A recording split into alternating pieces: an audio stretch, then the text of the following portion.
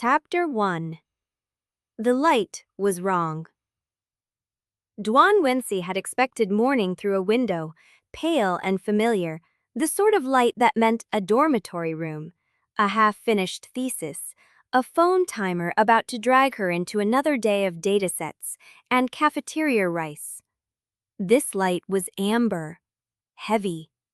It fell through oiled paper in a room she had never seen, but recognized with a coldness that had nothing to do with temperature.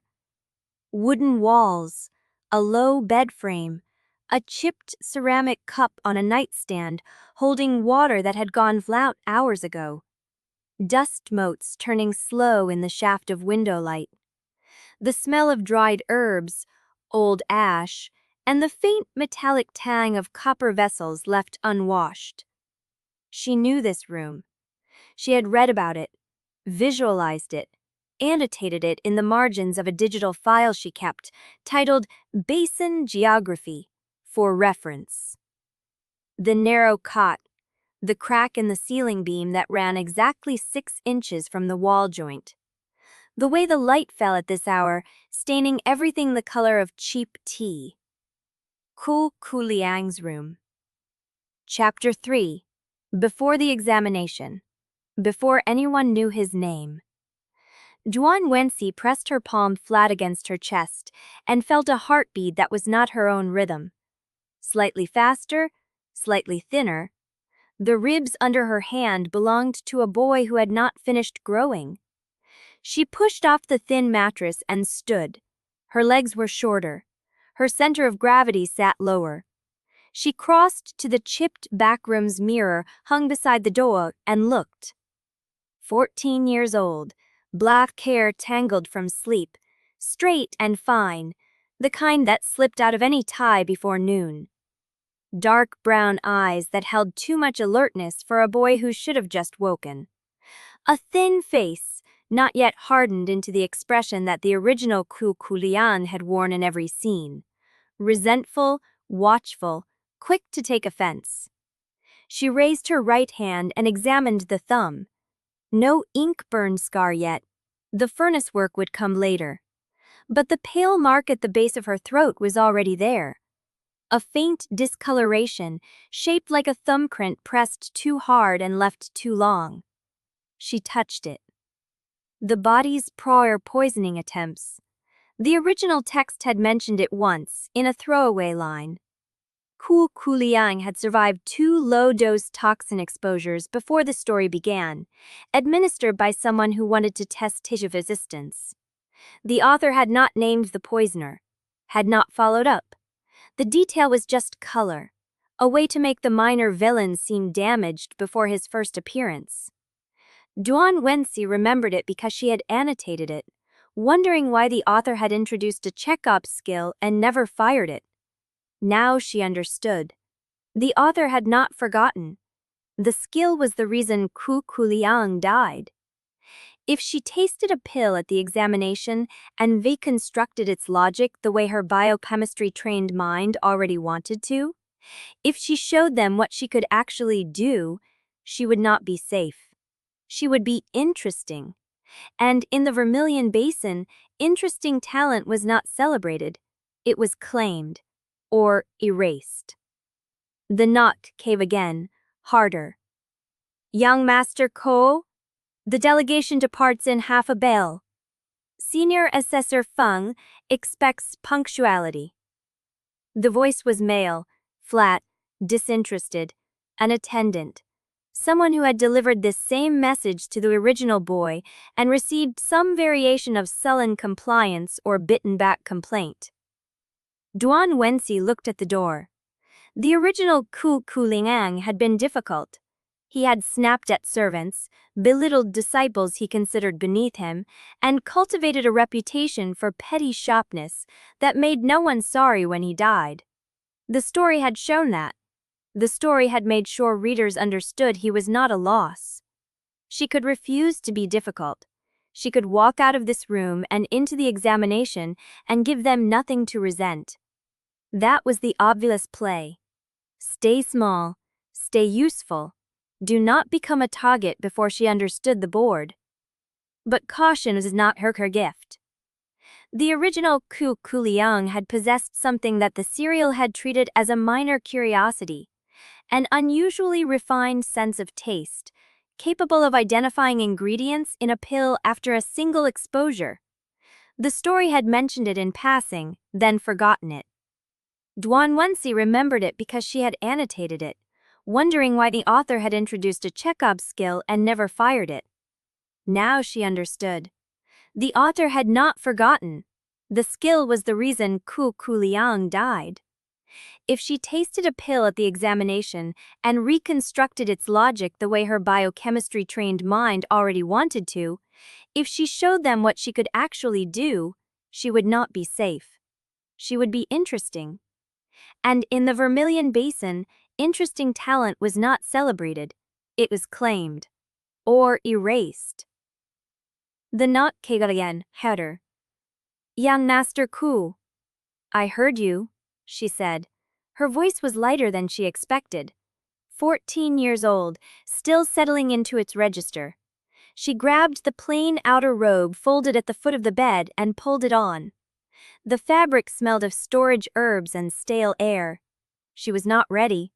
She did not know the full list of players in this room yet, did not know who had poisoned Kuo Kuliang the first time, did not know whether Jue Poyan was already watching, or whether Zhao Sancha had already sensed the fracture.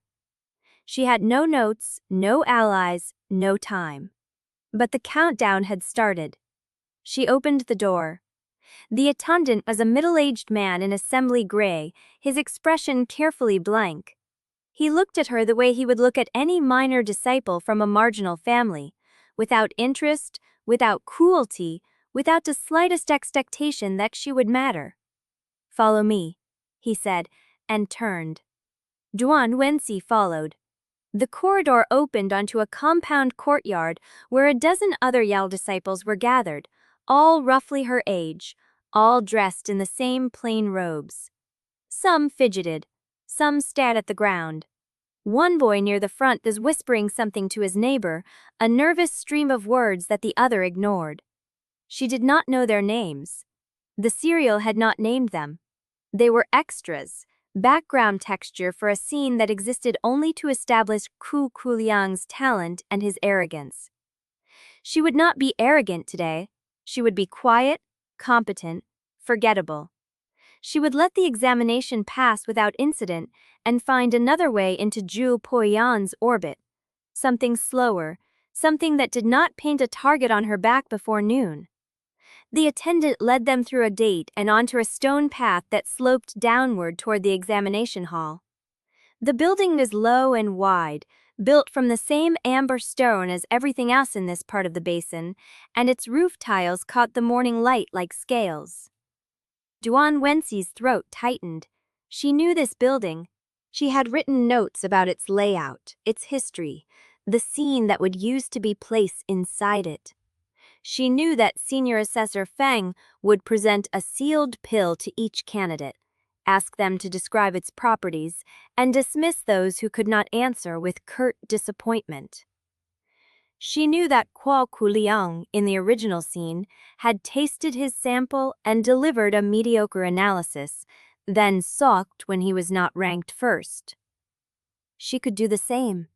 She could give them nothing worth reporting. The line moved forward. The examination hall swallowed them one by one. The boy who had been whispering went in first, came out pale and silent. Another followed, then another. Then the attendant's hand touched her shoulder. You. She stepped through the doorway. The hall was larger than it had looked from outside. A raised platform dominated the far end, occupied by 3 seated figures in assembly robes. The center figure was Senior Assessor Feng, a woman with sharp gray eyes and a mouth that seemed permanently pressed into a line of mild disappointment. Flanking her were 2 younger assessors, their faces unreadable. A wooden table stood before the platform. On it sat a single pill sealed in wax, the size of her thumbnail. Duan Wensi walked to the table and stopped. Feng's gaze settled on her. Name and lineage. Kuo Kuliang, third branch of the Kuo household, Eastern Terrace. A flicker of something crossed Feng's face. Recognition of the name, probably.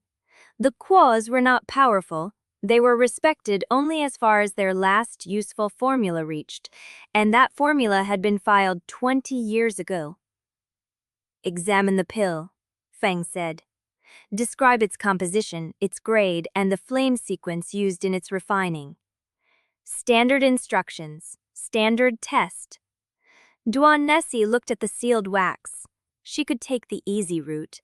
She could scrape a fragment, taste it, deliver a safe answer. She could pass without distinction and walk out of this hall as forgettable as the whispering boy. But her hand was already moving. She picked up the pill. The wax was smooth under her fingers, cool, sealed with the assembly's stamp. She brought it to her nose first, the instinct of a biochemist who had spent years identifying compounds by smell before she ever touched a mass spectrometer. Nothing. The wax was too thick. She scraped the barest edge with her thumbnail. A dust-sized crumb came free. She touched it to her tongue. The world narrowed. Flavor exploded across her palate in layers she had no language for. Bitter roots, mineral edge, a sweetness that sat wrong, a metallic finish that told her the flame had been too hot in the third interval. She tasted the stabilizer before she knew she was looking for it, a trace compound that should have been invisible even to trained alchemists. She tasted the ratio mismatch between two secondary ingredients, a 3% deviation that would halve the pill's efficacy. She tasted the exact moment the refiner had lost control of the flame sequence, 7 minutes into the second stage. The information poured into her bones like cold water. She set the pill down.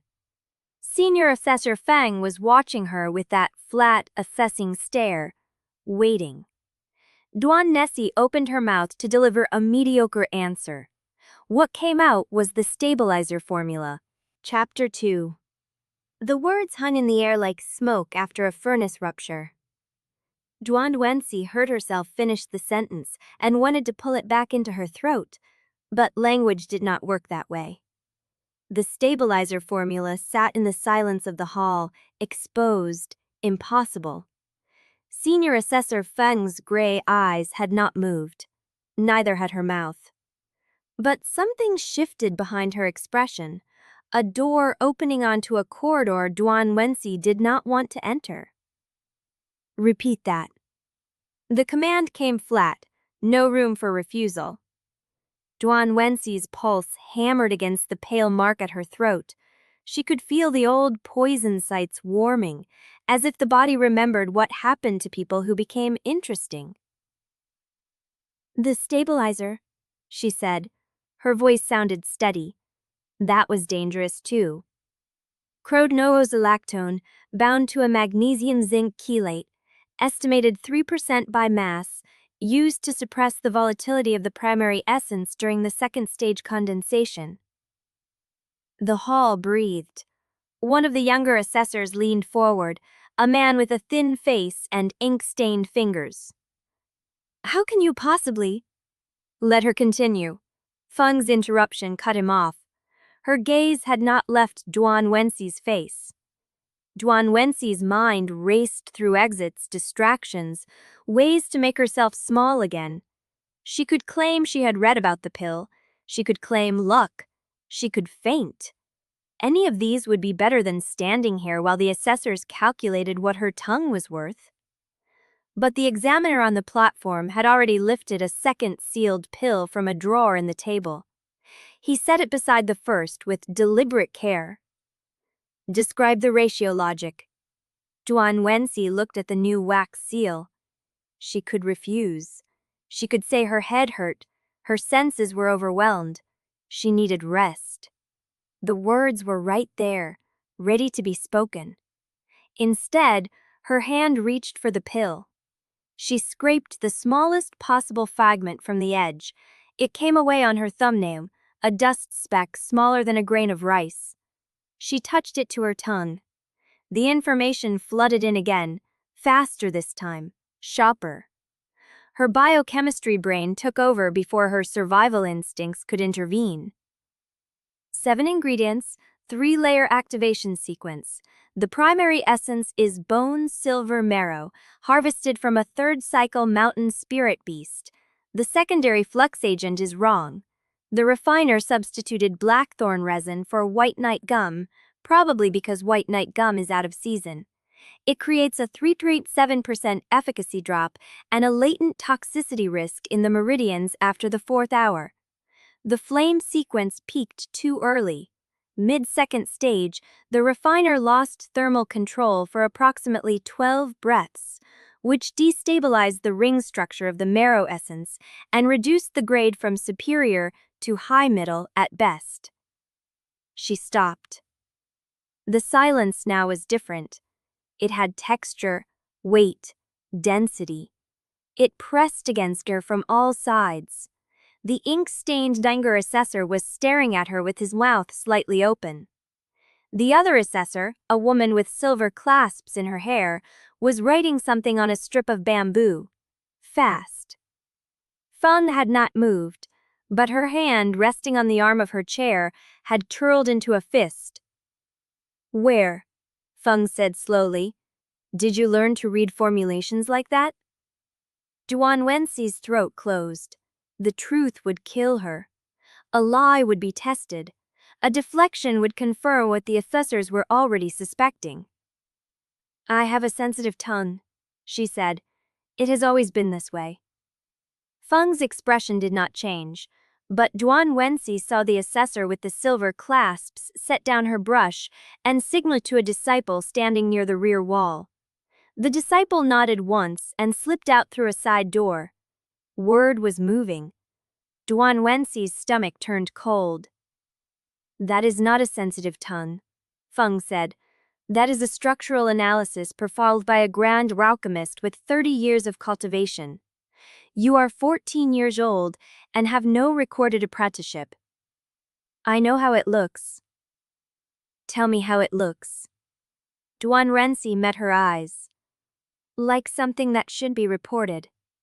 Feng's fist tightened. Then, slowly, deliberately, she relaxed her fingers. "The examination is concluded for this candidate," she said. "You are dismissed." Duan Wensi bowed. Her legs carried her toward the door. Every step felt like walking through deep water.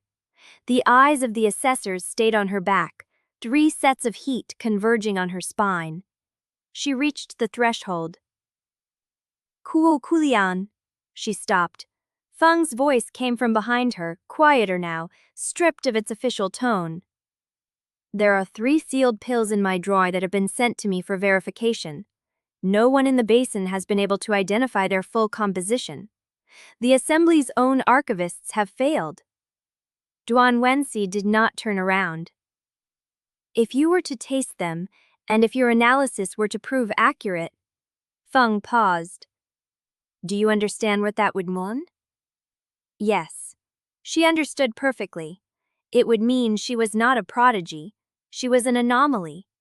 And anomalies in the Vermilion Basin were not nurtured. They were processed, controlled, or removed. "May I be excused, Senior Assessor?" A long pause. "Go." Duan Wensi walked out of the hall. The morning light hit her face, but she felt no warmth. Her hands were shaking. She pressed them flat against her thighs to stop the tremor. The waiting disciples had already been dismissed. The path was empty except for a figure standing near the gate, a boy a few years older than her, wearing assembly disciple robes, his arms crossed over his chest. He was watching her with undisguised curiosity. "You're the one who made Feng go quiet," he said. "That's not easy to do." Duan Wensi walked past him without answering. "I'm Ruo Baixuan," he called after her. "Jue Poyan's senior apprentice." She stopped. The name hit her like a second examination. She knew that name. She had written notes about that name. In the original serial, Ruo Baixuan was the loyal right hand, steady, suspicious, and deeply connected to Ji Wanji's faction. He was also, in the margins of the story, the first person to notice that Kuo Kuliang's death had been convenient. Zhuojian's compound, he continued, stepping closer, is 3 streets east of here. If you intend to survive what happens next, you should visit before the sun reaches its peak. After that, the invitation expires. He turned and walked away. Duan Wensi stood alone on the stone path, the taste of 7 ingredients still sharp on her tongue, and watched the senior apprentice disappear around a corner. The side door of the examination hall opened. The disciple with the silver clasps slipped out, a sealed message tube in her hand, and moved in the opposite direction at a pace that was not quite a run. The message was already traveling, and Duan Wensi had no idea who would receive it first. Chapter 3.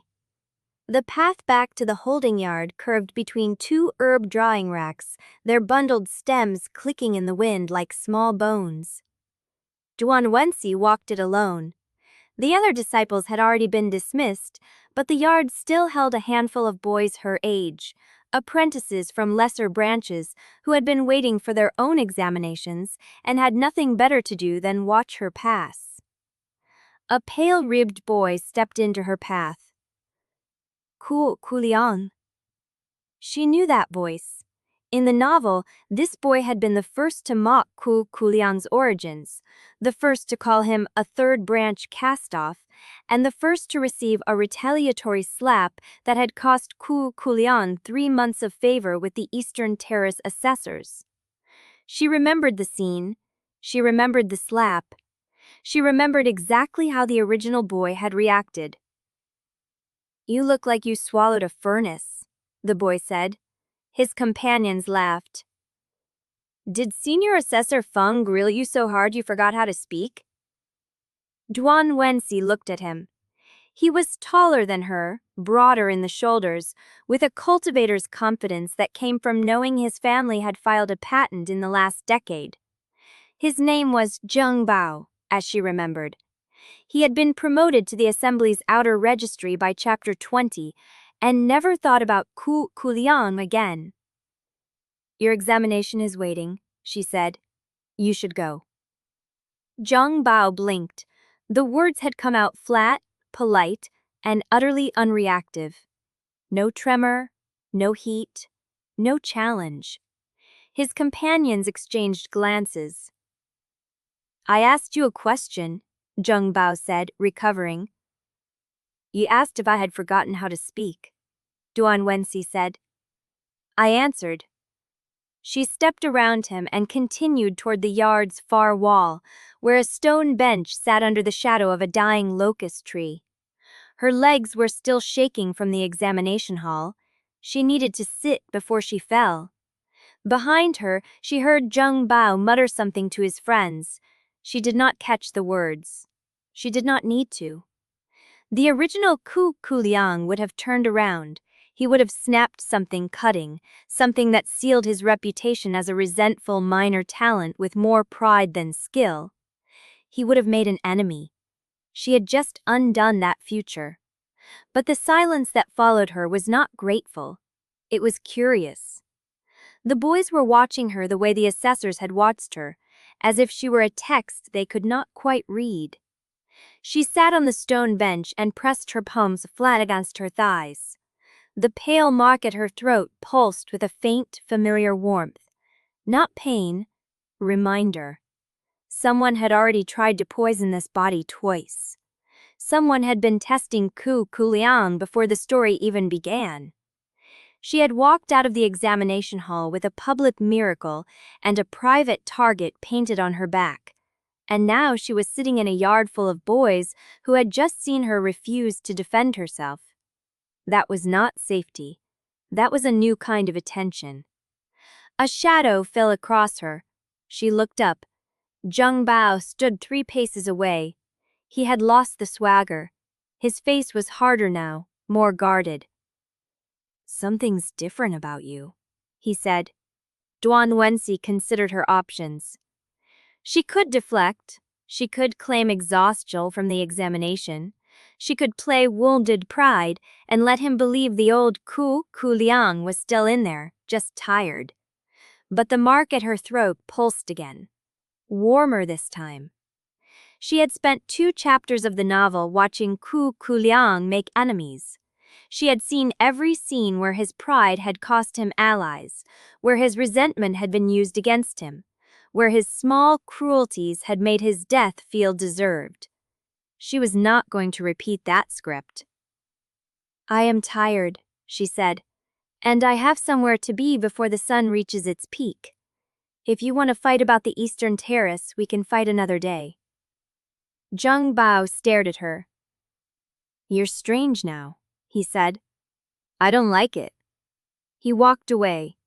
Duan Wensi let out a breath she had not realized she was holding. The yard was quieter now. The other disciples had drifted toward the gate, losing interest. The sun had climbed another hand's width above the rooftops, 3 streets east.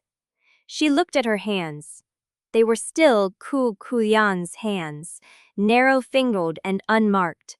No ink-burned scar yet, no furnace calluses. But she could feel the potential in them, the same potential the original boy had squandered on petty feuds and wasted examinations. She stood up. The bronze mirror in her room had shown her a face she did not recognize. The examination hall had shown her a talent she could not control. But the yard, with its herb drying racks and its dying locust tree and its boys who expected cruelty, had shown her something else. She could choose differently. She could walk the path without leaving corpses behind. But the mark at her throat did not stop pulsing, and as she turned toward the gate, she caught movement in the corner of her vision, a disciple in silver-clasped robes, slipping between 2 buildings, watching her with dark, patient eyes. She had not noticed being followed. She had not noticed being watched. She had been so focused on the enemies, she could see that she had forgotten the ones who stayed invisible. The disciple did not move, did not speak, just stood between the buildings, arms at her sides, head tilted slightly as if she were studying a specimen. Duan Wensi's pulse quickened. She turned and walked toward the east gate at a pace that was not quite a run. The disciple did not follow, but the mark at her throat kept its warmth, pulsed, steady, and patient, like a promise someone was still keeping. Chapter 4. The east gate opened onto a street lined with paper lantern shops and herb stalls already thinning in the morning heat. Duan Wensi kept her pace steady, neither fast enough to suggest flight, nor slow enough to invite another interruption. The silver-clasped disciple had not followed past the gate. That meant nothing. Followers who stayed visible were not the ones to fear. 3 streets east. Ruo Baixuan's words repeated in her head, measured and precise, the kind of instruction a senior apprentice gave when he expected obedience. Before the sun reaches its peak. She did not know how much of that deadline was real and how much was a test of urgency.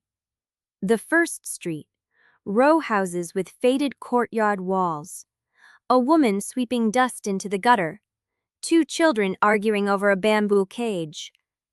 Ordinary life, the kind the novel had skipped over in favor of crisis and revelation. The second street, a repair yard for furnace casings. The smell of cooled metal and sealing clay. An old man sorting cracked ceramic rings into a basket.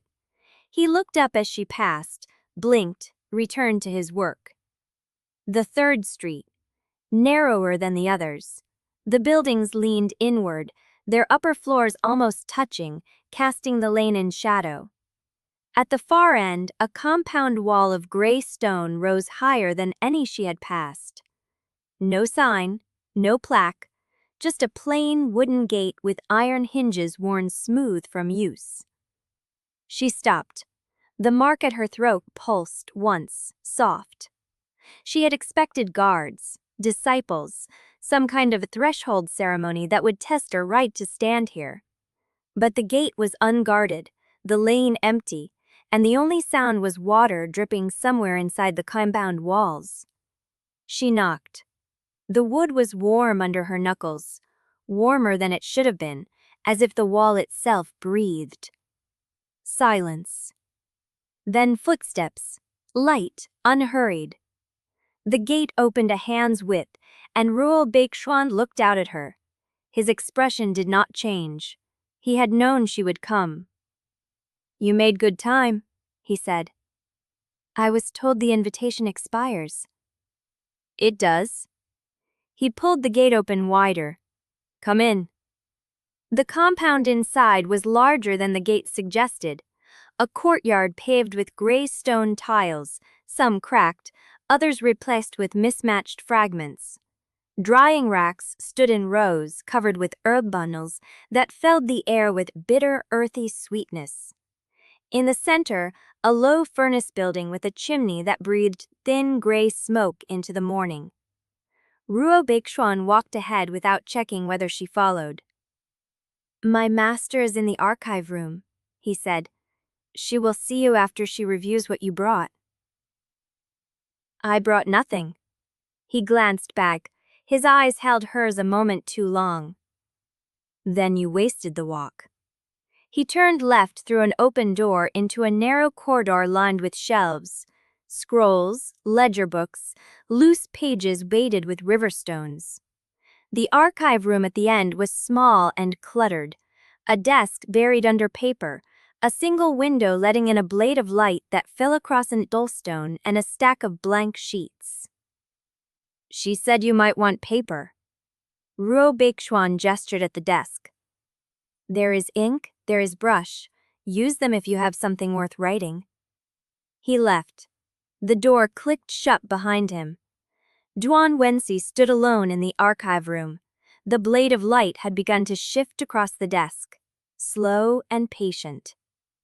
She had no notes with her, no formulas memorized from the examination, nothing but the memory of the second pill's composition and the stabilizer logic she had reconstructed in the hall. But that was enough. She sat down at the desk. The brush felt foreign in her hand. Kuo Kuliang's hand had learned calligraphy young. The muscle memory was there, but the coordination required to translate biochemistry into characters was not natural. She dipped the brush, held it, let the tip settle against the paper. 7 ingredients, 3-layer activation in sequence. She wrote slowly at first, forming each character with deliberate care. But the words came faster as her mind caught up with her hand. Decimal measurements instead of the Basin's fractional approximations. Comparative stability tables showing the substitution cost of blackthorn resin against Rhythnite gum. A brief note on thermal control failure during the second activation layer, phrased in the neutral language of process analysis, not accusation. She did not write the pill's name. She did not claim authorship. She simply recorded what she had perceived, framed as an observation a junior apprentice might submit for correction. 3 pages. When she finished, the blade of light had moved a finger's width across the desk. The mark at her throat had cooled. She sat back and looked at what she had written. It was not a formula. It was a reconstruction. Any refiner who read it would understand that the person who wrote these lines had seen the pill's logic from the inside, not through instruction. That was the bait. She set the brush down and waited. The door opened.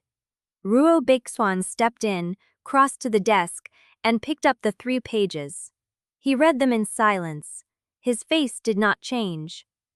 When he finished, he set them down and looked at her with the same flat, assessing stare he had used at the examination hall. "You wrote these just now?" "Yes." "From memory?" "From taste." A pause.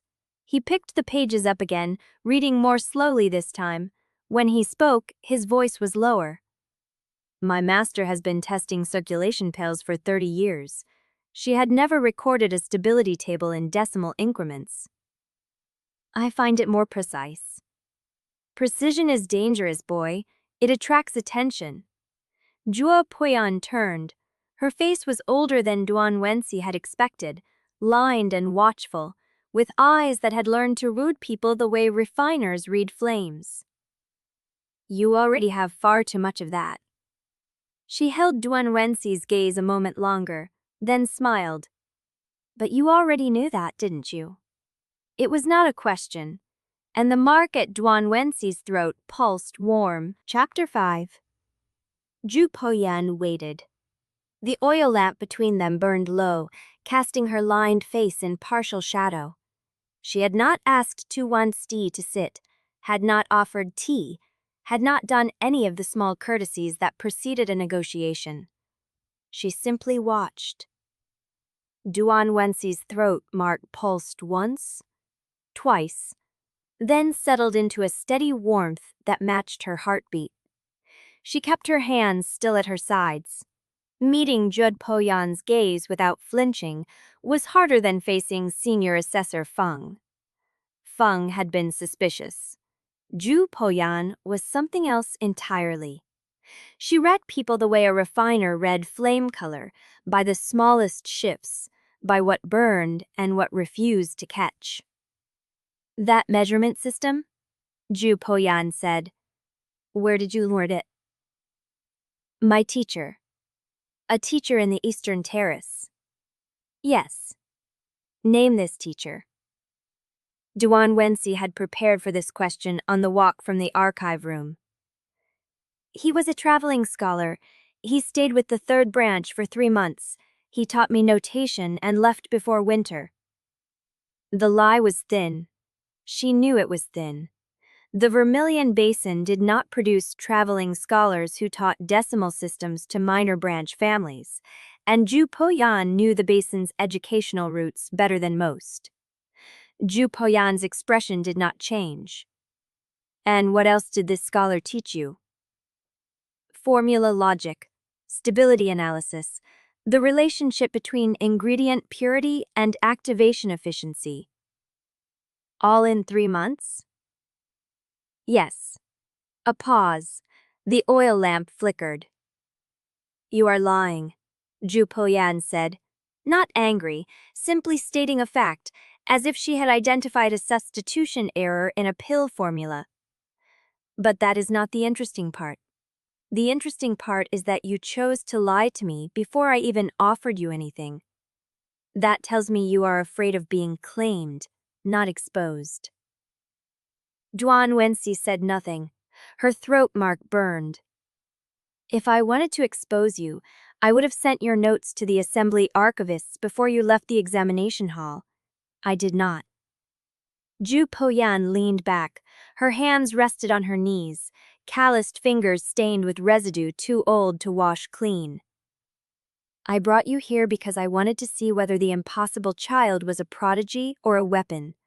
Prodigies I can shelter. Weapons I must handle differently. I am not a weapon. Everyone in the Vermilion Basin is a weapon, boy. The only question is whose hand holds the hilt. Jue Poyan studied her with those watchful eyes. You know how to read a pill's logic from a single taste. You record observations in a system no one in this province teaches. You walk into a Grand Alchemist compound and do not ask for protection, do not beg for patronage, do not even bargain. You stand there waiting to see what I will do. Duan Wensi held still. That is not the behavior of a 14-year-old from the Eastern Terrace, Jue Poyan said. That is the behavior of someone who has already calculated the distance to every exit in this room. Behind her, near the doorway, Ru Beixuan shifted his weight. Duan Wensi had forgotten he was there. He had entered so quietly she had not registered his presence. When she glanced at him, he was watching her with the same flat, assessing stare from the archive room, but sharper now, like a blade being tested against a whetstone. You noticed me late, Ru Beixuan said. If I had been an assassin, you would be dead. I did not expect my host to set an assassin behind me during a first interview. And yet here I am. He did not smile. You were distracted by my master. That is a habit that will kill you. Jue Poyan raised a hand. Ru Beishuan fell silent, but his gaze did not leave Duan Wensi's face. The decimal notes, Jue Poyan said. I recognize the logic behind them. 30 years ago, I attempted something similar. I tried to quantify the relationship between flame temperature and ingredient degradation using a measurement scale that did not match the standard system. I filed nothing. I told no one. Because if the assembly had discovered I was trying to break their established methods, they would have removed me from the research registry within the month. Duan Wensi's throat mark pulsed cold. The warmth was gone. You tried something similar, she repeated. I tried. I failed. Jue Poyan's voice was unhurried, almost gentle. My system was incomplete. My data was flawed. I lacked the mathematical foundation to make it work. But you, child, wrote 3 pages of decimal stability tables in a single sitting, from memory, from taste, and every number in those tables is internally consistent. She leaned forward. That means either you are a genius who surpasses every refiner in the Vermilion Basin, or the scholar who taught you was carrying knowledge that did not belong to this province. Either way, you are not safe, and I cannot make you safe. I can only make you useful enough that the assembly hesitates before they dispose of you. Duan Wensi's hands were still at her sides. She kept them there. Useful how? You will stay in my compound as a provisional apprentice. You will refine what I assign, study what I permit, and speak to no one outside these walls about your methods. You will not publish. You will not demonstrate.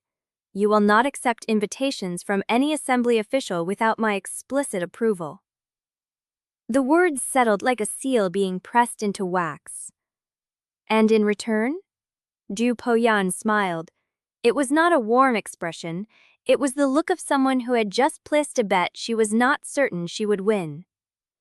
In return, I will tell Senior Assessor Feng that you are under my observation, and that any further testing of your abilities must go through me. I will intercept the messages already moving through the Assembly's inner channels about the examination hall's impossible child. And I will teach you enough real craft that when someone finally ignores my protection and comes for you, you will be able to survive the first strike. Duan Wensi understood what was not being said. Jue Poyan was not offering shelter. She was offering delay. A window. A chance to grow strong enough to fight back before the trap closed. It was the best offer she was going to get. I accept. Jue Poyan nodded once. Then she turned to Ru Beishuan. Show him the furnace yard. He will start with Lanyu tomorrow. Ru Beishuan's jaw tightened almost imperceptibly. Master. He stays. A pause. Then Ru Beishuan bowed. As you command. He stepped toward the door, gesturing for Duan Wensi to follow. As she passed him, he spoke in a voice low enough that only she could hear. She just gave you the one thing no one else in this basin would offer. Do not waste it. Duan Wensi walked out into the courtyard light. Behind her, the oil lamp burned low. And somewhere beyond the compound walls, a sealed message tube was already traveling toward hands that would not hesitate. Chapter 6. The furnace yard sat at the compound's rear, pressed against the gray stone wall like an afterthought someone had decided to keep. 3 furnaces stood in a neat row, their iron bodies blackened with years of use, and the air carried a dry heat that made Duan Wensi's skin tighten before she reached the threshold. Lanyu was already working. He did not look up when she entered. He was bent over the middle furnace, one hand resting against its curved side, palm flat against the metal, as if he were listening to something inside the iron. His robes were plain, undyed, the sleeves rolled past his elbows. A smear of ash crossed his left cheekbone. Duan Wensi stopped at the edge of the yard and waited. The furnace made a low sound.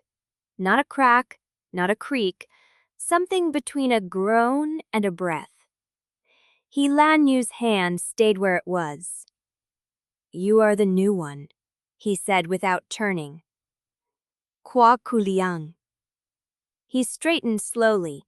When he faced her, his eyes were the first thing she noticed, dark and still. The kind of stillness that came from watching things burn for years without flinching. "I know who you are." He wiped his palm on his sleeve. "The examination hall prodigy. The boy who tasted a field pill and named it stabilizer before the assessors could finish their notes." Duan Wensi kept her face neutral. "That is not what I want to be known for." "Then you should have held your tongue." The words were flat, neither accusation nor sympathy. Lanyu turned back to the furnace and lifted a small iron lid from a beck in its base. Steam curled out, thin and white, carrying a scent she recognized: crystallized honey bark, low-temperature extraction, the kind of gentle decoction used to prepare base solvents for circulation pills. "You are assigned to me starting today," he said. "Do you know what a furnace keeper does?" "Maintains flame stability, monitors heat distribution, manages venting cycles so the refiner can focus on ingredient sequence." Lanyu set the lid down and looked at her again. This time his gaze held a fraction longer. "That is what the handbook says. It is not what the work is." He gestured to the furnace. "Touch it." Duan Wensi stepped forward and pressed her palm against the iron, above the vent where the steam had escaped. The metal was warm, not hot. The heat spread evenly across the surface with no hot spots that she could feel. "Now tell me what you feel." She closed her eyes. The warmth was steady, even, the kind of heat that came from patient burning rather than forced flame. She could feel the faint vibration of the fire chamber beneath her hand, a slow pulse that matched nothing in her own body. "Even distribution," she said, low and stable. "The flame has been burning at the same intensity for at least an hour. You are preparing a best solvent, not a finished pill." Lanyu did not confirm or deny. He walked to the next furnace in the row, this one cold, its iron dark and unlit. "This one is ready for prep. The refiner will start work on it after midday. What do you see?" Duan Wensi examined it. The furnace was clean, scraped free of residue, its vent grates open and its ash tray emptied. A small clay dish sat on the workbench beside it, holding a measured portion of powdered bone silver marrow. "The marrow is already measured," she said. "That suggests the refiner expects to use it in the first stage. But bone silver marrow should be added after the base reaches a rolling heat, not before, or it will scorch and lose potency." Lanyu's hands stopped mid-motion. He had been reaching for a pair of tongs hanging from a hook beside the cold furnace. Now his arm hung suspended, and his eyes found hers with a new quality, sharper, more awake. "You are certain of that?" "I read it." "You read it?" he repeated. "In a book?" "Yes. Have you ever refined bone silver marrow yourself?" Duan Wensi paused. "No." Lanyu set the tongs down. He walked to the workbench, picked up the clay dish, and held it out to her. "Then prove it." She took the dish. The powder was fine, pale gray, with a faint metallic sheen that caught the morning light. She tilted it slightly, watching how the particles moved. They slid slowly, with too much cohesion, the way powders did when they had not been dried thoroughly before grinding. "This batch was not dried long enough," she said. "The particles clump. If you add it at the wrong stage, the moisture trapped inside will burst the grain and release unevenly. You should dry it again before use, or adjust the addition to a later stage where the heat is high enough to flash the moisture off before it can destabilize the solvent." Lanyu took the dish back. He said nothing for a long moment. Then he walked to the third furnace, the one farthest from the yard entrance, and lifted a cloth covering a small rack of tools. He selected a thin iron rod, curved at one end, and held it out to her. Light the cold furnace. Duan Wensi stared at the rod. Light it, he repeated. Feed it through the bottom vent. Build the flame from dry kindling to working heat in 4 stages. If you know theory well enough to critique bone silver vero preparation, you should know the ignition sequence. This was a test, not of knowledge, of instinct. Lanyu was watching to see if she could translate print into muscle memory. She took the rod. The cold furnace stood waist high, its iron shell dark and silent. She knelt and found the bottom vent, a narrow slot just wide enough to admit the curved tip of the rod. Inside, the fire chamber was empty, scraped clean, the grate black with old ash residue.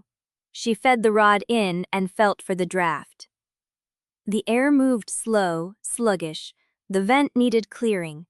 She withdrew the rod, found a thin wire brush among the tools on the rack, and scraped the vent channel until she felt the draft sharpen. Then prove it. She took the dish. The powder was fine, pale gray, with a faint metallic sheen that caught the morning light. She tilted it slightly, watching how the particles moved. They slid slowly, with too much cohesion, the way powders did when they had not been dried thoroughly before grinding. This batch was not dried long enough, she said. The particles clump. If you add it at the wrong stage, the moisture trapped inside will burst the grain and release unevenly. You should dry it again before use, or adjust the addition to a later stage where the heat is high enough to flash the moisture off before it can destabilize the solvent. Lanyu took the dish back. He said nothing for a long moment. Then he walked to the third furnace, the one farthest from the yard entrance, and lifted a cloth covering a small rack of tools. He selected a thin iron rod, curved at one end, and held it out to her. Light the cold furnace. Duan Wensi stared at the rod. Light it, he repeated. Feed it through the bottom vent. Build the flame from dry kindling to working heat in 4 stages. If you know theory well enough to critique bone silver marrow preparation, you should know the ignition sequence. This was a test, not of knowledge, of instinct. Lanyu was watching to see if she could translate print into muscle memory. She took the rod on the band. The child I heard about in the examination hall used taste to break a sealed pill's formula. That is impossible. But you just lit a furnace you have never touched with a sequence you have never practiced, and you did it exactly right. He set the rod down. So which impossibility are you, Kuo Kuliang? The one who tastes formulas, or the one who has done this before? Duan Wensi stared at the rod. Light it, he repeated. Feed it through the bottom vent. Build the flame from dry kindling to working heat in 4 stages. If you know theory well enough to critique bone silver marrow preparation, you should know the ignition sequence. This was a test, not of knowledge, of instinct. Lanyu was watching to see if she could translate print into muscle memory. Chapter 7. The furnace yard smelled of morning ash and damp stone. Duan Wensi stood at the third furnace, the one she had lit the day before, watching the flame settle into its working rhythm. Her hands still remembered the sequence, the weight of the rod, the way the kindling caught and spread. She had not slept well. Every time she closed her eyes, she saw the shadow at the inner doorway, still and watching. Lanyu worked at the first furnace, feeding measured portions of charcoal into the fire chamber. He had not mentioned the shadow. He had not mentioned her question either, the one he had left hanging between them like a blade waiting to fall. More draft, he said without looking at her. The vent is too narrow for a full heat cycle. She adjusted the bottom vent, felt the air pull sharper through the channel. The flame lifted, a pale blue tongue that licked the furnace crown. Better. She was about to ask about the morning's prep list when the compound's outer gate scraped open. Not the inner door where the shadow had stood, the outer gate, the one that faced the lane. Lanyu's hand paused over the charcoal pile. He straightened, wiped his palm on his robe, and walked past her toward the yard entrance. "Stay at the furnace," he said. "Keep the flame steady." She stayed. Voices drifted through the passage. A woman's voice, low and pleasant, the kind of voice that could sell ice to a winter merchant. Lanyu answered in monosyllables, but the woman kept talking, unhurried, as if she had all the time in the basin. Then steps. 2 sets. Lanyu appeared first, his face unreadable. Behind him walked a woman Duan Wensi did not recognize.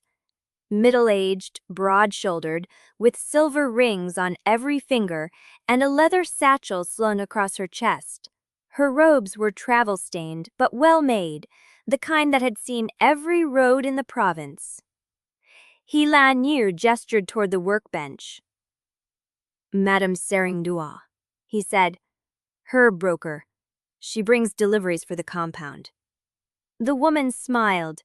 It was a wide smile, practiced, warm enough to feel genuine without promising anything. "And you must be the examination hall prodigy," she said. "Herb broker. She brings deliveries for the compound." The woman smiled. It was a wide smile, practiced, warm enough to feel genuine without promising anything. "And you must be the examination hall prodigy," she said. "Herb broker. She brings deliveries for the compound." The woman smiled. It was a wide smile, practiced, warm enough to feel genuine without promising anything. "And you must be the examination hall prodigy," she said. "Anything that is excuse." Madame Seringdua pulled a bundle of dried herbs from her satchel, wrapped in oiled cloth.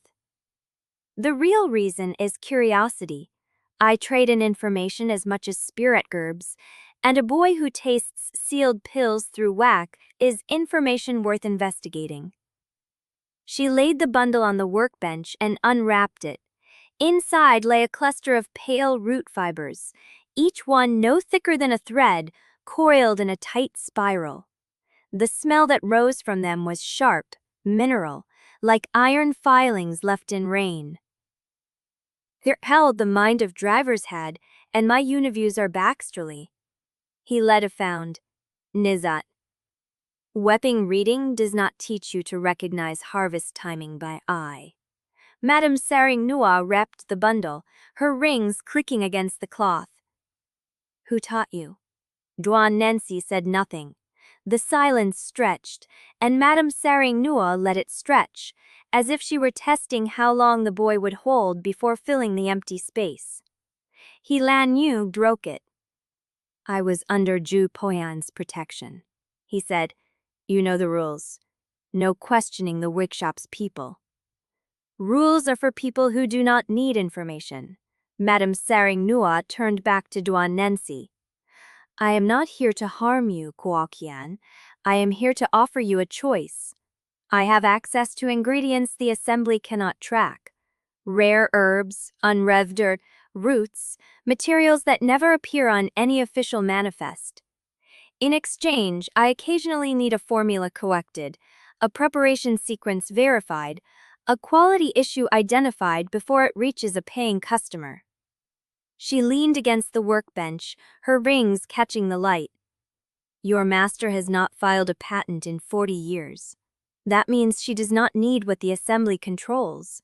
I work with people who mold what the assembly denies." Duan Wensi studied her. The woman's posture was relaxed, her hands open, her smile patient. But the rings on her fingers were not decorative. Each one bore a small seal, the kind used to stamp manifest approvals. She was not just a broker, she was a route keeper, someone who controlled access to materials that traded outside the assembly's ledger. "What do you want from me?" "Right now, nothing." Madame Sering Nuo pulled a second bundle from her satchel, this one wrapped in dark leather. Consider this a gift, a sample of what I can offer. If you find it useful, you know where to find me. The caravans stop at the Green Tile Inn on market days. She placed the bundle on the workbench and stepped back. One more thing, she said, her voice dropping. Too many people are asking about the examination prodigy. I counted 3 separate inquiries in the past 2 days. One from the Assembly's outer registry, one from a district I do not recognize, and one from a man who paid in spirit stones and did not leave a name. She smiled again, but this time the warmth did not reach her eyes. The Assembly likes to know what it cannot explain. Be careful, Kuo Kuliang. Fame in the Vermilion Basin is a kind of poison. It takes a long time to kill, but it always finishes the dose. She turned and walked back through the passage, her steps unhurried, her satchels swinging against her hip. The outer gate scraped shut. Duan Wensi stood at the furnace, the flames steady at her back, the leather bundle sitting on the workbench like a question she did not know how to answer. Lanyu picked up the bundle, turned it over in his hands, and set it down again. You should open it. Later. Suit yourself. He walked back to the first furnace, adjusted the draft, and did not look at her. She is right about one thing. 3 inquiries in 2 days is too many. Your protection has not closed as many mouths as Jue Poyan hoped. Duan Wensi looked at the bundle. The leather was dark, supple, stitched with a pattern she did not recognize. She reached for it, her fingers brushing the surface, and felt the shape of something hard inside. She did not open it. Instead, she stood there, the furnace heat pressing against her back, the leather bundle cool beneath her hand, and realized that the shadow at the inner doorway had not been the only one watching. Someone had sent Madame Sering Nuo, either to test her, to recruit her, or to measure the distance between Jue Poyan's protection and the reach of the Assembly's inquiry. The mark at her throat pulsed once, warm and steady. She pressed her palm against it and felt the pulse match her heartbeat. Not yet, she told herself. Not yet.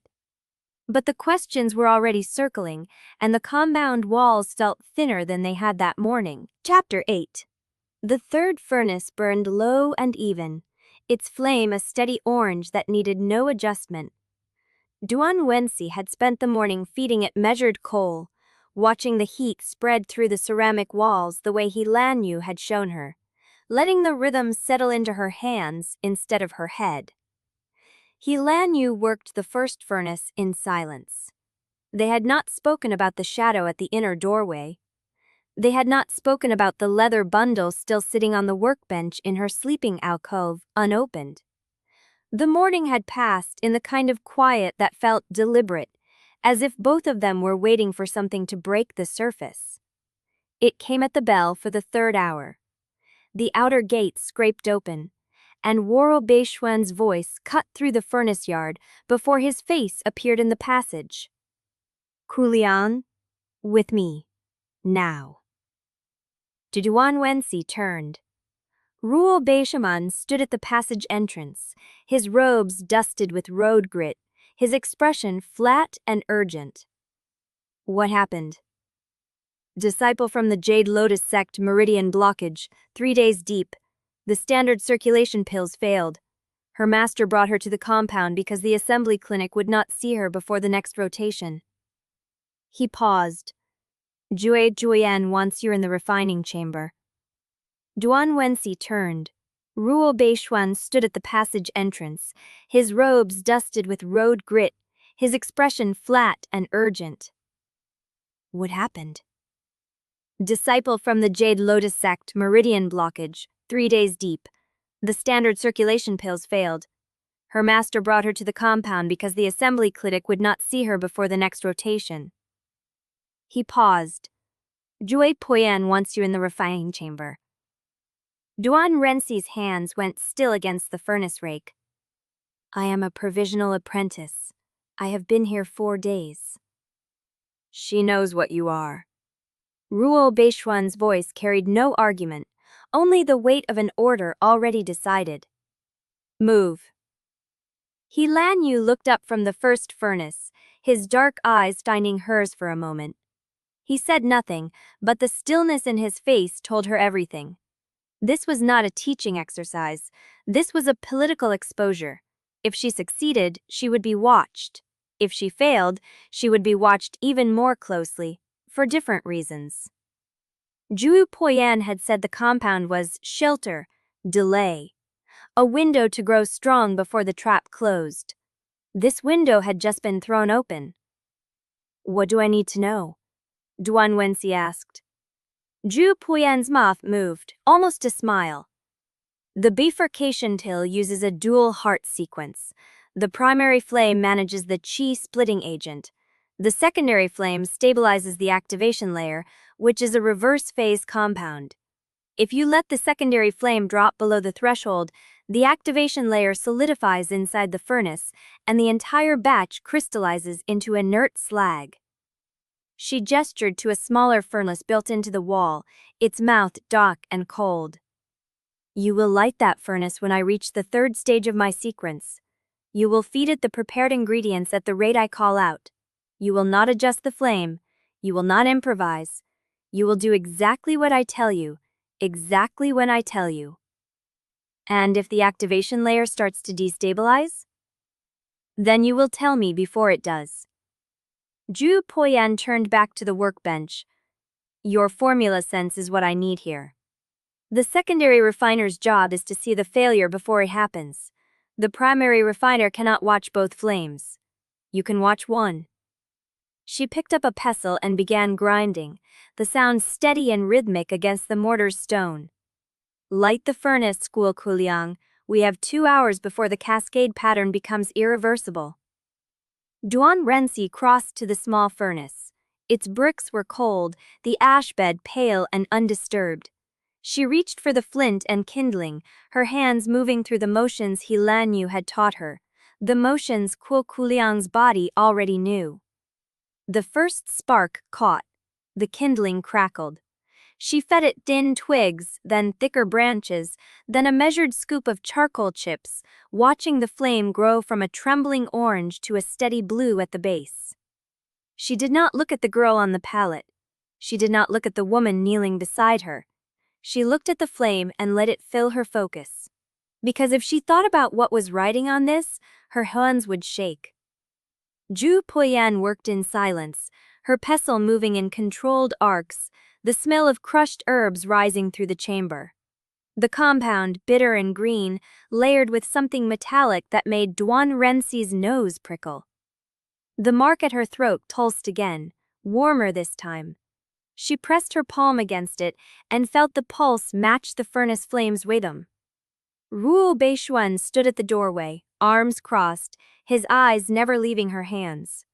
The girl on the pallet stopped breathing for a moment, then resumed, shallow and ragged. And Duan Wensi stood at the secondary furnace, waiting for Jue Poyan's voice to tell her when the test would truly begin. Chapter 9. He Lanyu appeared in the doorway behind Ruo Beishuan, silent as ash settling. He carried a clay bowl of coal dust and a length of oiled cloth, and he moved past the older disciple without acknowledgement, his eyes fixed on Duan Wensi's furnace. You are feeding it too fast? The words came flat, unhurried, but they cut through the chamber's heat like a blade through wet paper. Duan Wensi's hand paused over the charcoal scoop. The flame beneath the small furnace burned steady, blue at the base, gold at the tips, exactly as the 4-stage sequence had taught her. She had followed every step he Lanyu himself had demonstrated in the yard yesterday. The rate was correct, the fuel distribution was even. The secondary flame needs a slower climb, he Lanyu said, setting the bowl down beside her. You are treating it like a standard ignition. Bifurcation furnaces run tighter. The walls are thinner. They expand faster on the left side because the primary hearth draws heat through the shared brick. He touched the furnace's side with the back of his hand, barely a brush, and held there for 3 breaths. Feel it. Duan Wensi placed her palm against the brick. The heat was even, consistent, nothing she would have flagged as irregular. But beneath the steady warmth, a faint vibration traveled through the stone. A hum that changed pitch when she shifted her hand toward the left edge. The left quadrant is already pulling ahead, Lanyu said. If you reach the activation stage with that imbalance, the secondary chamber will stress crack before the compound finishes binding. She looked at the flame. It looked the same. She looked at the hum under her palm. It was real. Barely perceptible, but real. How do you correct it? You do not correct it. You prevent it. Lanyu took the scoop from her hand and reduced the next feed by a quarter measure, then adjusted the vent opening by a finger's width. You read the furnace before it tells you something is wrong. The furnace always tells you. You just have to listen before the crack forms. The flame settled, the hum shifted, and the vibration under her palm grew uniform again.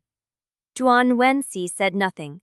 Her throat marg pulsed once, warm, and she pressed her hand against it without thinking. 2 more feeds at this rate, Lanyu said, then hold until the master calls for the activation layer. He straightened and stepped back, his dark eyes meeting hers for a moment longer than necessary. He was not challenging her, he was measuring whether she would absorb the lesson or discard it. She absorbed it. The next feed she measured with more care, taking the scoop's weight against her palm, watching the coal dust settle before she added it to the flame. The furnace hum shifted but did not spike. The glue base held steady. On the pallet, the Jade Lotus disciple made a sound, a soft gasp that seemed to escape without permission. Her eyes were closed now, her breathing shallow, her hands curled against her chest like she was holding something precious that she could not let go. Jue Poyan worked without pause, her pestle grinding in steady arcs, the compound bitter and green and metallic. She had not looked at Duan Wensi since the instruction began. Ruo Beishuen had not moved from the doorway. His arms remained crossed, his eyes fixed on Duan Wensi's hands, and she felt the weight of his attention like a second flame against her skin. She knew what he was watching for. The moment her composure cracked, the moment she revealed that the precision was a performance, and the knowledge behind it came from somewhere no 14-year-old disciple could explain. She fed the furnace a 3rd time, the same reduced measure, the same careful vent adjustment. The hum held steady. The mark at her throat pulsed in rhythm with the flame. She was starting to notice the pattern now. The mark had pulsed when she tasted the pill at the examination. It had pulsed when she approached Jue Poyan's compound.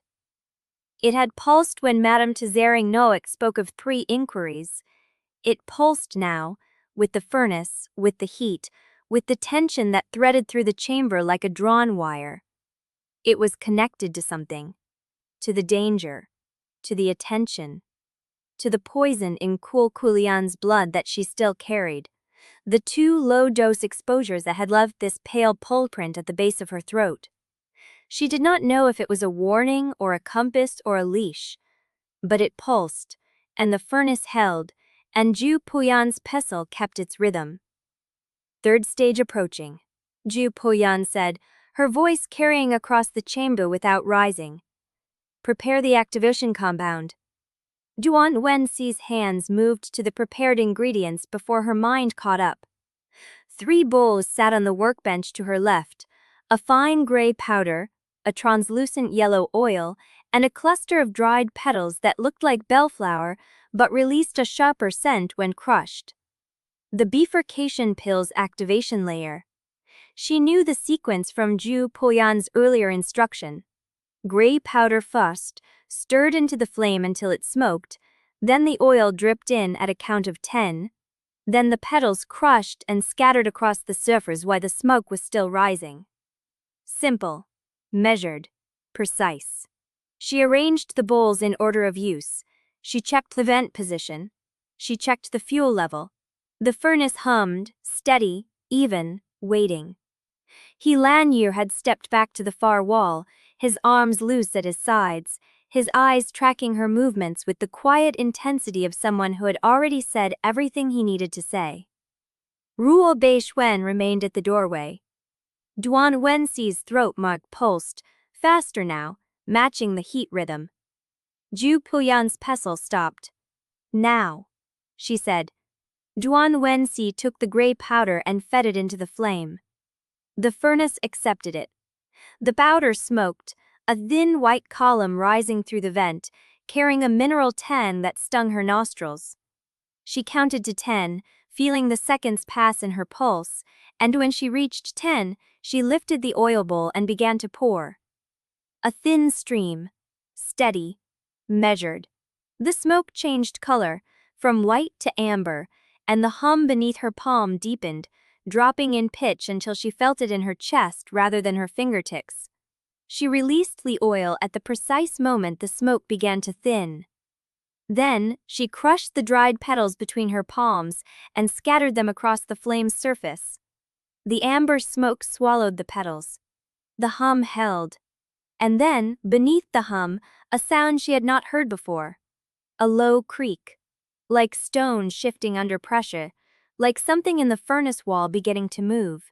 She looked at Lanyu. He was already moving, his hand coming up in a flat warning gesture. "Do not adjust the flame," he said. The creak came again, louder this time, and Duan Wensi felt the vibration under her palm change, the steady hum fracturing into something uneven, something that ran in jagged pulses instead of a smooth current. The mark at her throat burned. She looked at the furnace wall. A hairline crack was forming on the left side, where Lanyu had said the shared brick drew heat from the primary hearth. It ran from the vent downward, thin as a thread, barely visible against the dark stone. But it was there, and it was growing. "The activation layer is not stable," she said, her voice tighter than she intended. Jue Poyan did not look up. "Read it. Tell me what it needs before it fails." Duan Wensi pressed both palms against the furnace, feeling the heat culling through her skin, feeling the vibration pulse in two distinct rhythms now, one from the flame, and one from the crack spreading through the brick. She could not read this. She had never read this. The books had no chapter on cracks appearing during live refinement. The formulas gave no correction for a wall that was breaking while the compound was still binding. But her throat mark pulsed, and Kuo Kuliang's body remembered something her mind did not. Her hands moved. One to the vent, one to the fuel feed. She opened the vent a quarter turn. She reduced the feed by half a scoop. The crack stopped spreading. The hum began to even out, the two rhythms merging back into one. She held her breath and watched the crack's edge, waiting for it to lengthen, waiting for the wall to split open and pour the furnace's heat into the chamber. It did not. The amber smoke thinned, the flames settled, the hum returned to its steady, even pitch. Duan Wensi pulled her hands away from the brick and saw that her palms were red from the heat, the skin tender but not burned. She had no idea how she had known to do that. Jue Poyan looked up from the workbench. The old woman's eyes were unreadable, dark and still. But her hands had paused over the mortar, and the silence she held lasted 3 full breaths before she spoke. "The activation layer is stable. Hold the flame. I will finish the primary sequence." She returned to her work, and the pestle resumed its rhythm. Lanyu let his hand fall to his side. Ruo Beishuen remained in the doorway, but his arms had uncrossed, and his eyes had shifted from Duan Wensi's hands to her face. And there was something in his expression that had not been there before. Not suspicion. Assessment. The mark at Duan Wensi's throat pulsed once, soft and warm, and she felt the heat of the furnace against her skin and the weight of 3 pairs of eyes on her back, and the knowledge that she had just done something she should not have been able to do. The crack in the furnace wall had stopped, but she could still feel it, waiting, ready to spread again if she gave it the wrong measure, the wrong breath, the wrong moment of inattention. She held the flame steady, and in the hallway beyond the doorway, she heard a footstep stop. Chapter 10. The mark at her throat pulsed once more, then settled into a low, steady warmth that matched the furnace hum. Duan Wensi kept her palms on the brick, feeling the crack's edge through the vibration. It had not spread. The vent adjustment and fuel reduction had bought them time, but the furnace's left quadrant still ran hotter than the right, and she could feel the disparity in the rhythm beneath her fingers, a slight waver, a hesitation in the current. Jue Poyan worked without pause at the primary hearth. The pestle had not stopped. The mortar had not been set down. But the old woman's attention was no longer singular. Duan Wensi could feel it, the way she adjusted her flame with half a breath's delay, the way her eyes flicked left at each turn. Lanyu stood at the edge of her vision, unmoving. "The crack will reopen," he said, his voice low enough that only she could hear. "When the primary sequence spikes, the secondary hearth will draw too much heat from the shared brick, and the line will run again." "How long? Before the spike?" He paused. 4 minutes, perhaps 5. Duan Wensi looked at the bowls on the workbench.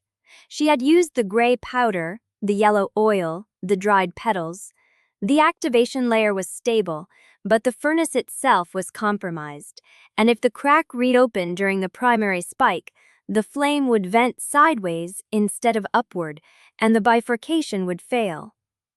The disciple's hands had curled tighter. "Remove the fuel," she said. Lanyu's eyes narrowed. "The activation layer will hold for 10 count cycles if the hearth temperature stays below threshold. Remove the fuel. Let the primary spike pass without the secondary hearth drawing heat." "The primary sequence cannot complete without the secondary flame." "It can. The primary hearth holds the full sequence. The secondary only splits the flow for the twin activation. If I let the primary pass alone and feed the activation layer after the spike, the bifurcation happens in reverse order." Lanyu's hand stopped moving. "That is not how a bifurcation pill is refined. It is how this one will be refined, or the furnace ruptures, and we lose both the pill and the disciple." She did not look at him. She kept her palms against the brick, feeling the waver in the vibration, counting the secondary hearth by a full measure, and the amber smoke thinned to a thread as the flame dropped. "Now," she said. Lanyu did not move. "If this fails, the pill is lost." "The pill is already lost if the furnace ruptures. Give me the 4 minutes." He held her gaze for a breath. Then he turned and moved to the primary hearth, his hands going to the vent control, his dark eyes fixed on Jue Poyan's work. Jue Poyan did not look up, but she adjusted her flame sequence by half a beat, and Duan Wensi understood that the old woman had heard every word.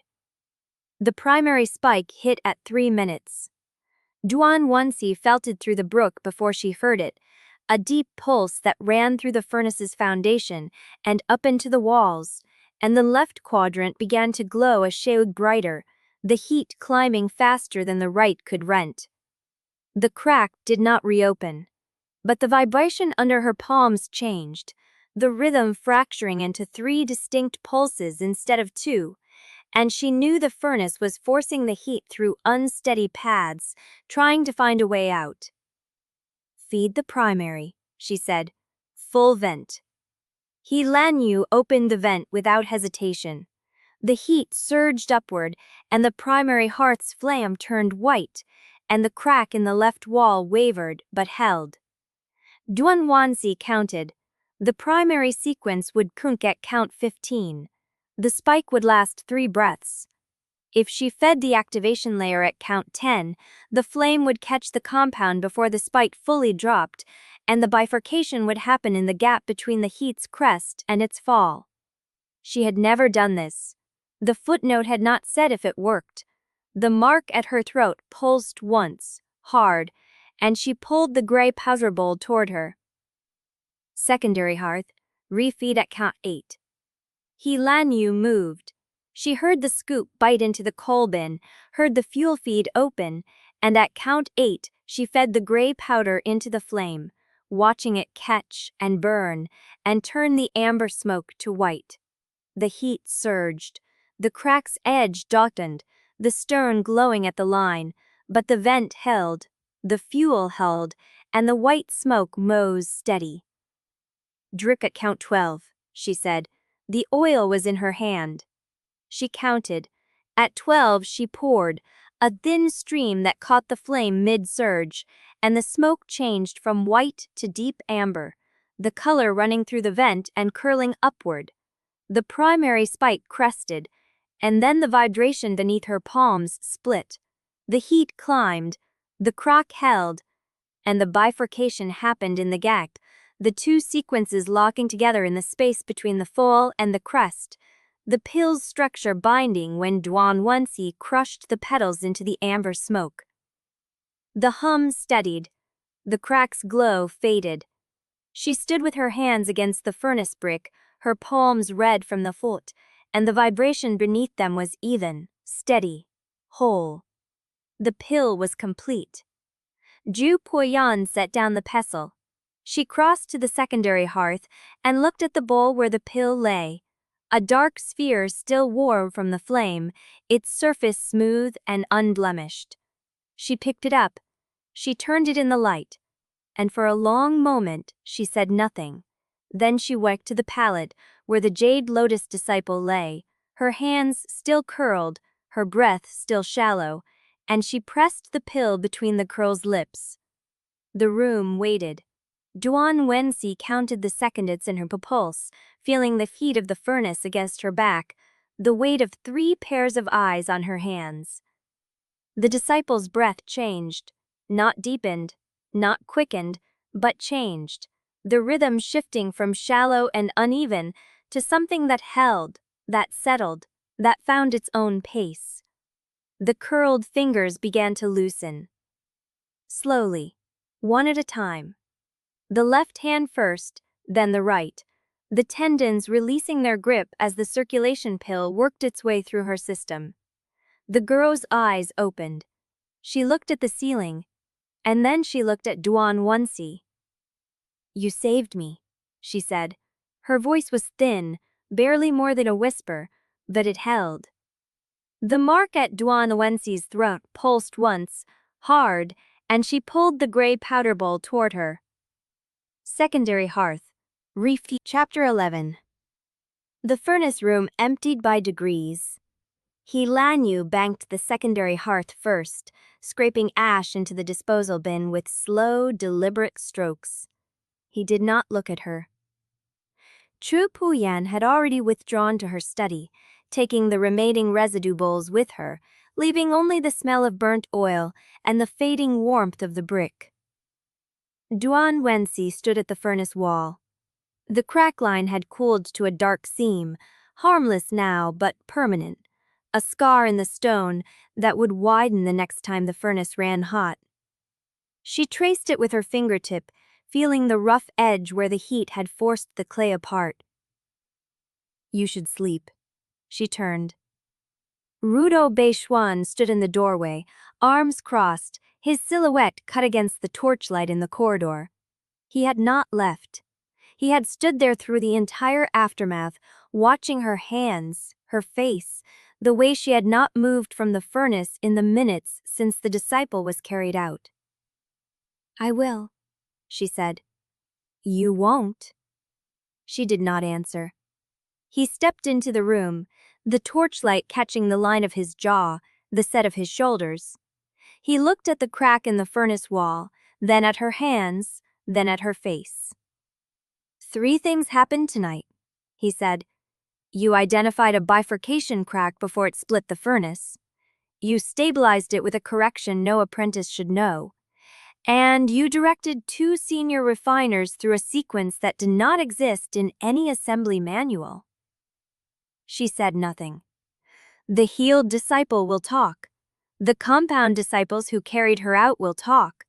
By morning, the Eastern District will know that Jue Poyan's new boy saved a life by rewriting a protocol no one has seen before. I know. Then you know what happens next. She did. The word would spread like heat through dry tinder, carried by gratitude, curiosity, and suspicion in equal measure. The healed disciples' sect would send gifts or demands. The assembly's outer registry would update their file. And somewhere between the compound walls and the message tubes still traveling through the Basin's courier routes, her name would settle into the wrong hands. The question, Ruo Baixuan said, is whether you planned it this way. She looked at him. If I had planned it, I would have chosen a method that did not nearly rupture the furnace. You did not answer the question. I gave you an answer. He studied her. The torchlight flickered, and for a moment his face was unreadable. The suspicion that had marked every interaction since her arrival shifted into something else. I have watched you for 5 days, he said. You work like someone who learned from a book but has never trusted one. You speak like someone who knows exactly how much to say and no more. And when the crisis came, you moved like someone who had already seen the end of this moment and was simply walking toward it. He paused. I have seen that kind of calm before. It is not composure. It is the stillness of someone who had already accepted that they might not survive. The mark at her throat pulsed once, cold. You should not be reading me, she said. You should not be worth reading. The silence stretched between them, furnace heat and torchlight, and the weight of a question neither of them had spoken aloud. Then Ruo Baixuan uncrossed his arms. The compound has 3 empty rooms in the eastern corridor, he said. The one at the end has a lock on the door and a window that faces the outer wall. It is not comfortable, but it is quiet, and no one will bother you there unless you let them. He turned toward the door. I will tell Lanyu you are not to be disturbed until the morning bell. Why? He stopped. Because if you are going to rewrite the rules of this basin, you need to be alive to do it. He left. The footsteps receded down the corridor, steady and unhurried, and Duan Wensi stood alone in the furnace room with the scarred wall and the cooling brick and the weight of his words settling into her chest like residue. She had not planned to be seen, but she had been. Not just by Ruo Baixuan, by Lanyu, who had followed her instructions without hesitation and would remember every detail of the sequence she had used.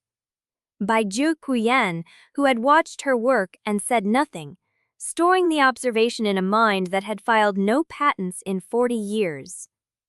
By the healed disciple, who had whispered, "You saved me," and would carry that knowledge back to her sect.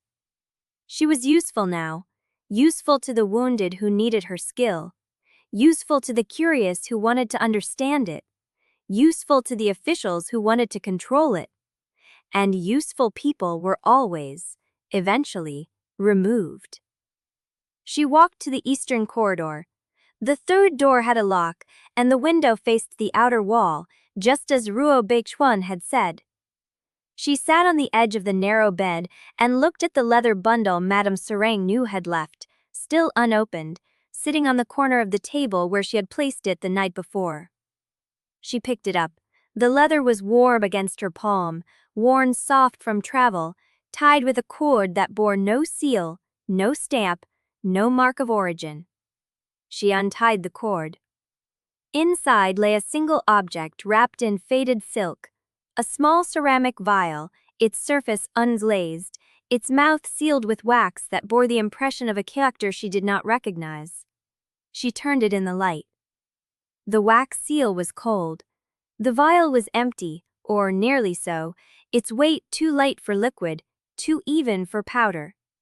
She did not open it. She set it on the table beside the bed, and she sat in the dark, listening to the compound settle around her, the creak of wood, the distant hiss of a banked furnace, the footsteps of someone crossing the courtyard below. The message tube was still traveling, the healed disciple was already waking. And somewhere in the corridors of the Sovereign Pill Assembly, a clerk was sliding a file from a shelf and writing a name in the margin. Duan Wensi looked at the ceramic ryle. She did not sleep. Chapter 12. She slipped out before the morning bell. The compound gate had a latch that did not quite catch, and Ward Beishuen had said she was not to be disturbed until morning. Not that she could not leave. She told herself that was permission annul. The list was simple. Jue Poyan needed more white night gum for the next circulation batch, and Lanyu had mentioned a stall near the West Market that kept late-season stock without the assembly markup. Merchants were already setting up, unrolling awnings, arranging ceramic jars in rows, sweeping yesterday's dust from their thresholds. The air smelled of wet stone and dried ginger, and the sharp undertone of charcoal smoke from furnaces that never fully cooled. She kept her head down. The West Market lane was narrow, crowded with stalls that leaned toward each other as if sharing secrets. She moved between them, counting paces, noting the position of each intersection, mapping the exits the way she had once mapped evacuation routes from lecture halls. Paranoia was not a flaw. It was a system. She found the stall, negotiated the price, and was tucking the wrapped gum into her satchel when she saw him. Qi Wanji. He stood at a fruit stall 3 lanes over, easy to pick out even in a crowd, even in the fog. Broad-shouldered in plain travel robes, his posture relaxed and alert at once, the kind of composure that came from knowing you were the strongest person in any room. He was laughing at something the stallkeeper said, his head tilted back, his teeth white against his skin. Duan Wensi's blood turned cold. She knew that laugh from the serial. It preceded a duel. It preceded a revelation. It preceded the kind of disaster that reshaped a province and left side characters buried under the rubble. She turned. Not fast, not obviously. She turned like someone who had remembered she needed something from a different lane entirely, her shoulders loose, her feet finding the gap between 2 stalls without her hurrying. She made herself small. That was the trick. Qi Wanji did not notice small people. He noticed threats. He noticed mysteries. He noticed pretty girls and powerful elders. He did not notice the 14-year-old boy who had not yet done anything worth remembering. She slipped behind a curtain of drying herbs and into the parallel lane. The detour took her through a section she did not recognize. The stalls here were older, their wooden frames darkened by years of smoke and weather. A tanner worked beside a basket weaver, the smells of cured hide and dried reed mixing into something heavy and strange. She kept moving. The lane bent left, then right, and she was calculating how far she had come from the market entrance when a boy crashed into her from the side. They went down together. The boy was younger than her, 12 at most, thin in the way of someone who ate only when lake permitted. He scrambled up first, and she saw the satchel in his hands, the one that had been slung across her shoulder a moment before. Not hers, someone else's. She saw it in the same instant she heard the shout from behind her. "Stop him! That boy stole!" The thief was already running.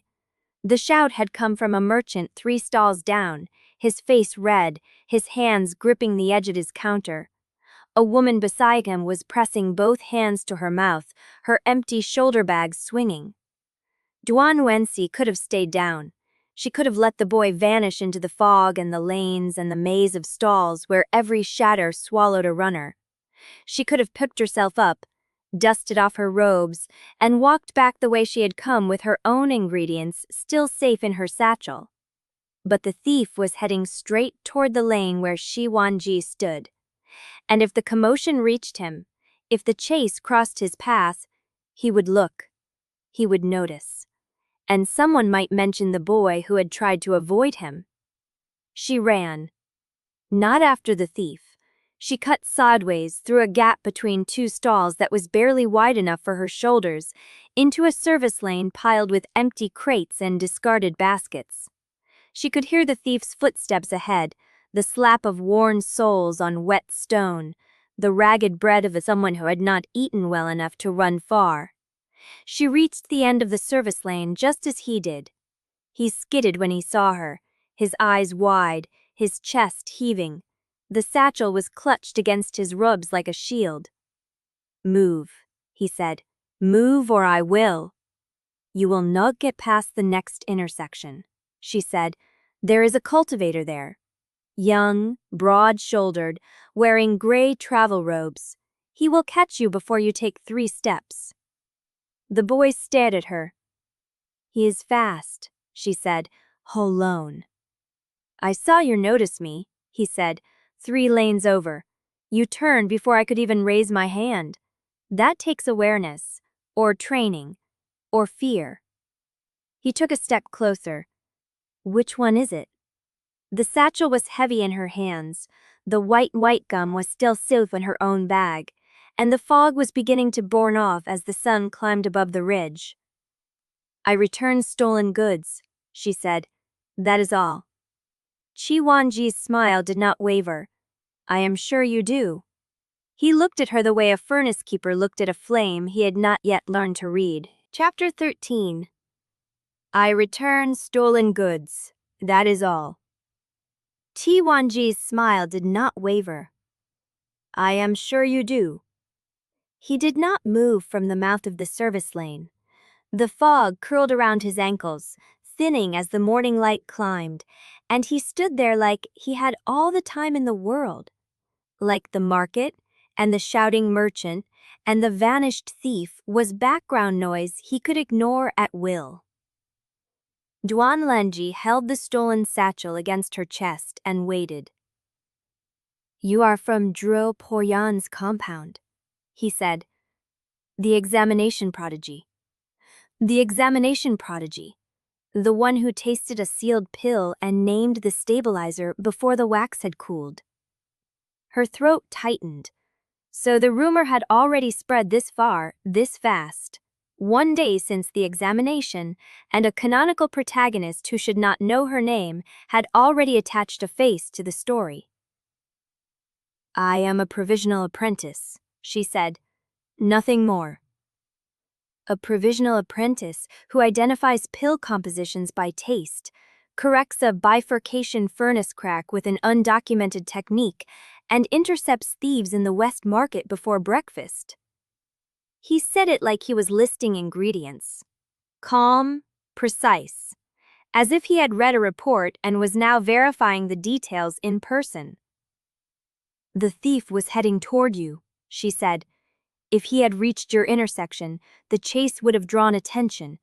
I saved you the inconvenience." Inconvenience. Or the entertainment. I am not sure which you were looking for. His smile widened. "That," he said, "is a very carefully chosen answer." She said nothing. The satchel was growing heavy. The merchant's shouting had stopped somewhere behind her, replaced by the rumble of market life resuming its ordinary rhythm. The guards had not come. The thief had escaped. And Chi Wanji was still standing at the mouth of the service lane, blocking the only exit that did not require her to walk past him. "I should return this," she said, lifting the satchel. "By all means." He stepped aside. She walked past him, keeping her shoulders level, her pace steady, her breath even. She could feel his gaze on her back the way she would feel a hand hovering an inch from her spine. The awareness that he was watching, measuring, filing away every detail of how she moved. She reached the merchant's stall. The woman whose satchel had been stolen was weeping with relief. The merchant clasped Duan Wensi's hands and offered her a reward, which she declined. She gave her name as nothing. She said she had seen the thief drop the bag and had simply picked it up. The lie felt thin in her mouth. When she turned to leave, Qi Wanji was gone. She scanned the market lane. The fruit stall where he had stood was empty. The keeper was rearranging his display, oblivious. No gray robes, no broad shoulders, no smile. He had vanished as quietly as he had appeared. She let out a breath she had not realized she was holding. The fog was nearly gone now. The sun had cleared the ridge, and the market was filling with buyers and sellers and the ordinary noise of commerce. She could slip away. She could return to the compound before Rupture and Shu and Lanyu noticed she had gone. She could pretend this encounter had not happened. She took a step toward the east gate. Kuliang? The voice came from her left. She turned. A woman stood at the edge of a spice stall, half hidden by the shadow of an awning. She was young, maybe 20, with sharp cheekbones and dark hair pinned tight against her skull. Her robes were plain, but the quality of the fabric was unmistakable. Inner sect. One of Qi Wanji's people. I did not give my name, Duan Wensi said. You did not need to. The woman's eyes traveled over her with the same measuring quality Qi Wanji's had, but colder, less curious. There is only one apprentice in the Basin who fits your description. Word travels faster than you think. Duan Wensi said nothing.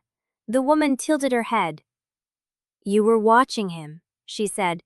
3 lanes over. You saw him before he saw you. That is not a skill provincial apprentices learn in a furnace yard.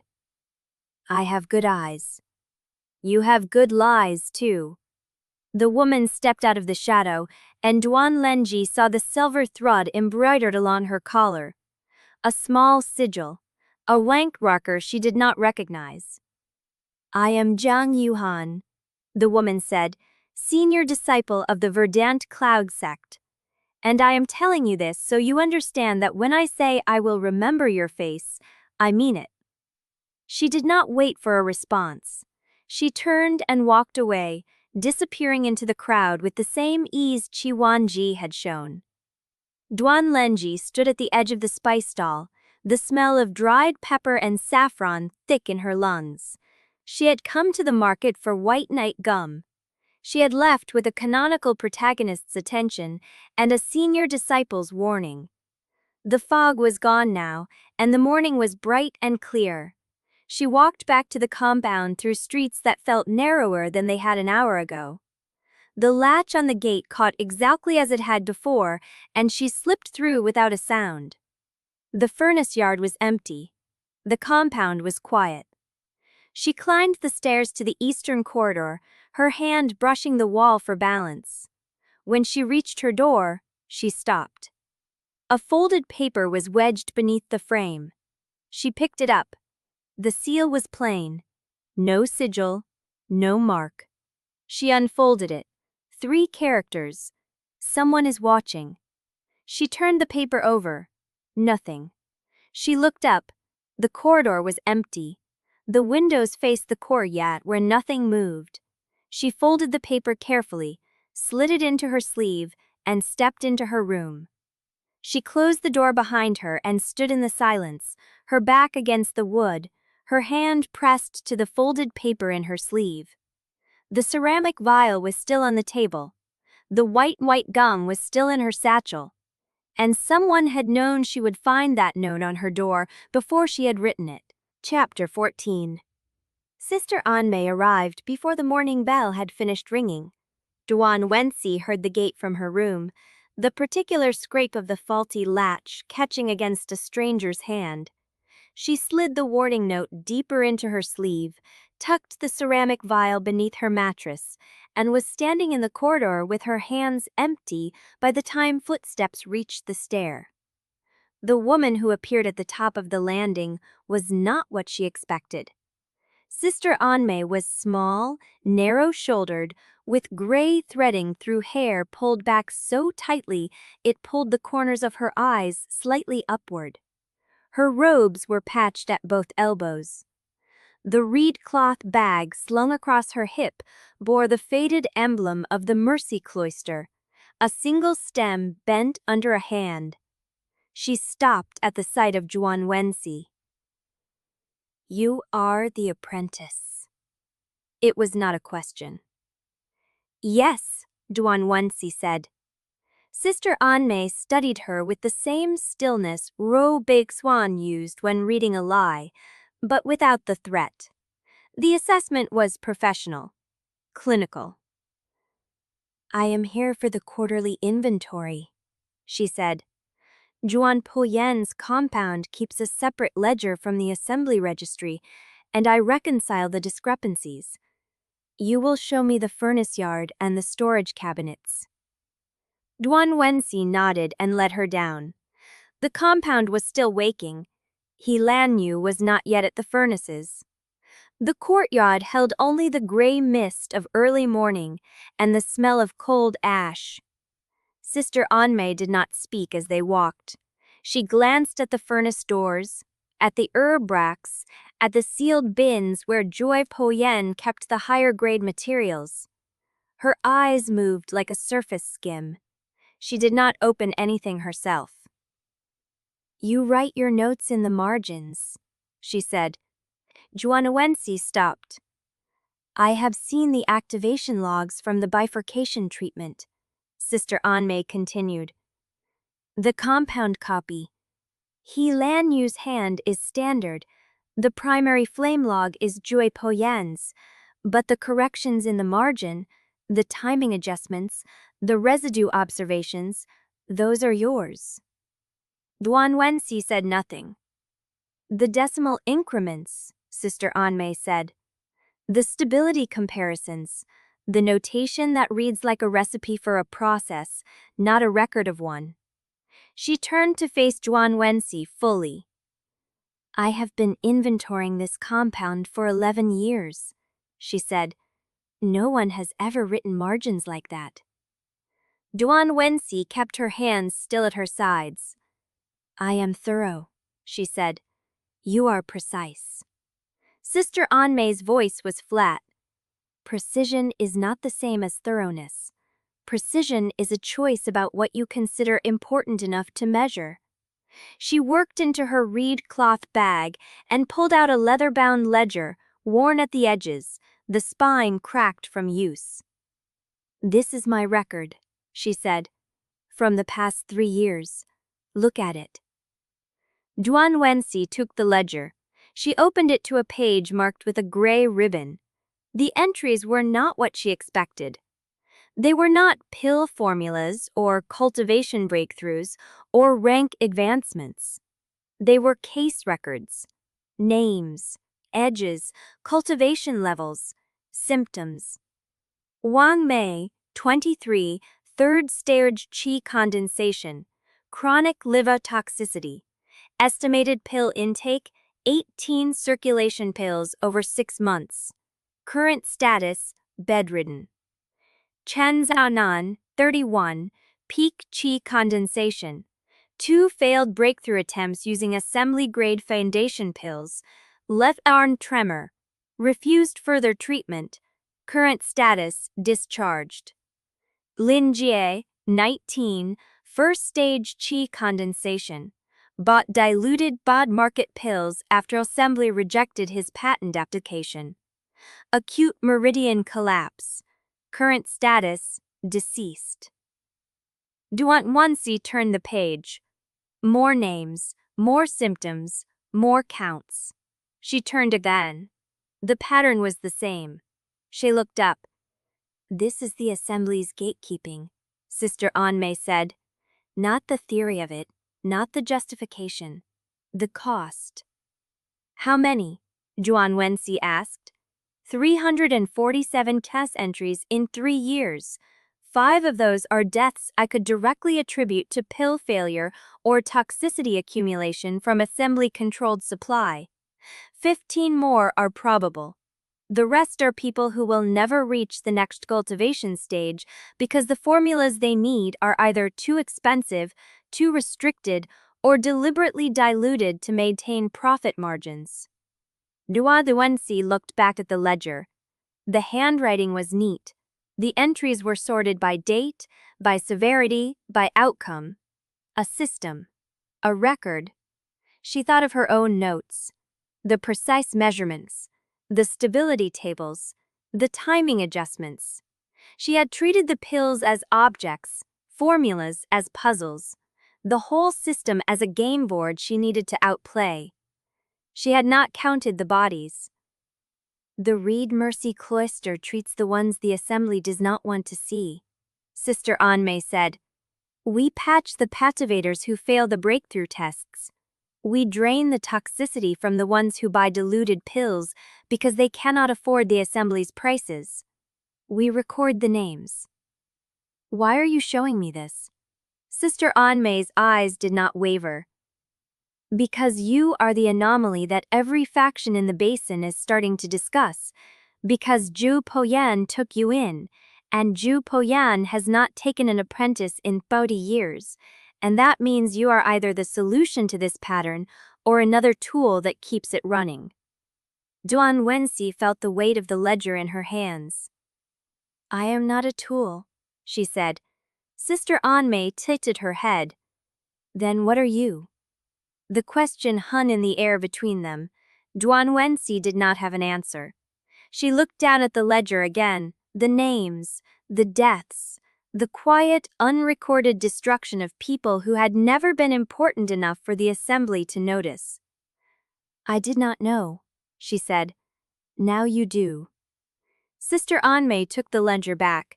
She slid it into her bag with the same practiced motion she had used to pull it out. The compound inventory is standard, she said. Your margins are the only discrepancy I will note. But I will note them. She turned toward the gate. Sister Anmei tucked the ledger back, and all readius, the last down ledger warmed through hearts her bellies, would the executors underfired between with the efficient of the neutrals, the adjustants unjoining screws enches. We know the money in my heth get littly. He fakes completely this Amenico. One many words I was not in. This is one. Of the first 357 case entries in 3 years, 5 of those are deaths I could directly attribute to pill failure or toxicity accumulation from assembly-controlled supply. 15 more are probable. The rest are people who will never reach the next cultivation stage because the formulas they need are either too expensive, too restricted, or deliberately diluted to maintain profit margins. Duan Wensi felt the weight of the ledger in her hand. Chapter 15. The archive room was behind storage. Duan Wensi found it because she was looking for the wrong thing. Jue Poyan had sent her for a circulation formula reference, a standard text she could copy for the morning batch.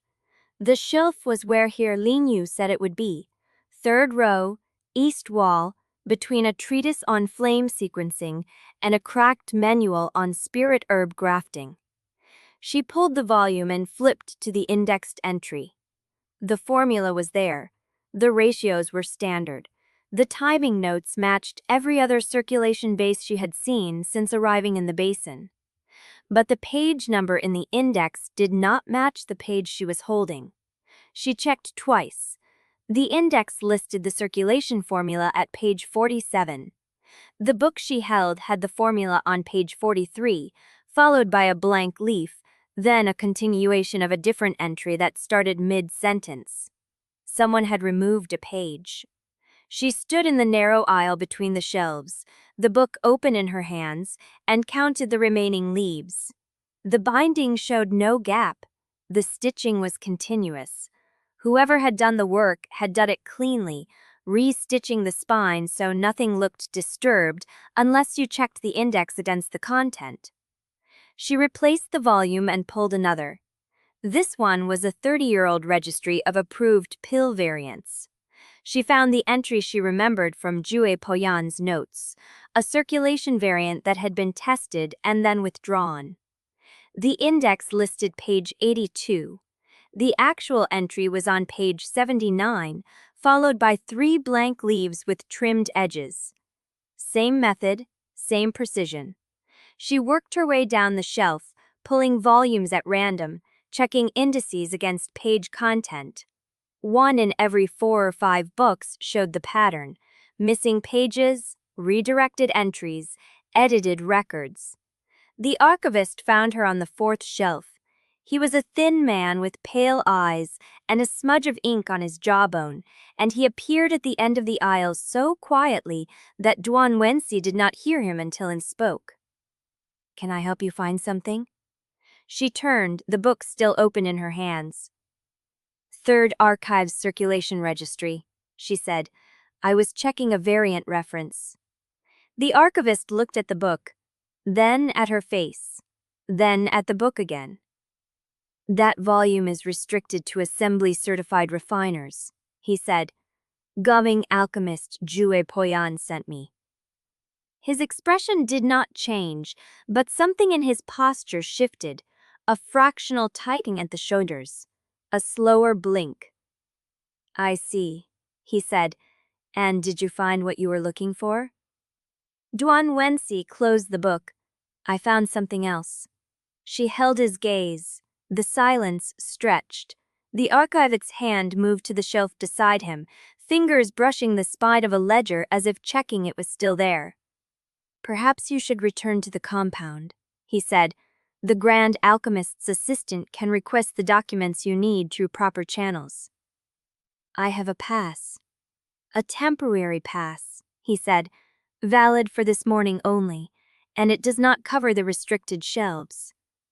Duan Wensi looked at the book in her hands, the circulation variant, page 79, not 82.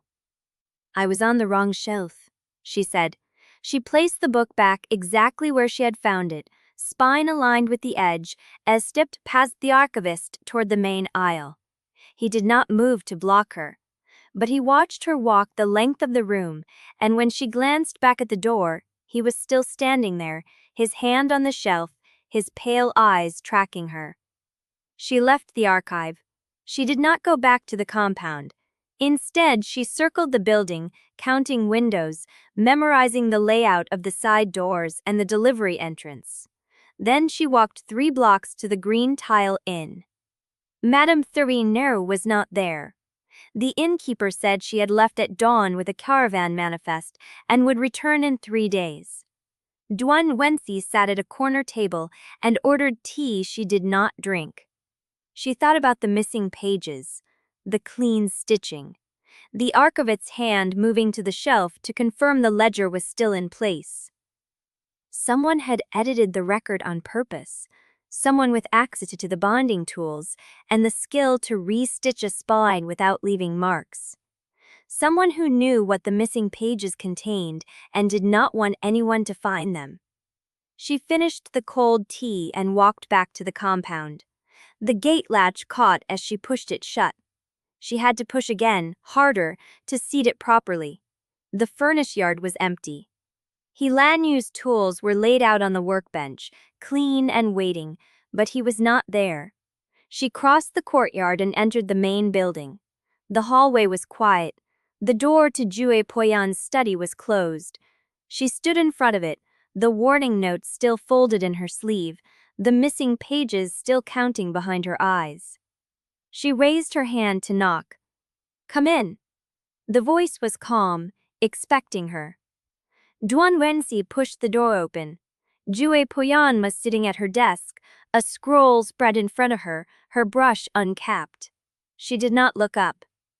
"The archive sent a message," she said. "They said you were examining restricted volumes without authorization." "I was looking for a circulation formula." "That is what they said." Jue Poyan set down her brush and looked up. "But I do not think that is what you found." Duan Wensi stood in the doorway. "The page numbers do not match the index," she said. "Someone removed pages from at least 7 volumes. The binding was restitched. The missing entries are gone." Jue Poyan's face did not change. "That is a serious accusation," she said. "I am not accusing, I am reporting what I saw." "How many volumes did you check?" "About 15. 7 had discrepancies." Jue Poyan picked up her brush again. She dipped it in the ink, held it over the scroll, then set it down without writing. "Which registries did you check?" "Circulation variants, approved pill formulas, grafting manuals." "Nothing older than 30 years?" "No." Jue Poyan nodded slowly. "Then you only saw the surface layer." Duan Wensi felt the cold at her throat intensify. "What is beneath the surface layer?"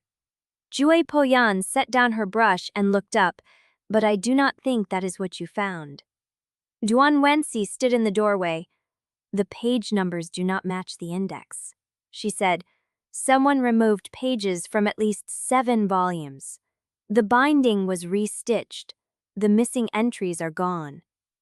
Juan Poyan's face did not change. "That is a serious accusation," she said. "I am not accusing, I am reporting what I saw." "How many volumes did you check?" "About 15. 7 had discrepancies." Jue Poyan picked up her brush again. She dipped it in the ink, held it over the scroll, then set it down without writing. "Which registries did you check?" "Circulation variants, approved pill formulas, grafting manuals." "Nothing older than 30 years?" "No." Jue Poyan nodded slowly. "Then you only saw the surface layer." Duan Wensi felt the cold at her throat intensify. "What is beneath the surface layer?" Jue Poyan set down her brush and looked up. "But I do not think that is what you found." Duan Wensi still set down her brush and looked up. "But I do not think that is what you found." Duan Wensi still there to dare to skip lat rob moonstri, where the courtyard would swit the shell that peace had a 6-year changed with this. Duan Wensi still down her brush, it was a complete blast. "Well, remindly that this Willie is over it. You and you. Hissinging out it on the dragonphonics, just a more time standing about my urgement stop. You must just close the road with the re-entire term. You love my hands, which in start with this scop. I am not accusing, I am reporting what I saw." "How many volumes did you check?" "About 15. 7 had discrepancies." Jue Poyan tucked up her brush again. She dipped it in the ink, held it over the scroll, then set it down without writing. "Which registries did you check?" "Circulation variants, approved pay formulas, grafting manuals." "Nothing older than 30 years?" "No." Jue Poyan nodded slowly. "Then you only saw the surface layer." Duan Wensi felt the cold at her throat. Chapter 16. The Green Tile Inn smelled of old oil and damp straw. Duan Wensi sat at the corner table for the 3rd day, a single cup of tea cooling in front of her, and watched the door. The morning market had filled and emptied. Merchants had packed their stalls. The light through the window had shifted from gray to gold to the long amber of late afternoon. She had been sitting since the bell before noon. The innkeeper had stopped asking if she wanted food. She traced the rim of the cup with her finger and thought about the 7 ledgers locked in Jue Poyan's cabinet, the clean restitching, the missing pages, the archivist's hand moving to the shelf to confirm the ledger was still in place. Someone had edited the record on hand, a derinded destroys possession, the economic pervance, beganas, the archivist hand aiming to the shelf to confirm the ledger was still in place. Someone had edited the record on purpose. Someone with binding tools, with skill, with access. Someone who knew what the missing pages contained and did not want anyone to find them. The door opened. Madame Tering Nuo stepped through, travel-stained and broad-shouldered, her leather satchel slung across her chest. She saw Duan Wensi immediately and crossed the room without hesitation. "You look like something who has been waiting," she said, settling onto the bench across from her. I have. For how long? 3 days. Turing Nua's mouth curved. She signaled the innkeeper for tea and set her satchel on the table. That long, and you are still sitting in the same spot. Either you are very patient or very desperate.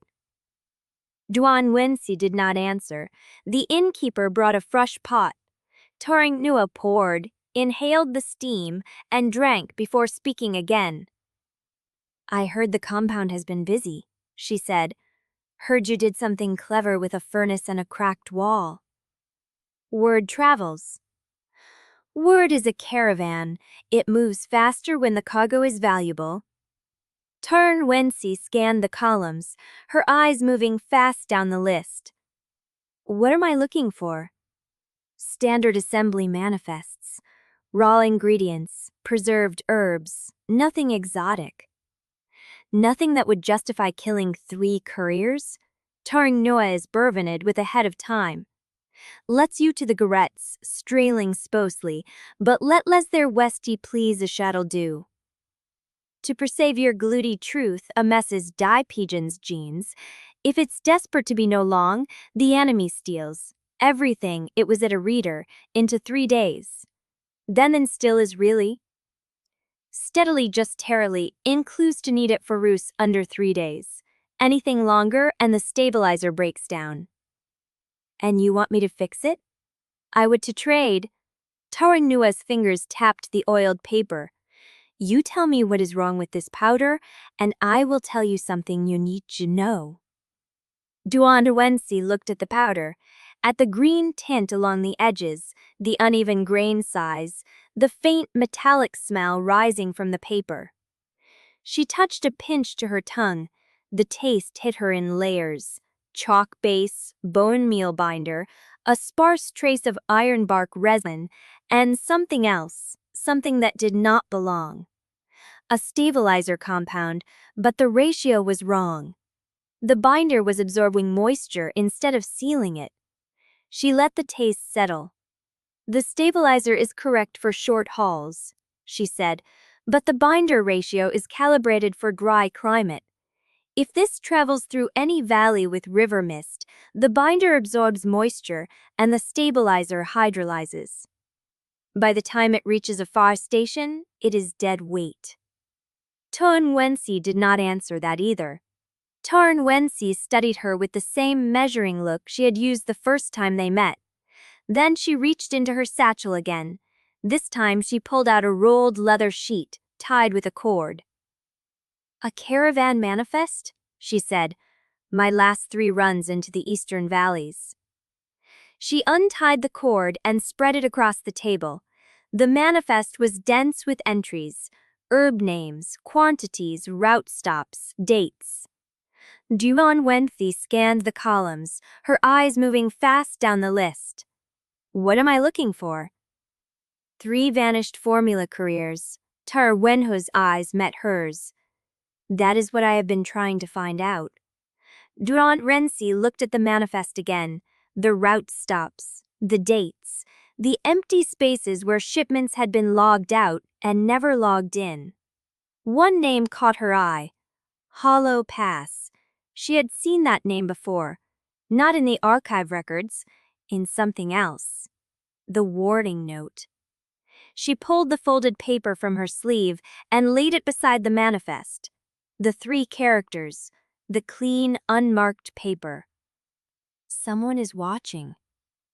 Hollow Pass was the route stop before the ravine, the last place the couriers had been seen alive. You recognize something, Turing Wenhu said. Duan Wensi did not answer.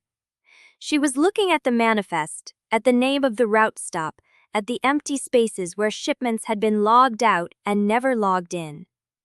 And she was thinking about Chapter 47, about a shallow ravine outside the Copper Vale way station, about a boy who had found something he should not have found.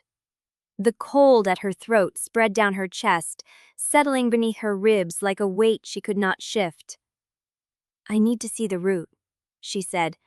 Tarn Wenhu specs through the route of that. She aggressed the esophacation's first 9. Increase the iron bark resin by half a measure. It will hold for 7 days instead of 3. Tuan Wenhu sat back. You tasted that. I did. 1 pinch, and you read the binder ratio, the stabilizer breakdown, and the moisture absorption curve from a single taste. Duan Wensi did not answer. Tuan Wenhu's been break the hollows for those who specifically risked her history. I revenated for the stern Ms. We have set in these binding deals to distinct light legal. I can even find the dat you had here. But the name ever I would want to do alone with the strike trusts, I despite what holding my biggers for the meetings. This is what I have been trying to find out. Duan Wenhu's I said, Willie Air, which was adopts of the any memory. It's a silent account of examines, my sealing shipments, aggressive or love, which is a terrible busy one. Duan Wenhu's but I am a coloring devio, I am the mother one, which it's so exotic when I could find that for a chairer. What is that shocker? I am always copying. This is the partible secrecy, a screen can nail. Maybe it's drawn. Just wondering something.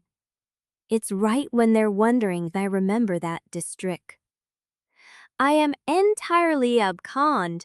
A second path, branching off the main road just before the ravine, curling through the cliff face and emerging on the far side of the station. Someone had drawn it in faint ink, almost erased, as if the cartographer had not wanted it to be seen. Not all formula couriers vanish, Tearing Noi said quietly. Some of them take the old road. Duan Wensi looked up. The old road leads to the same station? It leads to a place the assembly does not want anyone to find. She pointed at a mark at the end of the faint path, a small symbol, 3 strokes arranged in a triangle.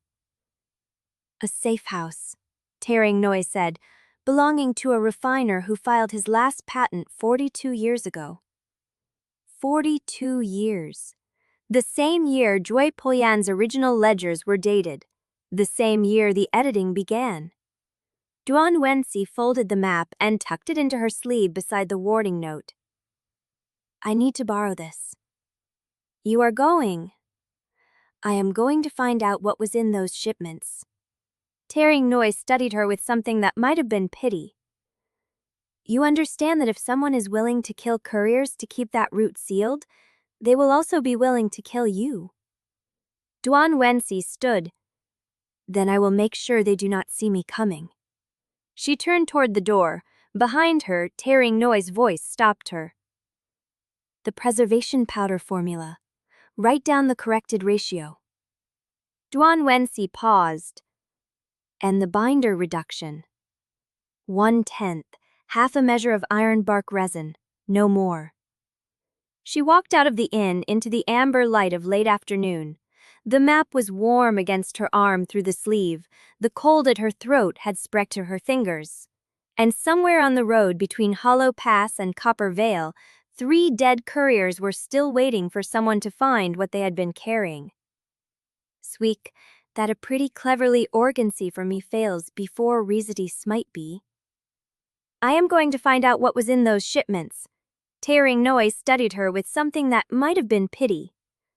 You understand that if someone is willing to kill couriers to keep that route sealed, they will also be willing to kill you. Duan Wensi studied her with something that might have been pity. You understand that if someone is willing to kill couriers to keep that route sealed, they will also be willing to kill you. Duan Wensi studied her. The preservation powder formula. Write down the corrected ratio. Duan Wensi paused. And the binder reduction. 1/10, half a measure of iron bark resin, no more.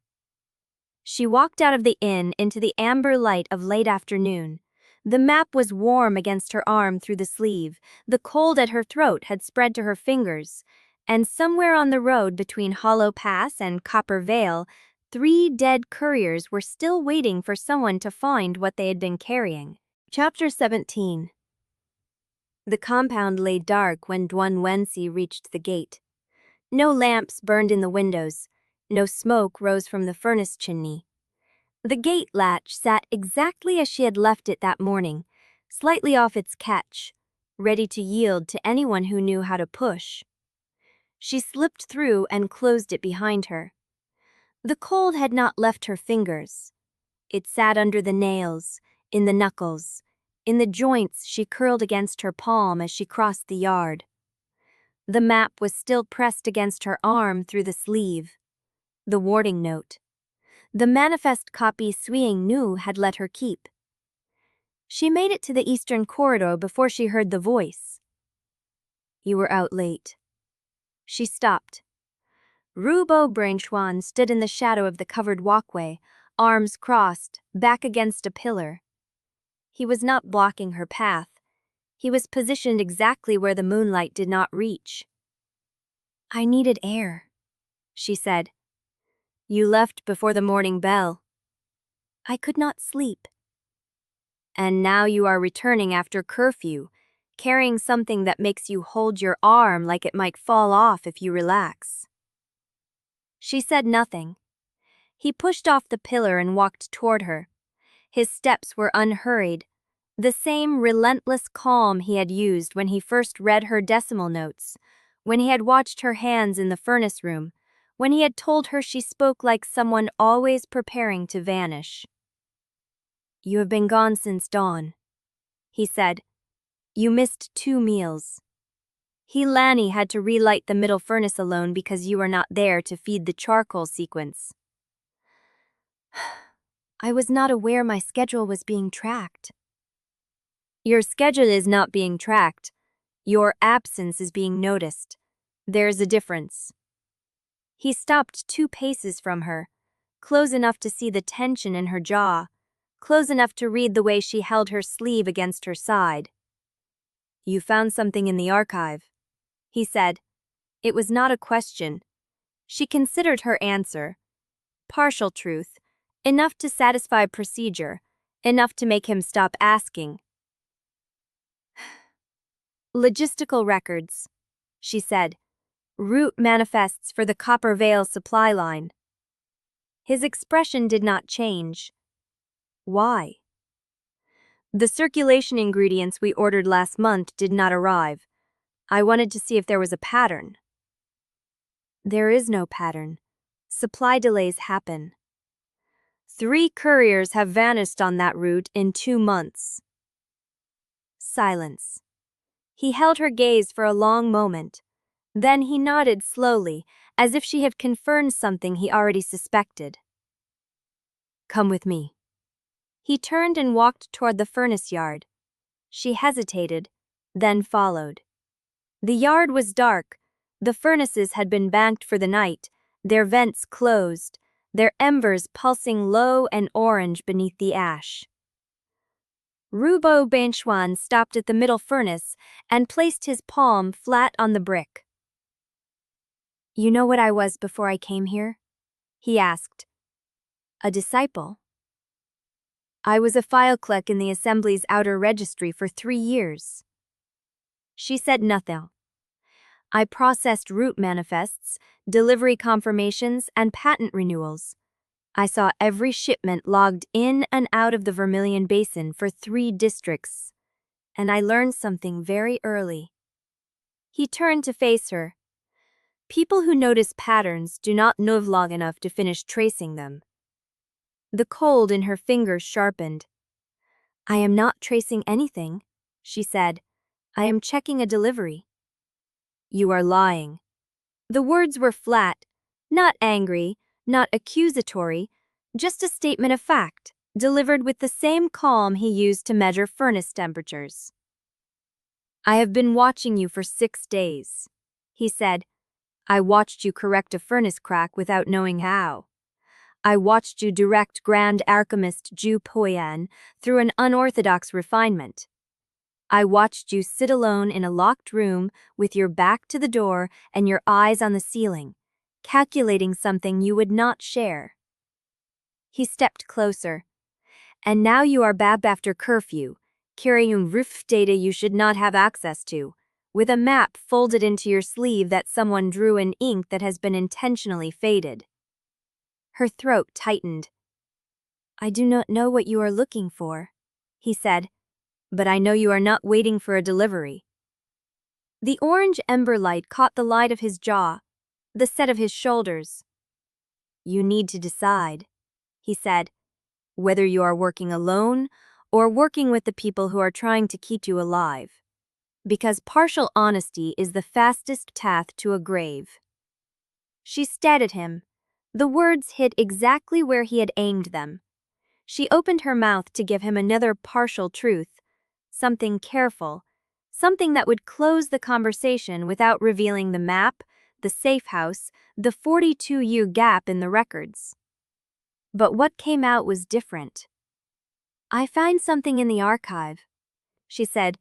Pages have been removed, systematically, for at least 42 years. He did not blink. I know. You know. I suspected. I did not have proof until you said it out loud. He turned back to the furnace. The missing pages are concentrated in 3 categories: circulation variants, breakthrough acceleration formulas, and grafting manuals. The same categories that, if widely distributed, would break the assembly's monopoly on advancement. She felt the ground shift beneath her. You already knew about the suppression. I knew about the pattern. I did not know the extent. Then why have you not told anyone? He looked at her. Because telling the wrong person is the same as telling no one, and because I needed to know who else noticed before I acted. The embers popped in the silence.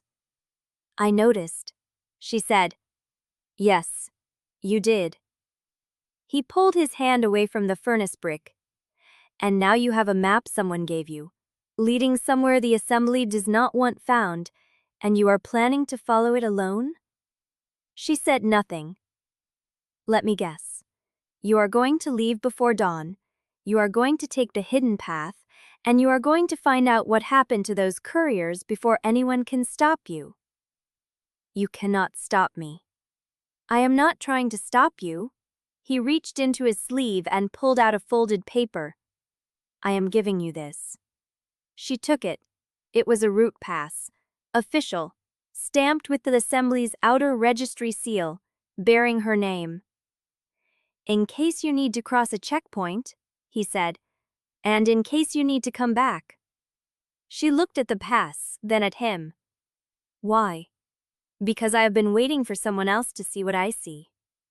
He walked past her, toward the corridor. Be careful, Kuo Kuliang. The people who edited those records are not finished editing, and they know you have been reading. She stood alone in the dark furnace yard. The root pass was warm in her hand. The cold at her throat had spread to her chest. And somewhere in the darkness beyond the compound wall, someone was still watching. Chapter 18. The cold had spread to her ribs by the time she reached the way station. The route pass felt foreign in her hand, the paper too crisp, the seal too fresh. Ruo Beishuan had done his work well. The outer registry stamp carried the right pigment density, the right pressure pattern against the fibers. A clerk would wave it through without a second glance. She handed it to the gatekeeper without meeting his eyes. He glanced at the seal, glanced at her face, nodded. She stepped through into the crowded yard and felt the cold settle deeper. The way station was full, more full than it should have been for a midweek afternoon. Merchants crowded the loading platform. A cluster of disciples in pale blue robes argued with a man in assembly gray. The tension sat thick as furnace smoked in the air. Duan Wensi kept her head down and moved toward the eastern exit where the hollow pass road began. She did not make it. Kuliang. The voice came from her left, low, familiar. She turned. Jue Poyan stood at the edge of the platform, her lined face unreadable, her hands clasped in front of her robes. Grand Alchemist, Duan Wensi said. Walk with me. It was not a request. Duan Wensi followed her into a narrow alley between the way station's storage sheds. The noise of the yard faded. The smell of pressed herbs and damp stone filled the space. You have a route pass, Jue Poyan said. It was not a question. Yes. From Rural Beishuan. Yes. The old woman studied her for a long moment. The watchful eyes read her like a flame. He should not have done that. He was trying to help. Help is not the same as safety. Jue Poyan's voice was quiet.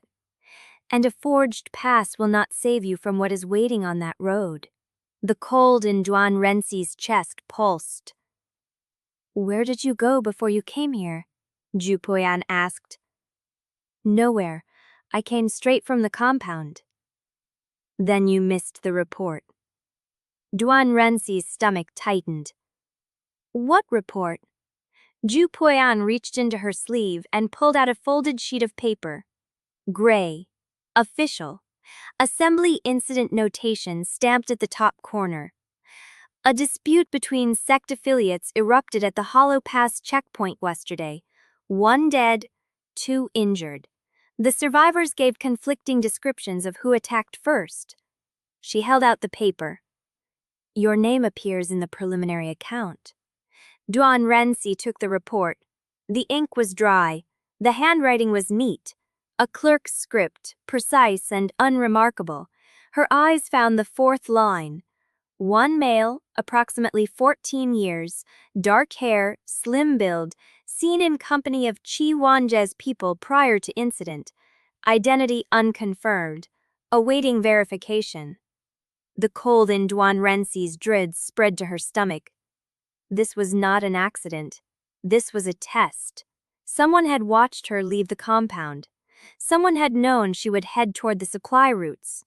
Someone had placed her name in a minor incident report, a small enough detail to go unnoticed by anyone not looking for it, but formal enough to become evidence if the larger trap ever needed a pretext. The report looked like paperwork. It was cover for poison. Who filed it? Duan Wensi asked. The way station clerk at Hollow Pass. Name not recorded on the preliminary. Can we remove my name? I can suppress the report, delay its filing, argue that the identity confirmation is incomplete. Jue Poyan paused. But that will also confirm to whoever filed it that you are being protected, which means they will know they missed their target. The trap had layers. If Duan Wensi's name stayed in the report, she became a named partisan in an incident she never witnessed. If it was removed, the person who filed it would know someone had intervened, confirming that she had protection worth targeting. Either way, the watcher learned something. Then leave it, Duan Wensi said. The words came out before she had fully decided. Jue Poyan's eyes sharpened. Lead it? If you suppress it, they know you are watching. If you leave it, the report stays unconfirmed. A loose thread, not a noose.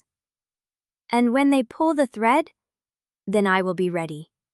The old woman's expression did not change, but something in her posture shifted, a fraction of a degree toward something that might have been respect. You are walking toward Topper Vale, Jue Poyan said. Yes. You know what is waiting there. I know what happened there before. The silence stretched between them. Chapter 47, Jue Poyan said quietly. Duan Wensi's heart stopped. You know about Chapter 47? I know what the records say, and I know what they do not say. Jue Poyan turned and looked down the alley toward the way station yard. I have been watching the pattern longer than you have been alive. I know which chapters end in death, and I know whose hand wrote them. She turned back to face Duan Wensi. Master Zhao Sanqi is not the only one who reads prophecy residues. I simply do not tell anyone what I see. The cold in Duan Wensi's throat turned to ice. You know about Zhao Sanqi. I know he monitors fate fractures. I know he receives dream residue reports. I know he believes the seal against the outer heavens is fragile and that unrestricted knowledge would collapse it. She stepped closer. And I know he has read a new fracture in the pattern, one that did not exist 6 months ago. The air between them felt heavy. Me? Duan Wensi said. Yes. Jue Poyan reached into her sleeve again. This time she pulled out a small cloth pouch, worn at the edges, tied with a faded cord. Take this. Duan Wensi took it. The pouch was heavier than it looked. This will get you past the crest where the couriers vanished, Jue Poyan said. It will not protect you from what is waiting beyond. What is in it? A key and a question. A question? Jue Poyan's eyes held hers. The question is whether you trust anyone enough to let them help you before the trap closes. She turned and walked back toward the way station yard. Duan Wensi stood alone in the alley. The pouch was warm in her hand. The report was still in Jue Poyan's sleeve, her name sitting in the fourth line, waiting for someone to decide whether she was a witness, a partisan, or a corpse. And somewhere beyond the way station wall, on the road to Copper Vale, the ravine where Kuo Kuliang had died in the original timeline was still waiting for her to walk into it. Chapter 19. The way station woke before dawn, but Duan Wensi was already moving. She passed the checkpoint without slowing, Woro Bingswan's forged seal catching the lamplight for half a breath before the clerk waved her through. The road to Hollow Pass stretched east, pale under a sky still washing from black to gray. She did not take it. Instead, she turned north, where the archive annex stood 3 streets past the last Vermilion Gate, its entrance tucked between a shuttered herb shop and a wall scarred by old fire damage. The procedural pass took her through the outer door. A second seal got her past the reading room. The third lock, the one Warbang Swan had drawn from memory and whispered into her palm the night before, opened the restricted shelf corridor. The air inside was dry and cold. No windows. Light from a single flame sconce at the far end, the kind that burned oil so stale it barely flickered. Shelves rose to the ceiling, packed with leather-bound volumes whose spines bore no titles, only ink-stamped numbers. Duan Wensi started at the oldest shelf. She worked fast, pulling volumes by their spine codes, checking the index against the actual page count, looking for the same restitched bindings she had found in the main archive. But here, the pattern was different. The pages were not missing. They had never been bound in. The first volume ended at page 38. The index promised 72. She opened the next. Same gap. The third listed a circulation variant for late-stage meridian blockage, patent filed and approved 37 years ago, with a note stating the formula had been withdrawn from circulation pending stability review. No trial data followed. She pulled a fourth volume, then a fifth. Each held the same structure: patent approval, withdrawal notice, and nothing else. No formulas, no trial records, no explanation of what had gone wrong. But the patent numbers were sequential, which meant someone had filed them, approved them, and then removed every trace of the research that supported them. Duan Wensi's throat mark stayed cold. She found the breakthrough formula section at the back of the third shelf, crammed between 2 volumes on grafting manuals whose bindings looked newer than their dates. The first patent in the sequence was 41 years old. It described a method for accelerating the first 2 stages of qi consolidation using a layered solvent extraction that reduced toxicity buildup by approximately 60%. The trial notes were attached. Singa sheet, handwritten. At the bottom, 3 characters in a different hand. Approved, trialed, suppressed. She turned the page. It was blank. The next patent, 2 years later, refined the same method. The trial notes this time spanned 2 pages. The same 3 characters appeared at the bottom, followed by a fourth, archived. Duan Wensi read it twice. Archived. Not withdrawn, not rejected, archived. As if the formula had been placed in storage rather than released, as if someone had decided that a successful breakthrough accelerator was safer locked in a restricted shelf than circulating in the hands of cultivators who needed it. She kept pulling volumes. The pattern repeated, patent after patent, trial notes that documented measurable success, toxicity reductions, stability improvements, and then, at the end of each entry, a single character or a short annotation marking it for suppression. Some bore signatures, others were stamped. None of the stamps matched the assembly's current registry seal. She found the oldest entry at the bottom of the thick volume, wedged between the binding and the back cover, a single folded page that had been inserted after the volume was closed rather than bound into it. The paper was different, thinner, yellowed along the edges. She unfolded it. The formula was for a circulation pill variant that reduced furnace time by 40% while preserving potency. The trial notes spanned 3 columns. At the bottom, in the same handwriting as the approved annotations, but older, less steady, a single line of text. Withdrawn by order of the heaven reader. No further trials. Duan Wensi's fingers went still. The heaven reader. Master Zhao Sanchai. She looked at the date on the page. 42 years ago. The same year Zhu Jian's original ledgers were dated.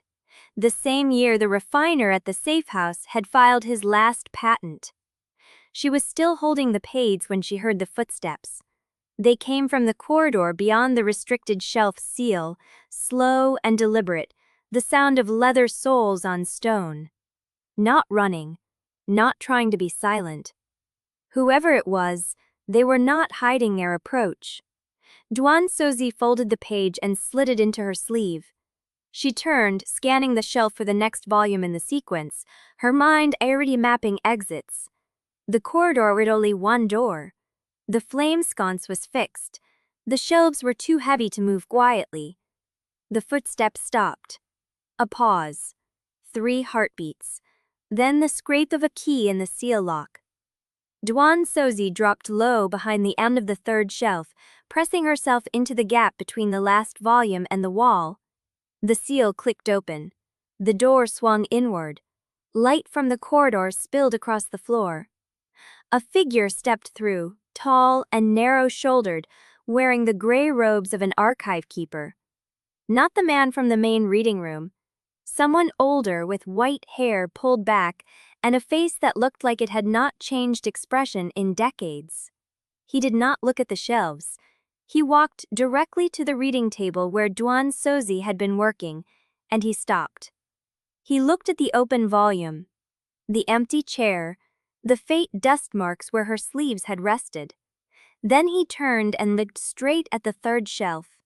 Duan Wensi did not breathe. The archive keeper stood motionless for a long moment, his eyes tracking across the shelf bindings with the patience of someone who had done this before. Then he reached into his robe and pulled out a small sealing slip, the kind used to mark a shelf as inventory. He placed it on the edge of the table. He did not look at her again. He turned, walked back through the door, and closed the seal behind him. The lock clicked open. The door swung inward. Light from the corridor spilled across the floor. A figure stepped through, tall and narrow-shouldered, wearing the gray robes of an archive keeper. Not the man from the main reading room. Someone older, with white hair pulled back, and a face that looked like it had not changed expression in decades. Chapter 20. She took the slip. The paper was heavier than it looked, a dense fiber stock used for formal markings, not casual notes. It had no seal impression, no watermark, no trace of ink. Whoever had left it had chosen this specific paper because it meant something to someone who would recognize it. Duan Wensi tucked it into her sleeve beside the folded page from the suppressed formula. She did not write her name on it. Not yet. The footsteps had faded completely. The corridor beyond the seal was silent. But the archive keeper had known exactly where to look, had walked past rows of shelves to the one table where she had been working, and had left a blank invitation rather than a confrontation. That meant he was either an ally signaling covert support or a trap setter who wanted to identify herself before springing the net. She could not tell which yet. She turned back to the shelves. The 5th volume was still open on the table, the suppressed circulation variant exposed. She closed it carefully, noting the binding, the catalog number, the shelf position. Then she reached for the next volume in the sequence. The pattern held. Patent applications, trial data, approval stamps. Then, at the end of each entry, a withdrawal order. She worked through 3 more volumes in the same sequence. Each one followed the same structure: a breakthrough formula, successful trials, documented stability improvements, toxicity reductions, efficiency gains. Then the Heaven reader's signature. Every annotation cited instability or incomplete testing as the reason for withdrawal. But the trial notes did not support that reason. The trial data showed measurable success, patient outcomes, cultivation advancement rates, reduced furnace time, lower toxicity accumulation. The annotations were lies. She found the second suppressed formula at the bottom of the 7th volume, a Qi consolidation accelerator that reduced breakthrough failure rates by 30%. The trial notes documented 18 cultivators who had used the pills successfully over 2 years, with 0 cases of meridian collapse or Qi deviation. The withdrawal annotation read, "Instability risk exceeds threshold. No further trials." There was no instability risk in the trial data. Duan Wensi sat back on her heels, the weight of it pressing against her chest over the past days, a slow chill that settled beneath her ribs like water seeping into fabric. She ignored it. The cold could wait. The shelf could not. She opened the 8th volume. The first entry caught her attention immediately. Not because of the formula, but because of the name attached to it. Formula: Modified Nourishing Meridian Decoction. Applicant: Disciple Kuo Kuliang, Provisional Apprentice to Grand Alchemist Jue Poyan. Duan Wensi's breath stopped. The date on the patent application was 6 months from now, beyond Chapter 47. A formula she had not yet submitted, a trial she had not yet run. But the annotation underneath was already written. Incomplete trial data. Applicant: deceased prior to completion. Formula withdrawn. Deceased prior to completion. Someone had already written the ending. She stared at the annotation, the characters black and steady, written in a hand that had not hesitated. This was not a record of what had happened. This was a notice of what would happen. A death certificate filed before the death had occurred. The original Kuo Kuliang had not been killed because he was inconvenient or resentful or easy to remove. He had been killed because he had found this shelf. And someone had already written the same ending for her. She turned the page, her fingers numb. The next entry was blank. Not a withdrawal annotation, not a formula description, a blank page, clean and white, bound into the volume where a patent entry should have been. She lifted the page and looked at the binding beneath it. The stitching was fresh. The thread was a slightly different shade of gray than the older bindings around it, the fibers not yet darkened by age and dust and handling. Someone had removed a page from this volume recently.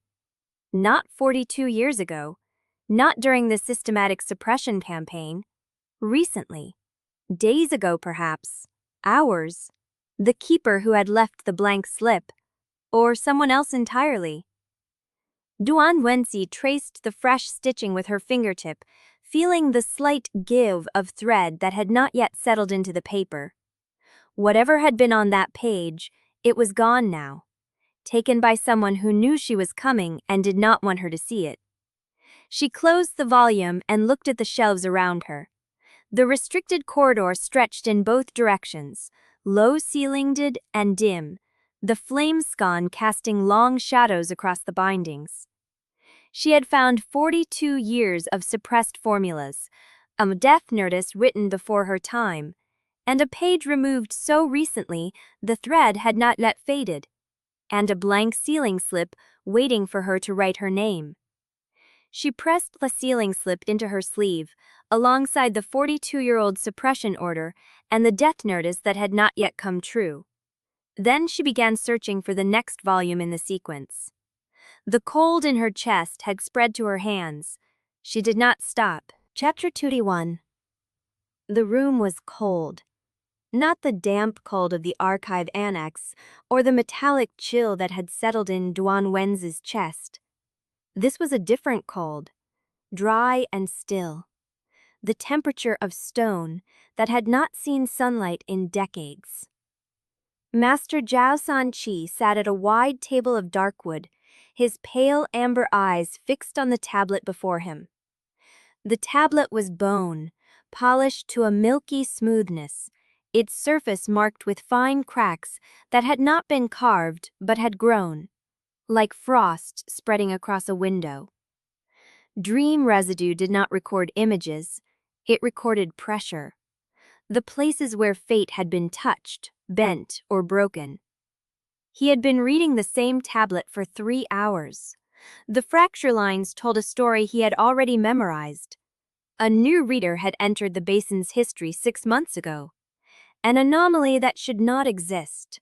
A break in the pattern so clean, it looked intentional. He set the tablet down and pressed his fingertips to his temples, where the faint gold vein-like marks pulsed with a slow, steady rhythm. The heaven reading left traces in the body, residue of its own. He had worn these marks for 42 years, since the first time he had ordered a formula suppressed. 42 years. He had been younger then, certain of his rightness in a way he no longer permitted himself. The door opened without a sound. A figure in gray robes entered, carrying a tray with 3 more tablets. The same pale bone, the same fine fracture lines waiting to be read. Zhao Sanqi did not look up. Place them beside the others. The attendant set the tray down and retreated, silent and efficient. The door closed with a soft click that seemed too loud in the stillness. Zhao Sanqi reached for the first tablet. The residue was fresh, no more than a few days old. He held it flat against his palms and closed his eyes, letting the pressure seep into his awareness the way cold water seeped through cracks in a wall. A girl. No, a boy. A young refiner working a furnace in a compound 3 streets east of the examination hall. The residue was faint, diffuse, the shape of the fracture still forming. But the direction was clear. Someone had altered the path. He opened his eyes and set the tablet aside, his expression unchanged. The second tablet was older, perhaps a week. The fracture lines were sharper, more defined. He recognized the signature immediately. The same reader, the same anomaly, made visible when she had corrected a furnace crack using a method no Basin refiner should know. She. He had begun thinking of the anomaly as female, though the residues did not carry gender. There was a precision to the fracture pattern that felt deliberate, studied, as if the reader knew where the original path was supposed to go and had chosen to step around it. He placed the second tablet beside the first. The third was the one he had been waiting for. He picked it up and felt the residue before he opened his eyes. The pressure was stronger here, more concentrated, a moment of high strain, high heat. A furnace crisis resolved through unorthodox means. A pill completed against expectation. A witness who had carried the story beyond the compound walls, and beneath it, a secondary residue. The reader had not been alone. Someone else had been present during the event. Someone whose fate line had brushed against hers and shifted. Zhao Sanqi set the third tablet down and opened his eyes. The gold vein marks at his temples throbbed once, twice, then settled. He sat motionless for a long moment, his hands resting on the table, his gaze fixed on the 3 tablets arranged in a careful row. 6 months ago, the pattern had been clean. The fate lines of the Vermilion Basin followed predictable channels, supply routes and sect alliances, and the slow erosion of suppressed knowledge.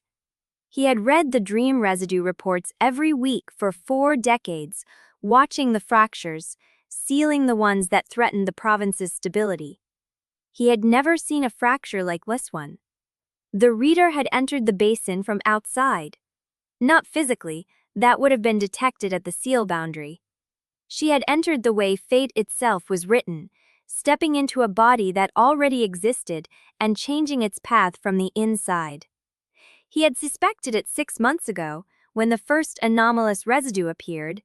He had hoped it was a reading error, a quirk of the dream reports, a temporary distortion that would correct itself. It had not corrected itself. It had grown. Zhao Sanqi stood and walked to the window. The glass was clouded with age, the world beyond it a blur of gray rooftops, and the distant smudge of the mountain wall that enclosed the basin. He had spent his life maintaining that wall. Not the physical barrier, the other wall. The one made of silence and suppression, and the careful management of knowledge. The seal that kept the basin stable, that prevented the chaos of advancement, that protected 10,000 lives from the war that would follow if unrestricted formula release collapsed the province into sect-driven annihilation. He had killed for that wall. He had ordered formulas suppressed, couriers vanished, records edited. He had watched talented disciples rise and fall, knowing that some of them would have to be cut away before their knowledge spread beyond containment. He had done it because he believed the alternative was worse. And now an impossible reader had crossed into his history, carrying knowledge she should not possess, altering fate lines that should have been fixed. If fate could be altered once, it could be altered again. And if it could be altered, the seal could be broken. Zhao Sanqi pressed his palm against the cold glass and watched his breath fog the surface. The guri in the compound, the one who had corrected the furnace crack and completed the unorthodox refinement, the one whose name had appeared in the Hollow Pass report and the archive access logs. She was not a random variable. She was the proof that the system he had maintained for 42 years was vulnerable. She was the fracture that would widen if he did not seal it. He turned from the window and walked back to the table. The 3 tablets lay in their row, the bone pale against the darkwood, the fine fracture lines catching the lamplight like threads of silver. He picked up the 3rd tablet again and held it, feeling the pressure of the event, the shape of the reader's presence, the secondary residue of the witness who had stood beside her. He would need to learn more about this reader. He would need to know what she knew, how she had entered the basin's history, and whether she could be controlled, redirected, or removed before the fracture spread. And he would need to do it carefully. If she was as dangerous as the residue suggested, a direct move would trigger the very catastrophe he was trying to prevent. Zhao Sanqi set the tablet down and reached for a sheet of blank paper. The characters he wrote were small, precise, the handwriting of a man who had spent decades recording observations he never intended to share. Observe. Do not engage. Report frequency, daily. He folded the paper and sealed it with a pressed imprint of his thumb, the gold vein mark at the tip leaving a faint shimmer on the wax. The seal would reach its destination before dawn. He sat back in his chair and closed his eyes, feeling the pulse of the heaven reader marks at his temples, the slow rhythm of a body that had learned to carry the weight of 4 decades of decisions. The reader could not be allowed to continue unchecked. He would watch. He would wait. Chapter 22. The sealed order left before dawn. Zhao Sanqi did not watch it go. He stood at the clouded window, hands clasped behind his back, listening to the attendant's footsteps fade down the corridor. The room was cold. The lamp had not been relit. He had written the order in the dark. The bone tablets still lay on the table behind him, 3 pale rectangles catching the first gray light that bled through the glass. He did not need to look at them. He had memorized every fracture line, every pressure mark, every residue of a fate that should not exist. 6 months since the first anomaly. 6 months of watching, waiting, hoping the fracture would heal on its own. It had not healed. Zhao Sanqi turned from the window and crossed to the storage cabinet built into the far wall. The wood was dark, unpolished, the grain worn smooth by decades of use. He pressed his thumb to the catch, and the door swung open. Inside were scrolls, hundreds of them, stacked in neat rows, their edges yellowed, their bindings cracked. Records that had never been filed in the assembly archive. Records that would never be filed anywhere. He pulled the first scroll from its slot and carried it to the table. The seal was intact, the wax stamped with the mark of the old Assembly Council, the one that had governed before the Heaven Reader position was created. He broke it with the same motion he had used 1,000 times and unrolled the parchment across the table. The ink had faded to brown, but the characters were still legible. Casualty report, 8th year of the seal. Hollow past supply collapse. Faction, broken pill sect. Dead, 43 disciples, 2 elders. Cause, formula toxicity cascade, unverified origin. He read the names. He had not read them in years. He had not needed to. They were carved into the bone of his memory. 43 names of disciples who had died because a breakthrough formula had been released without proper controls, because a sect had pushed advancement too fast, because the seal had not been strong enough to contain the chaos. He set the scroll aside and reached for another. Choked ravine incident, 12th year of the seal. 3 sects contested access to a new herb terrace. Casualties, 112. Supply collapse, 9 seasons. Endemic pill toxicity, unreported. The numbers blurred. He had been a young man when he first read these reports, a junior archivist assigned to catalog the old tragedies, a clerk who believed knowledge was meant to be shared. He had spent his youth arguing for open access, for formula release, for the democratization of advancement. He had been wrong. Zhao Sanqi pulled the 3rd scroll from the cabinet. This one was different. The parchment was newer, the ink darker, the handwriting his own. Fate Reader's Assessment, 35th year of the seal. Projection, Basin-wide instability within 2 generations if unrestricted formula release continues. Estimated casualties, 5,000 minimum, 12,000 likely, 20,000 possible. He had written that assessment 9 years ago after studying the dream residue patterns for a decade. He had taken it to the Assembly Council and watched their faces shift from skepticism to silence. They had given him authority to act. He had used it.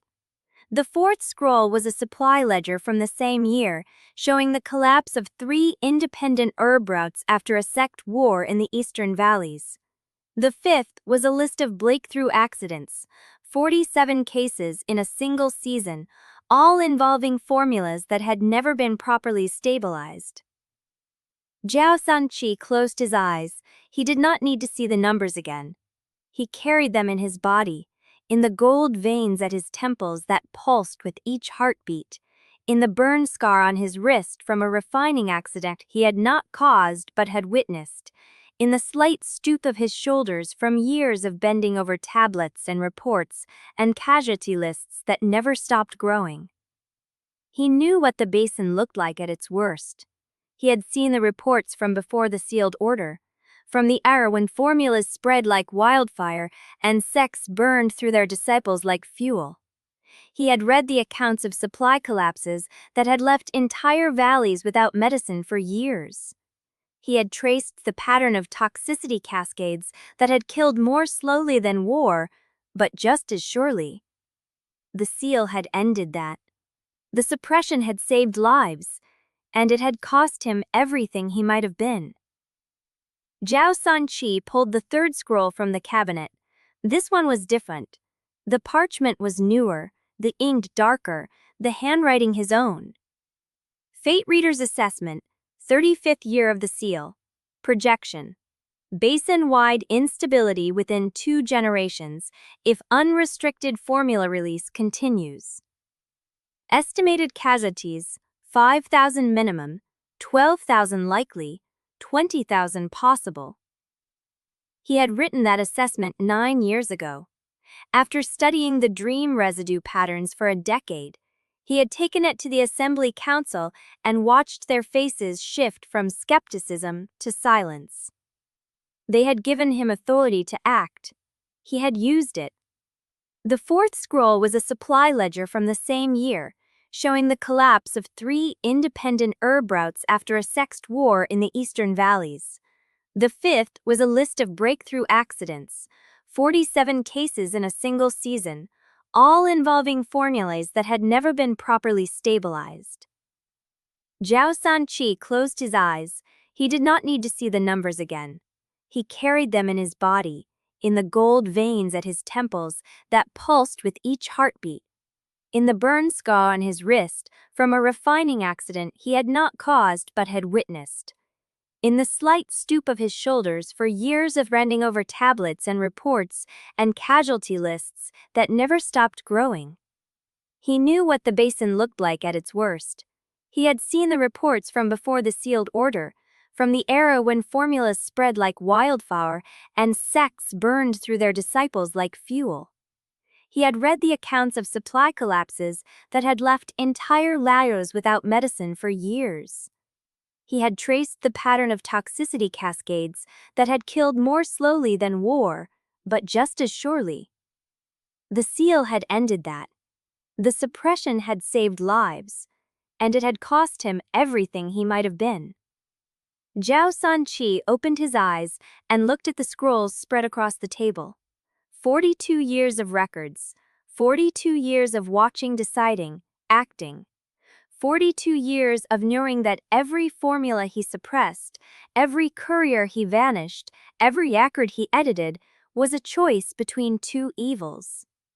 He had chosen the smaller one. Every time. But the smaller evil was still evil. He did not pretend otherwise. He did not sleep well. He did not look at his reflection without seeing the faces of the disciples whose names he had read in the casualty reports, the ones who had died because he had not acted fast enough, and the ones who had died because he had acted at all. The girl in the compound was not evil. He knew this. She was brilliant, precise, gifted with an impossible talent that should not exist in the Vermilion Basin. She had corrected a furnace crack using a method no local refiner should know. She had completed an unorthodox refinement that had saved a disciple's life. She had accessed the restricted archive and read the suppressed formulas. She was not evil. She was a fracture, and fractures, left untreated, spread. Zhao Sanqi reached for the blank sheet of paper and the brush. His hand was steady. It had been steady for 42 years, but the Basin had survived before she arrived. And it would survive after she was gone, if that was what the seal demanded. Chapter 23. The furnace yard was quiet when Duan Wensi slipped through the compound gate. Lanyu had already banked the middle hearth, its glow reduced to a sullen orange pulse behind the iron door. The ash bucket stood beside the quenching trough, freshly emptied, A roll of oiled cloth lay across the workbench, untouched. He had left it for her. The morning's supply delivery would need wrapping. She did not stop to acknowledge the gesture. She crossed the yard with the suppressed formula pages and the blank sealing slip pressed flat against her chest, tucked inside her robe where the morning cold could not reach them. The pouch from Jue Poyan swung against her hip with each step. The compound corridor was empty. Ruo Beishuan's door was closed. No light showed beneath it. Lanyu had already withdrawn to her corner of the furnace shed. She reached her room, slid the door shut, and stood with her back against it, breathing. The archive keeper's blank slip was still in her sleeve. She had not written her name on it. She had not decided whether to trust him. But she had brought the suppression orders and the death notice. She pulled them out now, spreading the folded pages across the thin mat that served as her desk. The Qi Consolidation Accelerator's trial data, the circulation pill variant's withdrawal annotation, signed by Jiao Sanchai's hand 42 years ago. The pre-written death notice beneath her own patent application, dated 6 months ahead. And the blank page with the fresh stitching. Someone had removed a page from volume 8 within the past day or two. Someone who knew she was coming. Someone who was still moving ahead of her, cutting the trail before she could follow it.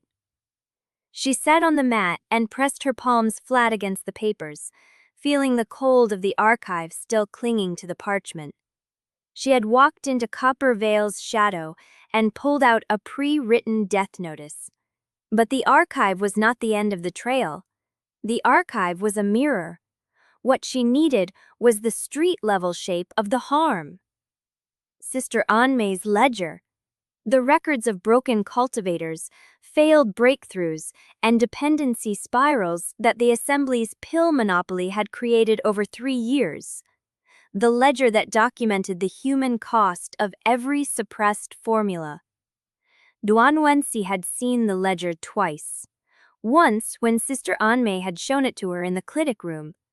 Once when she had carried it in her mind through the archive annex, comparing the suppression dates against the casualty counts. But she had not copied the numbers. She had not done the comparison systematically. Now she needed to. She rose, folded the suppression orders back into her robe, and slid the door open. The corridor was still empty. The compound felt suspended between shifts. The morning tasks completed and the midday ones not yet begun. She walked to the main store room where Jue Poyan kept the supply logs, the formula working copies, and the nested ledgers of every pill that passed through the compound gates.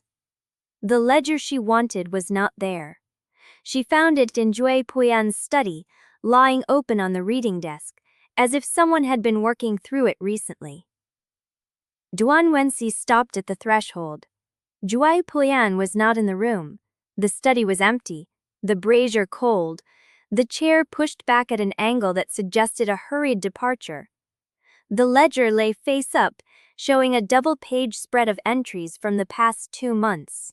Pill type, quantity, destination seal, recipient signature, approval stamp.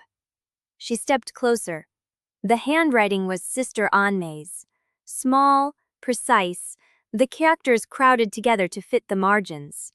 The same hand that had written the 337 cases.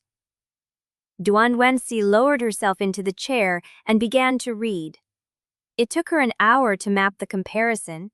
She worked in silence, pulling the suppression orders from her robe and laying them beside the ledger entries, matching dates against dates, formula types against reported toxicity cases.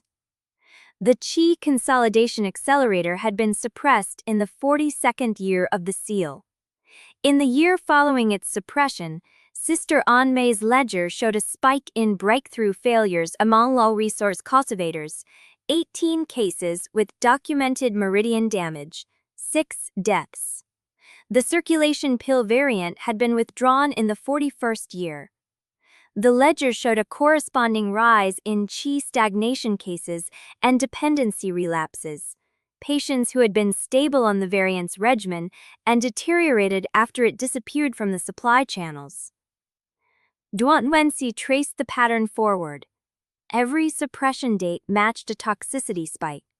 Every withdrawn formula corresponded to a measurable increase in the harm that the formula had been designed to prevent. The assembly had not simply throttled advancement for profit. They had created the dependency, then removed the remedy, and watched the failure rates climb. She sat back, her hands flat on the ledger pages, the cold from her throat spreading through her chest like water seeping through packed stone. Zhao Sanchai had not been suppressing formulas to protect Basin. He had been engineering scarcity. He had been making the system hurt so that the system stayed controlled. The door behind her creaked. She turned, her hand already reaching for the suppression orders. No one was there. But the door had shifted, the latch catching unevenly in the frame. She stood, scanning the corridor. Empty.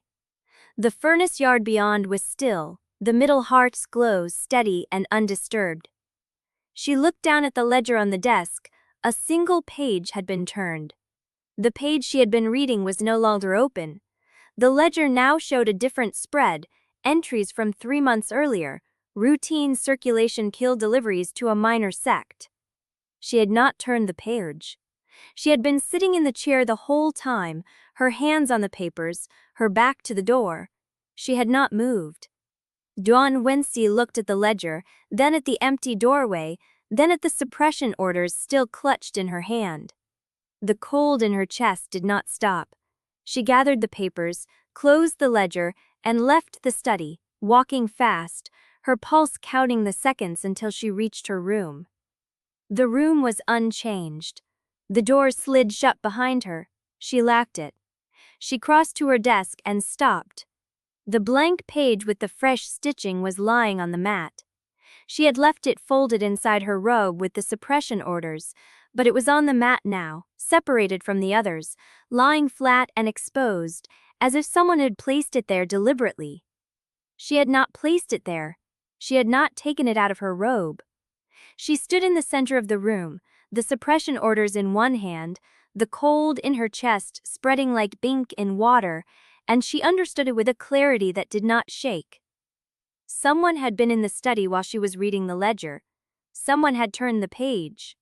Someone had entered her room when she was gone, searched her robe, found the blank page, and laid it out for her to see. The archive keeper's invitation? The observer Zhao Fanchao had stationed in the compound. The forger who had written the death notice. They were not all the same person, but at least one of them was close enough to walk through her door. Chapter 24. The cold from her throat had reached her ribs by the time the knock came. Duan Wensi did not move. The blank ceiling slip lay on the mat before her, its surface empty, waiting for a name she had not decided to write. The knock came again, harder. She folded the slip into her sleeve, stood, and opened the door. Ruo Beishuan stood in the corridor, torchlight catching the line of his jaw. He did not enter. He did not greet her. "The middle furnace is relit," he said. "Lanyu asked where you were this morning." She said nothing. "I told him you were reviewing formula notes." "Then we are consistent." He did not smile. His gaze dropped to her sleeve, where the folded edge of the ceiling slip pressed against the fabric. "You were not reviewing formula notes." She held still. "You were in the archive again," he said. "And before that, you were in Master Ju's study with Sister Anmei's ledger." The words landed flat, precise, a refiner reading a crack before it spread. "You have been watching." "I have been watching since you returned from the West Market with a forged route pass in your robe and a map to a place I have never heard you name." The torchlight flickered. Behind him, the compound was still, the furnace yard empty, the sky darkening toward evening. "What did you find?" She considered the question. considered how much truth it could hold before it broke the careful balance she had built. "Evidence," she said. "Of what?" She did not answer. Ruo Beishuan stepped forward, one hand pressing the door open wider. He did not cross the threshold, but the movement brought him close enough that she could see the thin line of tension at the corner of his mouth. "You move like someone who has already calculated every exit," he said. "You speak like someone who has practiced every answer before the question is finished. You record quantities in a system no one in this basin uses, and when I ask you where you have been, you give me a sentence that is technically true and tells me nothing." He stopped. "I thought it was arrogance." She did not look away. "I was wrong." The silence stretched. Somewhere in the compound, a door closed. The furnace hearth exhaled a low pulse of heat, and the air shifted, carrying ash and herb bitterness. "It is not arrogance," Ruo Beishuan said. "It is terror." The word hit her chest like a second cold. "You are not hiding your skill," he said.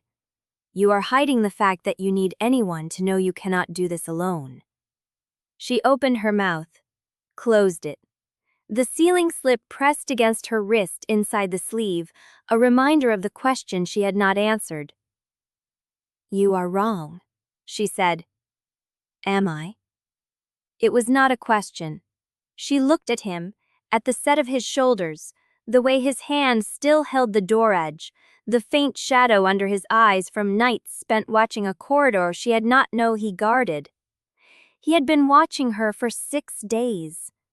He had given her a forged pass. He had warned her the record editors were tracking her movements. He had done all of this while she treated him as a variable she could optimize around. "There is a deck notice," she said. The words came out before she could stop them. Ruo Beishuan's hand stilled on the door. "It has my name on it," she said.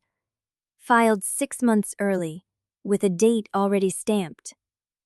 She saw the calculation move behind his eyes, the same pattern recognition she used when tracing a formula's hidden stabilizer, reading the gaps, assembling the shape of something too large to see whole.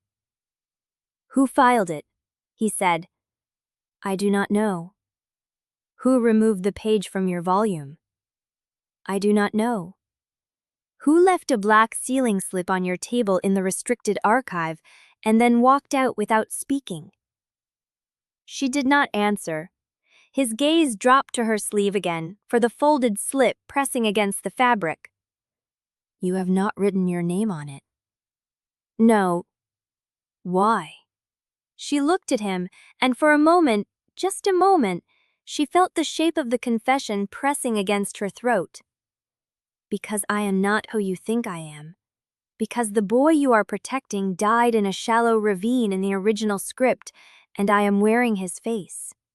Because I read your story before I ever met you, and I know you survived this arc, and I do not know if that means I am supposed to trust you or let you go." The words did not fall. The footsteps did. Both of them turned at the same instant, Ruo Beishuan's hand dropping from the door, his body shifting into a guard stance that was older than his apprenticeship, older than his years in the outer registry. The corridor was empty, but the latch on the compound gate clicked, a sound too deliberate to be wind, too controlled to be accident. Ruo Beishuan looked at her. She looked at the gate. The cold in her chest spread lower. "Stay here," he said. He turned and walked toward the gate, his silhouette cutting the torchlight, his hand dropping to the knife at his belt. The moment of confession was gone. She stood in the doorway, the sealing slip against her wrist, the silence of the corridor pressing in around her, and watched him disappear into the dark yard. The gate latch clicked again. And then, from the shadows beyond the furnace yard, a voice she did not recognize spoke a single word. Kuliang. Chapter 25. The voice came from the dark yard, and Duan Wensi's body moved before her mind caught up. She stepped sideways into the doorway's shadow, her shoulder pressing against the frame, the ceiling slip crushed between her fingers. The cold in her chest had spread to her ribs now, a tight band that made each breath feel measured. The voice called again, softer this time. Kuliang, I know you are there. Not hostile, not threatening, but familiar in a way she could not place. She saw Rule Beishuan's silhouette halt at the gate's edge, his hand still on the knife. He had heard it too. He was waiting, reading the dark the same way he read a furnace before feeding fuel. A figure stepped into the torchlight, broad-shouldered, plain travel robes, a relaxed posture that did not match the tension of the moment. Qiuanji. Duan Wensi's throat closed. He was not supposed to be here.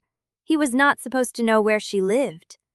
In the original serial, Chu Wanji had not crossed paths with Kuo Kuliang inside Jue Poyan's compound until the supply crisis of Chapter 41, and that had been a coincidence of logistics, not a deliberate approach. This was deliberate. Ru Beishuan's hand left his knife. Wanji, he said, not a question, a recognition. Qiu Wanji nodded. Beishuan, I came to warn you. Warn me about what? The Hollow Pass inspection team arrived early. They are not inspecting routes. They are inspecting compounds. Duan Wensi stepped out of the doorway. Kuo Wanji's gaze shifted to her, and she saw the same expression he had worn in the West Market. Curious, measuring, the look of someone who had found a thread worth pulling. You, he said, the one who sees things from 3 lanes away. She said nothing. There is a disturbance at the South Supply Depot, he said. My people are holding the line against assembly enforcers who arrived without orders. If you want to know what the assembly is moving through Hollow Pass, you should see it before it disappears. Ru Beishuan turned to her. She saw the question in his eyes. The same question she had not answered about the ceiling slip, the death notice, the archive keeper's invitation. Trust. He was asking her to trust that this was not a trap. She looked at Qi Wanji, at the white teeth visible even in the dim torchlight, at the relaxed shoulders that belonged to a man who had never lost a fight in the original story because he was the protagonist and the world bent around him. How do I know this is not a trap? She said. Kuo Wanji said we had overspite. Kuo Wanji, he said, 2 months for the cludger. She classed in frankishment. New walls built the damp, the over-water chairs, 2 weens. But you inevitably spites on Nistu, the god has been eagle to it. Shu Kluggins boarding a mooms. Were new air through the dives for nights. Know some unknown. The Hollow Pass inspection team arrived early. They are not inspecting routes, they are inspecting compounds. Duan Wensi stepped out of the doorway. Kuo Wanji's gaze shifted to her, and she saw the same expression he had worn in the West Market. Curious, measuring, the look of someone who had found a thread worth pulling. You, he said, the one who sees things from 3 lanes away. She said nothing. There is a disturbance at the South Supply Depot, he said. My people are holding the line against assembly enforcers who arrived without orders. If you want to know what the assembly is moving through Hollow Pass, you should see it before it disappears. Ru Beishuan turned to her. She saw the question in his eyes. The same question she had not answered about the ceiling slip, the death notice, the archive keeper's invitation. Trust. He was asking her to trust that this was not a trap.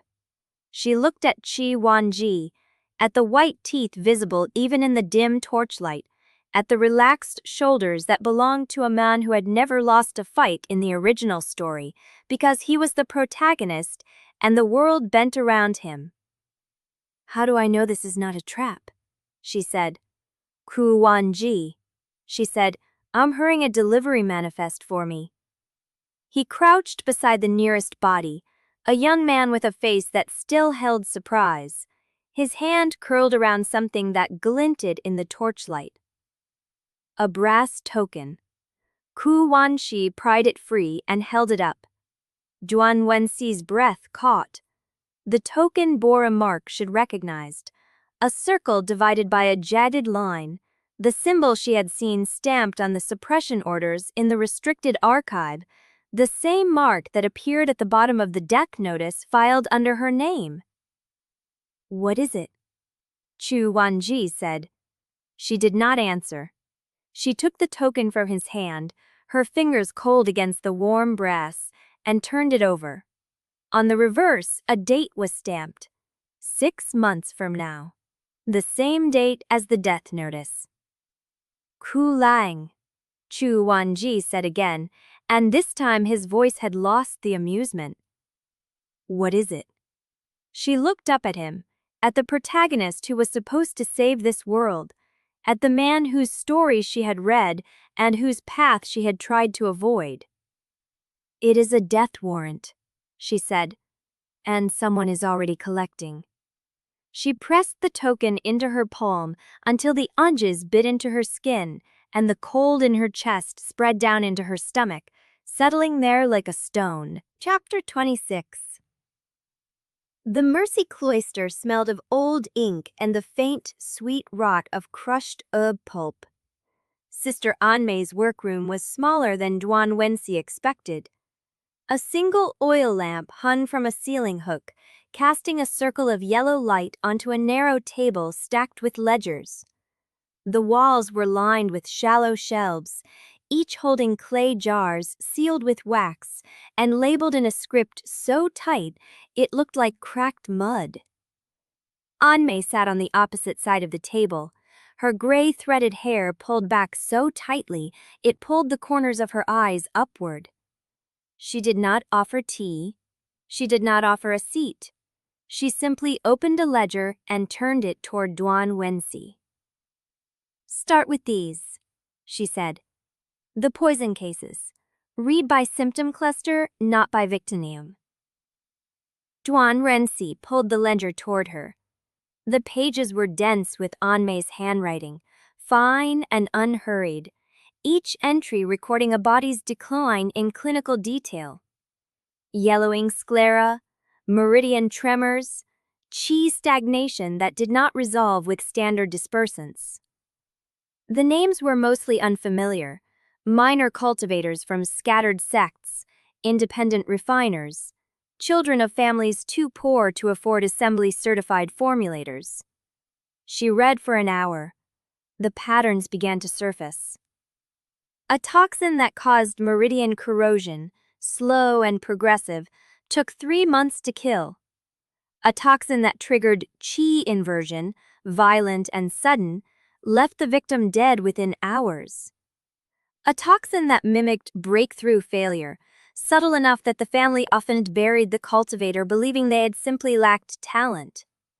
But beneath the surface differences, Duan Wensi began to see a shared architecture. Each formula had a layered design.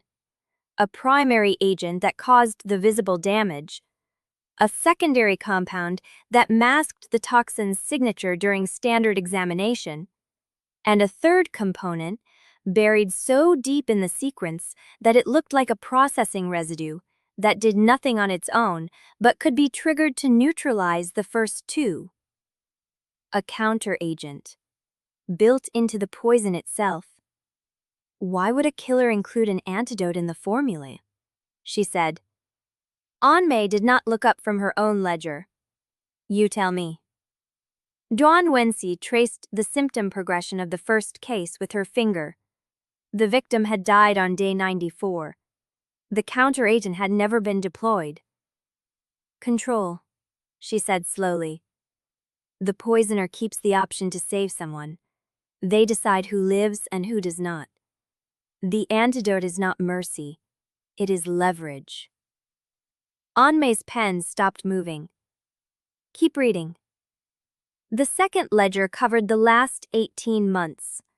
Duan Wensi found the same embedded structure in 12 of the 17 poison cases. The counteragent was always present, always functional, always unused, except one. She stopped on an entry near the back of the ledger. A mid-level refiner from the Azure Spring sect, a woman named Liao Jinfeng, had been treated with a compound that matched the poison's counteragent signature almost exactly. The entry noted rapid recovery after a 3-day crisis. No residual meridian damage, no recurrence. She survived, Duan Wensi said. Anmei looked up. Someone chose to save her. Duan Wensi turned the page. The next entry was Liao Jinfeng's follow-up visit. The woman had returned to the cloister 6 weeks later, not for treatment, but to offer information. The note at the bottom of the page was written in a different ink, darker, added after the original entry. Patient reported visit from assembly route inspector 3 days before onset of symptoms. Inspector inquired about formula compliance. Patient declined to identify inspector by name. Follow-up visit scheduled, but patient did not return. What happened to her? Duan Wensi said. She stopped coming to the cloister. I sent a messenger to the Azure Spring sect. They said she had transferred to a post in the Eastern Highlands. And you believe that? Anmei's face did not change. I believe she is alive. I do not believe she was transferred. Duan Wensi looked back at the entry. The counteragent pattern was there, clear now that she knew what to look for. The poison that struck Liao Jinfeng had been designed to kill or spare, and someone had pulled the lever in her favor. But the price of being spared was cooperation, or silence, or disappearance. She flipped forward through the remaining pages, scanning for the same pattern, finding it in case after case until the symptoms blurred together and the names lost meaning. Who is creating these formulas? She said. Someone with access to assembly supply channels. Anmei said. Someone who knows how to sequence layered compounds without leaving trace signatures. Someone who has been doing this for years. Decades? Anmei was silent for a long moment. Decades, she said. Duan Wensi closed the ledger. The cold in her chest had spread to her fingers. She pressed her palms flat against the table, feeling the grain of the wood, anchoring herself to something solid. A knock at the workroom door broke the quiet. Anmei rose without haste, crossing to the door and opening it just wide enough to receive a folded slip of paper from a shadow in the corridor. She read it standing, her back to Duan Wensi, then turned. There is a new case, she said, at the Market District Infirmary. A journeyman refiner from the Hollow Pass supply line. Symptoms presented this morning. Poisoning? Unknown, but the examining physician recognized the progression pattern. He sent word to me directly. Duan Wensi pushed back from the table. I am coming with you. Anmei studied her for a moment, then nodded. You will stay behind me, she said. You will not speak unless I tell you to, and you will tell me if you recognize the formula. It was not a request. Duan Wensi followed her out into the corridor, past the shelves of sealed jars, past the dim glow of the oil lamp, into the colder air of the cloister yard where the morning light was thin and pale, and the shadows stretched long across the stone. The journeyman refiner was already vomiting blood when they arrived. Chapter 27. The compound smelled of ash and morning damp when Duan Wensi returned from the infirmary. She had not slept. The journeyman refiner's blood was still under her nails, a thin crescent of dried rust she had not bothered to wash off. The man had died before they could stabilize him. The examining physician had said the progression was faster than any case he had documented. Anmei had said nothing. only closed the man's eyes with her thumb and stood for a long moment with her hand resting on his chest. Duan Wensi crossed the furnace yard with her head down, counting steps to keep her mind from circling. 17 cases, 12 with the embedded counteragent, 1 survivor. The pattern was there, a formula she could almost read, but the variable that mattered was missing. Who decided who lived? She reached a workshop door and stopped. The hinges were oiled. They had been dry yesterday. Someone had been inside since she left. She pushed the door open. Jue Poyan sat at the work table with her back to the entrance, a scroll spread across the surface, her lined face catching the thin light from the high window. She did not turn. "Close the door, Kuliang." Duan Wensi stepped inside and pulled the door shut. The latch clicked. "You were at the Mercy Cloister last night?" Jue Poyan said, not a question. "Yes." "And then the market infirmary?" "Yes." Jue Poyan turned. Her eyes moved over Duan Wensi's face, then dropped to her hands, to the dried blood under her nails. She did not comment on it. "Sit." Duan Wensi sat on the opposite side of the table. The scroll between them was covered in formula notations, dense character sequences arranged in the standard Basin format, ingredient ratios written in fractional increments that made the math vague at the edges. "Read this," Jue Poyan said. Duan Wensi stepped inside and pulled the door shut. The latch clicked. "You were at the Mercy Cloister last night," Jue Poyan said, not a question. "Yes." "And then the market infirmary?" "Yes." Jue Poyan turned. Her eyes moved over Duan Wensi's face, then dropped to her hands, to the dried blood under her nails. She did not comment on it. "Sit." Duan Wensi sat on the opposite side of the table. The scroll between them was covered in formula notations, dense character sequences arranged in the standard Basin format, ingredient ratios written in fractional increments that made the math vague at the edges. "Read this," Jue Poyan said. Duan Wensi bent over the scroll. It took her 30 seconds to find the problem. The formula was for a grade 3 circulation pill, a standard variant used for mid-stage qi condensation cultivators. The ingredient list was correct. The flame sequence was orthodox. The activation timing followed the conventional curve. But the binder ratio had been written with a deliberate gap. The formula called for 3 pots pine gum resin to 2 pots crushed amber bark, but the measurement unit was left ambiguous. Jin or liang.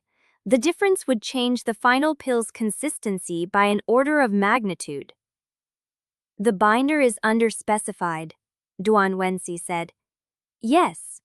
Womandes looks onto the hand, and the dry brubbing and repeated this round. And then the desment radioe had been written with a deliberate gap.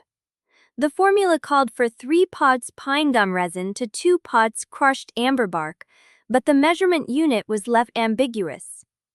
Jin or liang. The difference would change the final pill's consistency by an order of magnitude. "The binder is underspecified," Duan Wensi said, "Nzareveries. The residual moisture in the amber bark will shift the resin's cure rate. If you use 3 parts resin and 1 part bark, the pill firms too fast. You get surface tension cracking before the 4th bell." Jue Poyan was quiet for a long moment. Then she reached into her sleeve and withdrew a second scroll. This one was older, the pato discolored at the edges, the ink faded to a brown that was almost indistinguishable from the fiber. She unrolled it and set it beside the first. It was the same formula, but the binder ratio was written in Jue Poyan's own hand, in the decimal system Duan Wensi had used since her first day in the compound. 2.51.7. She had written it 30 years ago. "You already knew the answer," Duan Wensi said. "I wanted to see how you arrived at it." There is no other way to arrive at it. The numbers are the numbers. Jue Poyan's eyes held hers. Most refiners would have guessed by feel. They would have picked a ratio that felt right and adjusted during the burn. You calculated it before you touched a furnace. I calculated it because I had the data. And if you did not have the data? Duan Wensi looked up at her. You let me leave a lie on the table, she said. Jue Poyan's expression did not change. Because I know when a student is not ready to tell the truth. And I know when pushing will break more than it opens. She walked to the door. Tomorrow we begin the actual exercise. The scroll you just read is missing more than a binder ratio. There are 3 errors in the flame sequence that will rupture the furnace if followed as written. Find them by dawn. The door closed behind her. Duan Wensi sat alone at the table, her hands flat on the wood, the blood under her nails dark against the pale grain. She had passed the test, but Jue Poyan had let her lies stand too easily, and that meant the old woman already knew the answer Duan Wensi had not given. She pressed her palms against the table, feeling the grain anchoring herself. Then she went to wash her hands. The charcoal bit into her skin as she rubbed, black grit wicking under the nails, lifting the dried rust in dark curls. The well water was cold enough to ache. She dried her hands on her robe and walked back across the yard. The compound was quiet, too quiet. Lanyu had not lit the morning furnaces yet. The middle hearth was cold, the ash undisturbed. No one had been in the yard since yesterday. She stopped at the furnace door and looked back at the workshop. The hinges had been oiled. Someone had been inside while she was at the infirmary, and Jue Poyan had not mentioned it.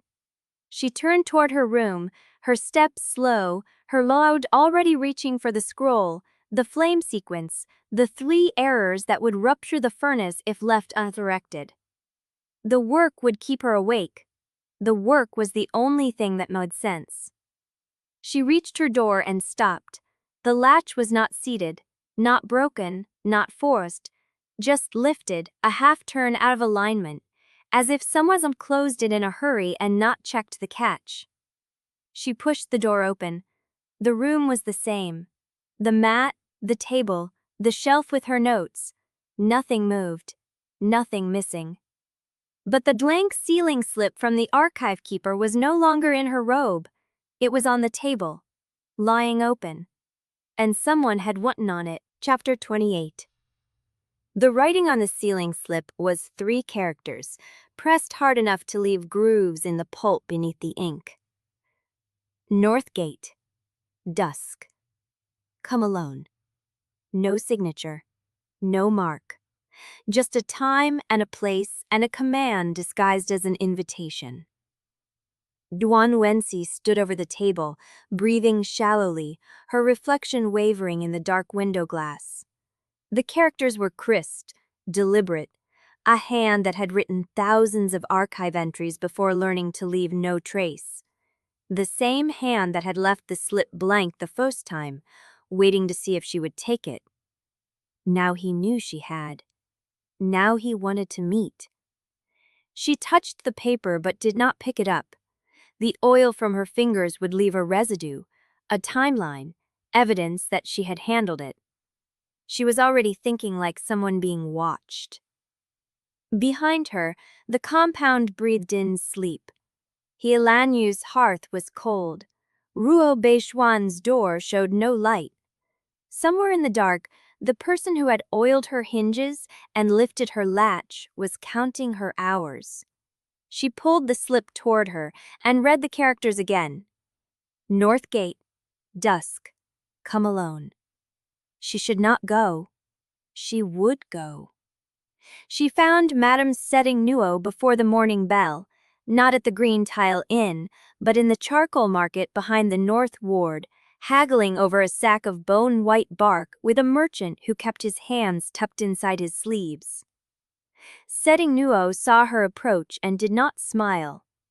"Walk with me," she said, and turned without finishing the negotiation. Duan Wensi fell into step beside her. The market was sparse at this hour, a few vendors lighting braziers, a dog picking through fish heads in the gutter. The air smelled of damp ass and cheap tallow. "You look worse than the last time," Sedinuo said. "I have not been sleeping well." "No one sleeps well when they are being hunted." The woman's voice was flat, a statement of weather. "I heard about the depot, the couriers, the token. News travels fast. News travels faster when someone wants it." Duan Wensi said nothing. They walked past a row of closed stalls, the canvas flaps rustling in a wind that carried the first hint of rain. "I have someone you need to meet," Sedinuo said. "A copyist. Retired. He worked the archives for 34 years before he lost his sight in right eye, and they pushed him out." "Why would I need a retired copyist?" "Because he remembers what the current archive does not contain." Duan Wensi's step faltered. She recovered before it became a pause. "The suppressed formulas. The whole branches." Sedinuo glanced at her, a quick sideways assessment. "He does not tell me everything. I am not the one he has been waiting for." They took the alley behind the grain market, past a tannery whose vats released a chemical bite that made Duan Wensi's eyes water. The buildings leaned closer here, the light thinning, the ground uneven with old cobbles. The copyist's house was a narrow structure wedged between a closed cooperage and a wall of cracked brick. The door was colted, but the paint had blistered and peeled until the wood beneath showed through like scars. Sedinuo locked all ice, waited, then knocked once more. The door opened a hand's width. An old man's face appeared in the gap, one eye milky, the other clear and moving. He looked at Sedinuo, then at Duan Wensi, and the clear eye stopped moving. "This is the one," he said. It was not a question. "This is the one," Sedinuo confirmed. He opened the door. The interior was dim, crowded with shelves that held stacks of loose paper, bound ledgers, and wooden boxes whose labels had faded to illegibility. A single oil lamp burned on a low table, its flame turned down to a thread. The air was thick with paper dust and the ghost of old ink. The old man did not offer his name. He sat down at the table with the careful economy of someone whose body had learned to conserve motion, and he gestured for Duan Wensi to sit across from him. Sedinuo remained standing by the door. "You went into the restricted shelf," the old man said. "The third annex, the one with the false bottom on the fourth row." "Yes." "Who showed you the seal pattern?" "I drew it myself." The old man's clear eye narrowed. "Hers." "Smart," he said. "The packet is the list.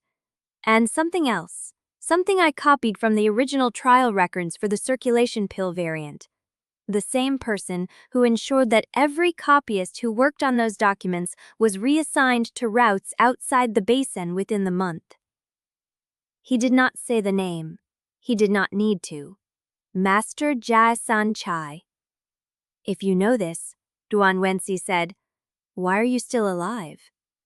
The old man smiled, a thin expression that did not reach his eye. "Because I never wrote it down anywhere that could be found, and because I was very careful about what I remembered aloud." He pushed the folded sheet toward her. "There is a second list. I kept it separate. It names the 16 removed branches, their patent holders, their trial results, and the dates of their last filing. I have been holding it for 5 years, waiting for someone worth the risk." "Where is it?"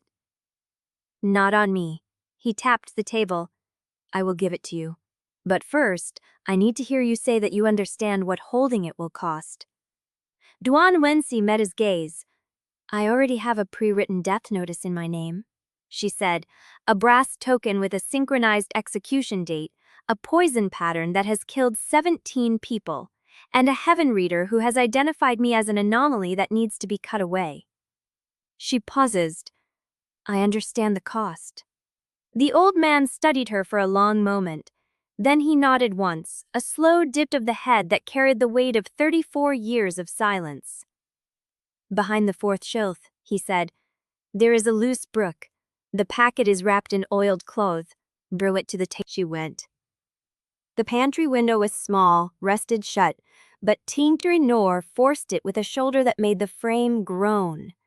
They dropped into the alley as the storefront windows behind them blew outward in a sheet of glass and flame. They ran. Behind them the fire climbed, black and deliberate, spreading too fast for a single lamp spill to cause, too wide for an accident. Someone had followed them. Someone had been watching the copyist for longer than tonight, and whoever it was had just burned 34 years of memory to ash. Chapter 29. The slaughterhouse lane smelled of blood and ash. Duan Wensi ran until her lungs burned, the packet pressed flat against her ribs, staring Mo's boots striking the mud behind her.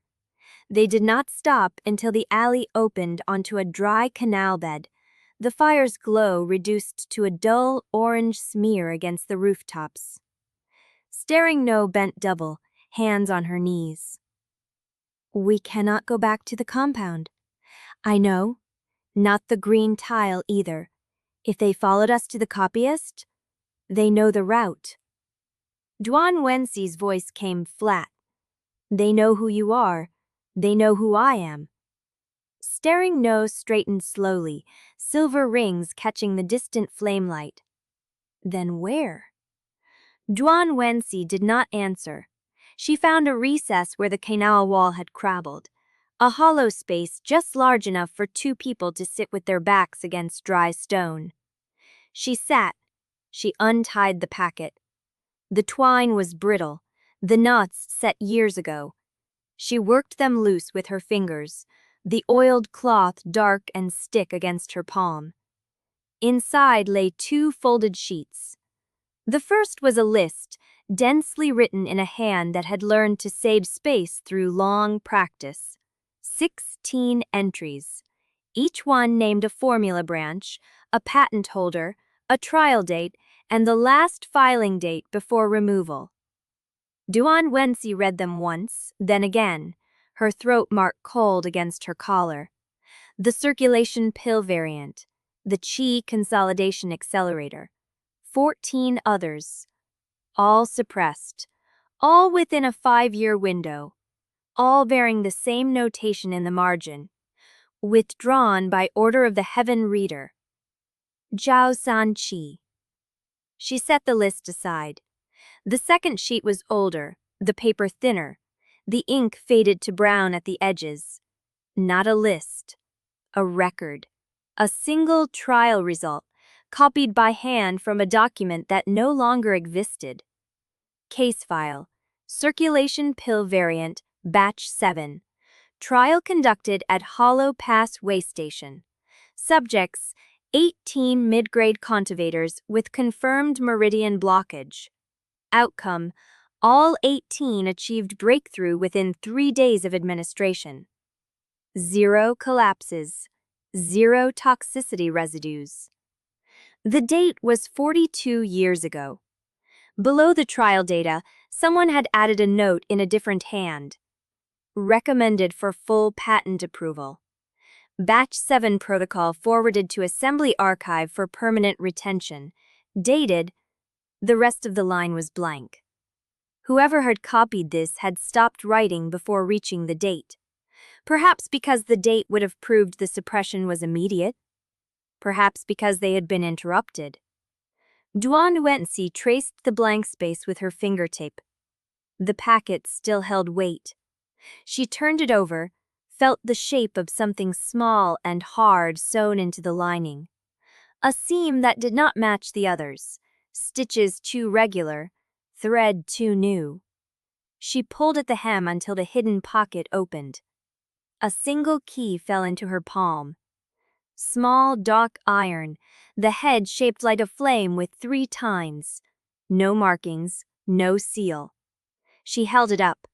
Staring No stared at it. What is that for? I do not know. But she said it wrong. She knew exactly what it might be. The copyist had said the packet contained something else. Something copied from the original trial records before they burned. The key was not a key to a door. It was a key to a box. And whatever was in that box was worth burning a house down to keep hidden. She sat back against the stone, the cold olding through her robes. The old copyist had died for this. 17 people had died for a poison pattern. 3 couriers at the depot, a journeyman refiner in the market district, and every name on the list of 16, 30 years ago, when they had walked out of the assembly archive with formulas that worked and never saw them again. Duan Wensi looked at the list again. The names of the patent holders. She read them from the bottom. Someone she did not recognize. Names that had died with their formulas, erased from the Basin's public memory.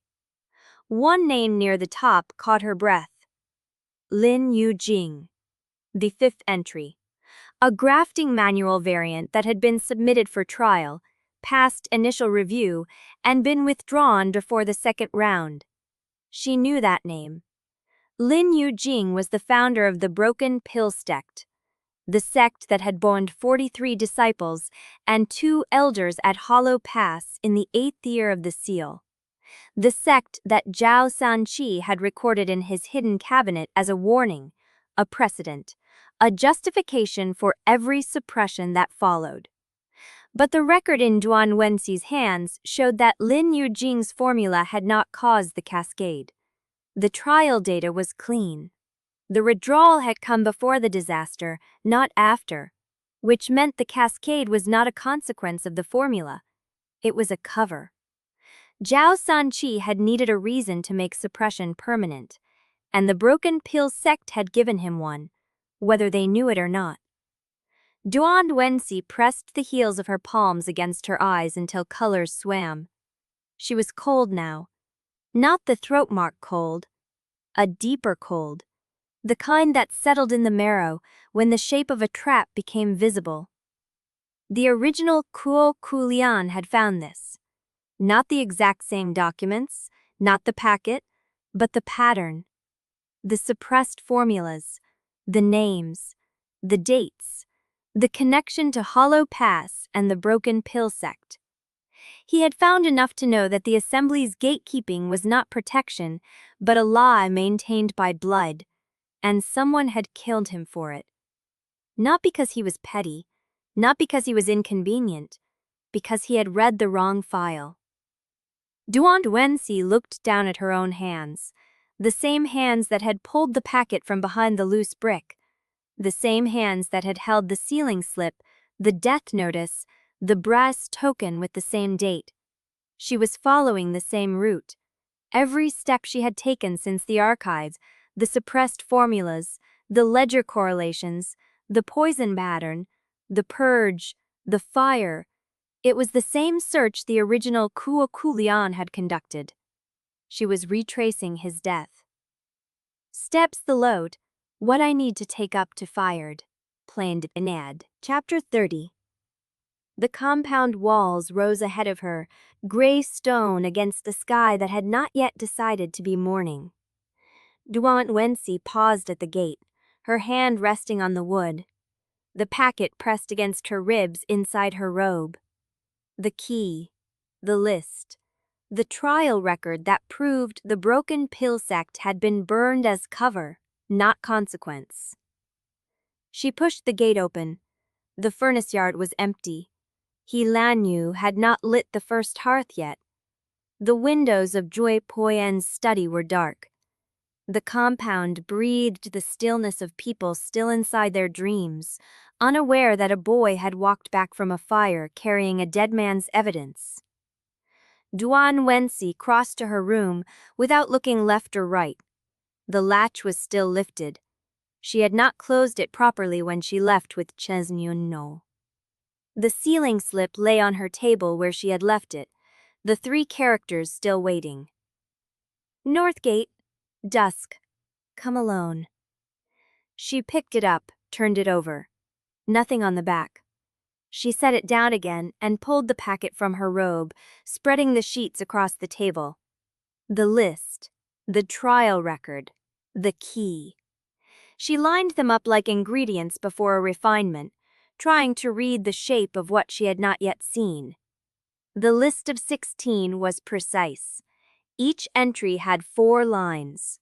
Formula name, patent holder, trial status, withdrawal date.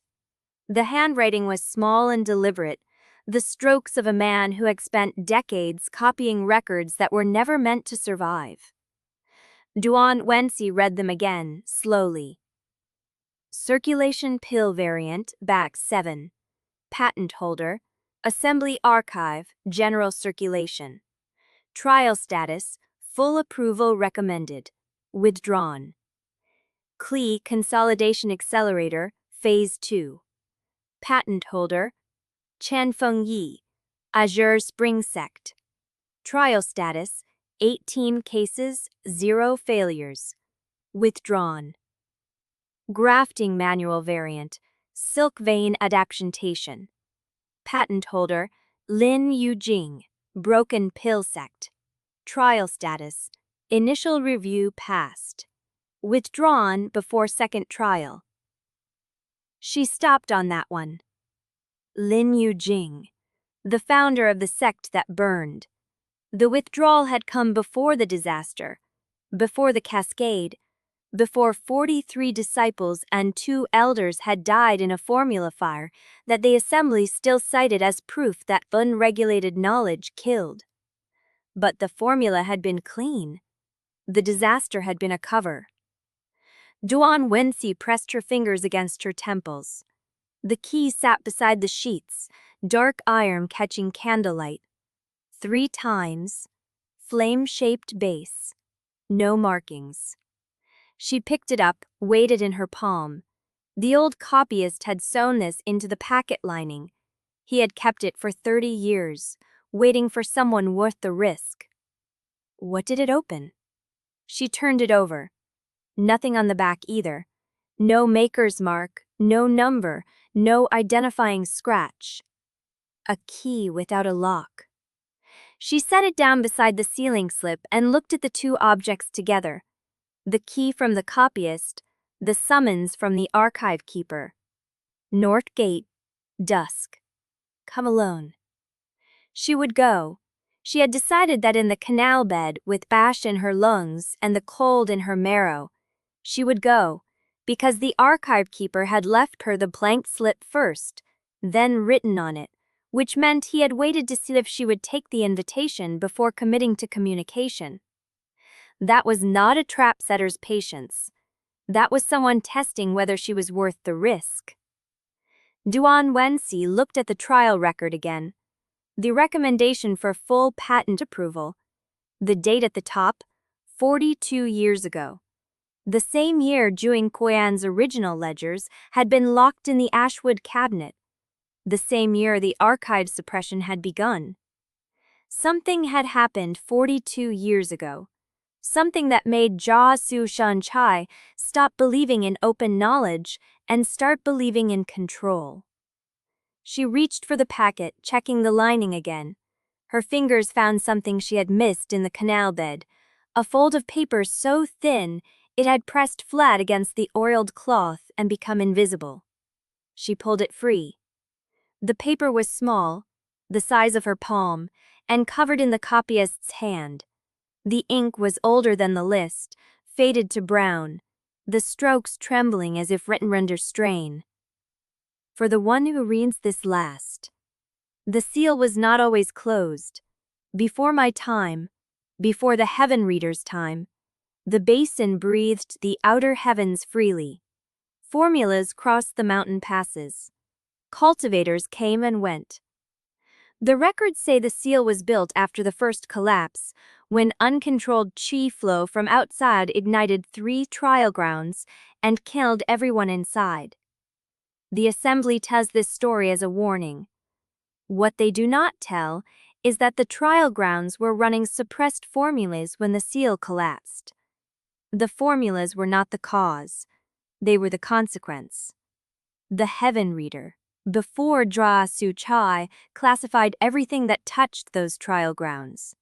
Not because the formulas were unstable, because the seal's weakness was never supposed to be known. The fluctuations are real. The fluctuations are real. The seal is not perfect, but the suppression is not about protecting the basin from chaos. It is about protecting the assembly from the truth of what the seal cost. I have carried this for 34 years. Now it is yours. Find the trial ground records. They were moved, not burned. The key opens the cabinet where they were hidden. The address is in the lining. Duan Wensi turned the paper over. Nothing. She checked the packet lining again, running her fingers along the seam. Near the bottom corner, her nail caught on a thread that felt different, thicker, newer than the rest. She pulled. The thread came loose, revealing a second fold of paper, even thinner than the first, tucked into the seam like a splinter. She unfolded it. 3 lines. Eastern hollow, below the old wellhead. The cabinet carries a rust seal, not a spirit seal. The key will turn. Come before the snow melt. The flood will drown what remains. Duan Wensi stared at the address. Eastern Hollow, the old wellhead. She knew that crossroads. It was 2 hours past the Vale ravine, on the Sam route where the 3 couriers had vanished, where the original Kuo Kuliang's body had been found in the cereal. She was still on his path. Every step carried her deeper into the same terrain where he had died. A knock at the door. Duan Wensi's hand moved before her mind caught up, sweeping the sheets and the key and the papers into her sleeve, turning to face the door with the sealing slip still on the table, exposed. Enter. The door opened. Lanyu stood in the frame, his dark eyes unreadable. Ash smeared across his left cheekbone. His sleeves rolled past the elbows. There is an assembly notice, he said, posted at the compound gate before dawn. He held out a folded sheet. Duan Wensi took it. The paper was heavy, official seal pressed into corner. She unfolded it and read, By order of the Sovereign Pill Assembly, 7th Council, a general meeting is convened for the discussion of unstable supply lines, disputed patent claims, and emergency production quotas. All registered compound masters and their senior disciples are required to attend. Non-attendance will be noted as voluntary forfeiture of certification privileges. Attendance will be taken. The meeting begins at the 4th bell, 3 days from today, at the Assembly Hall, Hollow Pass. Duan Wensi read the last line twice. Non-attendance will be noted, not punished, not grounds for investigation, noted. Which meant the assembly was counting heads. They wanted to see who stayed away, who was afraid, who had something to hide. And the meeting was at Hollow Pass, the same Hollow Pass where the inspection team had arrived early, where the 3 couriers had been killed, where Duan Wensi's name sat in an incident report as cover for poison. She looked up at Lanyu. When was this posted? Before dawn. The ink was still damp. Which meant someone had written it overnight and brought it to the compound gate before the first light. Someone who knew the compound would receive it fast. Duan Wensi folded the notice and tucked it into her sleeve beside the key. Thank you. Lanyu did not leave. He stood in the doorway, his gaze moving past her to the table where the seal slip lay open. The 3 characters visible. North Gate, dusk. Come alone. He looked at it for a long moment. Then he looked at her. Whatever you are walking toward, he said, you are not the first person in this compound to walk into a trap and not come back. He turned and left before she could answer. Duan Wensi stood alone in the room, the sealing slip on the table, the key in her sleeve, the copyist's address burning against her ribs. 3 days until the assembly meeting at Hollow Pass. Dusk today at the North Gate. And beneath her feet, a wellhead in Eastern Hollow, holding a cabinet that a dead man had hidden for 34 years. She picked up the sealing slip. The ink was still dark, the strokes precise. North Gate, dusk, come alone. She had a meeting to keep. Chapter 31. Duan Wensi reached the North Gate as the bell tower struck twice, dusk bleeding across the compound walls in long amber strips. The gate stood open. Beyond it, the street was empty. No keeper, no figure in gray robes, just the fading light and the smell of cooking fires from the lower market. She waited. The silence stretched until it became its own kind of answer. Then, footsteps. Not from the street, from behind her. Duan Wensi turned. Lanyu stood 10 paces back, his face half-shadowed, one hand raised in a gesture that was not quite a warning. He did not speak. He simply looked past her, toward the open gate, and waited. She understood. The archive keeper was not coming. Someone else was. The footsteps resolved into a group. 3 figures, moving up the outer road with the unhurried confidence of people who had the right to be anywhere. They wore assembly gray, but the cut was wrong, cleaner, the fabric too fine for routine inspectors. The lead figure carried a ledger bound in pale leather, the kind used for inventories that were never meant to be accurate. They stopped at the gate. The lead inspector, a woman with silver threading through her dark hair and eyes the color of cold tea, looked at Duan Wensi without greeting. "You are the apprentice," she said.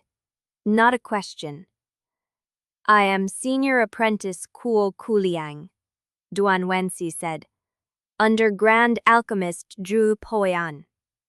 The woman's gaze moved past her, scanning the compared yard with the practiced efficiency of someone who had read the layout before arriving.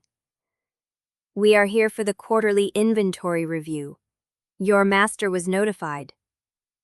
Duan Wensi said nothing. There had been no notice. The assembly meeting at Hollow Pass was in 3 days. This was not on the same schedule. Lanyu stepped forward. "The furnaces are banked for the evening. If you wish to inspect the stores, I can light the lamps." The lead inspector finally looked at him. Her mouth moved into something that was not quite a smile. "You are the furnace keeper." "Yes." "Show us the pill stores first." Lanyu led them across the yard without looking back. Duan Wensi followed at a distance, watching. The inspectors moved through the compound like people who already knew where everything was. They did not pagaz the furnace vents, did not check the flame residue, did not ask about output rates or heat curves. They went straight to the storage shed where Jue Poyan kept the sealed batches. The lead inspector opened the ledger. "Circulation pills, grade 3, batch designation JP87. Quantity?" She looked up at Lanyu. He answered without hesitation. 42 sealed, 12 in active aging, 3 held for quality review. The inspector wrote something down. The other 2 inspectors moved past her, circling the shed, their attention fixed on the shelving, the labels, the seals. One of them stopped at a rack near the back wall. "What is this row?" Lanyu's voice stayed flat. "Sample batches for comparison. Reference compounds. No active formulas." The inspector reached for a sealed jar. Lanyu moved. Not fast, just a single step that put himself between the inspector's hand and the shelf. "That one is not for inventory." The inspector's hands stopped. His eyes moved from the jar to Lanyu's face. "I was not going to open it." "Then your hand was already in the wrong place." The silence hardened. The lead inspector closed her ledger, The sound was soft, deliberate. "Furnace keeper," she said. "You understand that assembly inventory reviews cover all stored materials within a registered compound. There are no exceptions." Lanyu did not step aside. "There are always exceptions," he said. "You just need to know which ones exist." The lead inspector studied him for a long moment. Then she turned to Duan Wensi. "Apprentice Kuo." Duan Wensi waited. "The assembly meeting at Hollow Pass. 3 days from now. I trust you will attend." The cold tea eyes held hers. "There are questions that need answers, and people who need to be seen giving them." She stepped through the gate and vanished into the darkening street. The other two followed. Duan Wensi stood in the yard, the silence settling around her like ash. Lanyu appeared at her side. "They were not here for the inventory." "I know. They were here for you." She did not answer. He looked at the gate where the inspectors had disappeared. "The one who asked about your records. She knew your name before she saw you." Duan Wensi's throat tightened. "She called me Apprentice Kuo before I introduced myself." Lanyu nodded slowly. "Someone gave her your description. A detailed one." The compound gate groaned as the wind caught it. Behind them, a door opened. Jue Poyan stood in the threshold, her lined face unreadable. She had been watching from inside the entire time. "Kuliang." Duan Wensi turned. Jue Poyan's voice was quiet, controlled. "The North Gatekeeper sent word. He was delayed. Confiscated records in the lower archive." Duan Wensi felt the word land like a blade. The keeper did not miss the meeting. He was prevented from attending it. Duan Poyan's eyes held hers. They knew where he would be. They knew when. "And they know you were supposed to meet him." The compound gate groaned again. Somewhere in the dark, a bell began to toll the evening watch. Duan Wensi stood between the gate and the door, the copyist's key pressing against her ribs, the inspector's words still burning in her ears. "There are questions that need answers, and people who need to be seen giving them." She looked at Jue Poyan. "I am not the only one they are watching," she said. Jue Poyan's face did not change. "No." She stepped aside, holding the door open. "But you are the one they came for tonight." The firelight from inside cast long shadows across the threshold. Duan Wensi walked toward it. Behind her, the north gate swung shut with a sound like a seal locking. Chapter 32. Dawn came gray through the compound walls. Duan Wensi had not slept. She had sat at a table with the copyist's list spread before her, the flame-shaped key in her palm, until the light changed and the shapes of the characters began to blur. 16 formulas. 16 working formulas withdrawn by order of the Heaven Reader. She had read the list so many times she could recite it by heart. Circulation variants, chi accelerators, grafting manuals. Each one suppressed within a 5-year window, each one filed by a patent holder who either fell silent or died. Lanyu Jing. The name sat at the bottom of the list like a knot she could not untie. The broken pill sect founder whose formula withdrawal predated the Hollow Pass disaster by 2 months. The disaster that killed 43 disciples and 2 elders. The disaster that Zhao Sancha used to justify permanent suppression. Duan Wensi closed her hand around the key. The metal was warm now from her grip. A knock at the door. She slid the key into her sleeve and folded the list before she answered. Sister Anmei stood in the corridor, reed cloth bag at her hip, gray threaded hair pulled tight enough to pull the corners of her eyes upward. "You are awake," she said. "I did not sleep." "Good. Come." Sister Anmei turned and walked toward the compound gate without waiting for a response. Duan Wensi followed. The infirmary smelled of vinegar and old bandages. Sister Anmei led her past the treatment tables, past the shelf of clay jars with faded labels, to a narrow room at the back where a single lantern burned. On the table lay 5 sealed jars. "These arrived yesterday," Sister Anmei said. "Circulation pills from the Hollow Pass supply line. The assembly distributed them to the market district 3 days ago." Duan Wensi stepped closer.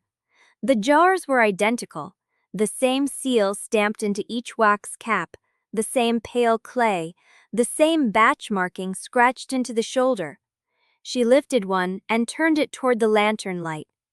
The pill inside was darker than standard circulation grade, a shade too deep, as if the binder ratio had been adjusted upward. "What is the complaint?" "Improved shelf life," Sister Anmei said. "The market vendors noticed the pills do not degrade as fast as normal stock. They thought it was an upgrade." "But it is not." "No." Sister Anmei opened a jar and tipped one pill into her palm. 3 days of standard circulation use. That is what the vendors reported. Then the recipients began showing the same symptom progression we saw in the poison cases. Duan Wensi stepped closer. The jars were identical, the same seal stamped into each wax cap, the same pale clay, the same batch marking scratched into the shoulder. She lifted one and turned it toward the lantern light. The pill inside was darker than standard circulation grade, a shade too deep, as if the binder ratio had been adjusted upward. "What is the complaint?" "Improved shelf life," Sister Anmei said. "The market vendors noticed the pills do not degrade as fast as normal stock. They thought it was an upgrade." "But it is not." "No." Sister Anmei opened the jar and tipped one pill into her palm. 3 days of standard circulation use. That is what the vendors reported. Then the recipients began showing the same symptom progression we saw in the poison cases. Duan Wensi stepped currently through the Hass pork vendor. Seal across the quarkops in the Margot vendory bowls difference than over the Gracepa slipes. This is a mix of the public fifth, the baking beat, and looks like a temp taud. The bakes clouse signalize. The casing dervich we must preserve's possid. I told me the terrible seers would just ask my sother and flash every better. I just quite see this back slapped, still falled extreme used. Accumulative after the fifth or sixth use. Sister Anmei's face did not change. Poison by design. Poison by convenience, Duan Wensi said. Whoever made this did not set out to kill. They set out to extend shelf life during the supply crisis. The toxicity is a side effect they accepted. She picked up the jar again. But the stabilizer formula is too specific to be accidental. It matches one of the suppressed alternatives. Sister Anmei's eyes sharpened. You recognize the structure. I recognize the signature. Duan Wensi turned the jar over and examined the seal stamped into the wax. A circle divided by a jagged line. Her blood went cold. What is it? Sister Anmei asked. Duan Wensi held the seal toward the lantern. 3 days of standard circulation use. That is what the vendors reported. Then the recipients began showing the same symptom progression we saw in the poison cases. Duan Wensi read the name. She did not recognize it, but she recognized the position. He reports directly to the Assembly Council. Yes, which means the formula substitution was either approved or ignored at a level that cannot claim ignorance. Sister Anmei folded the slip again. There are 300 households in the market district who now carry a slow poison in their meridians. If we do not identify the counteragent within the next 7 days, the first wave of collapses will begin. Duan Wensi looked at the 5 jars. 7 days. The Hollow Pass meeting was in 3. There are questions that need answers, and people who need to be seen giving them. She picked up one of the jars. I need to analyze the full stabilizer chain, the binder ratio, the thermal curve. If the counteragent was built into the same logic as the other poison cases, I can find it. And if it was not? Duan Wensi did not answer. She tucked the jar into her sleeve. Behind her, the infirmary door opened. Lanyu stood in the threshold, dark eyes settling on her immediately. "Assembly courier," he said. "At the compound. Delivered this." He held out a sealed scroll. Duan Wensi took it. The wax bore the assembly's full authority seal. She broke it open. The message was short. Hollow Pass meeting advanced to tomorrow dawn. Attendance mandatory. Non-attendance will be recorded and investigated. She read it twice. Then she looked at the hand Lanyu. They moved the meeting forward. His jaw tautened. By a full day. The timing is deliberate. Sister Anmei's voice was quiet. They are compressing your window, making it impossible to investigate the supply line before you appear. Duan Wensi stared at the scroll. 3 days had become 1. The market district still carried the poison in their circulation.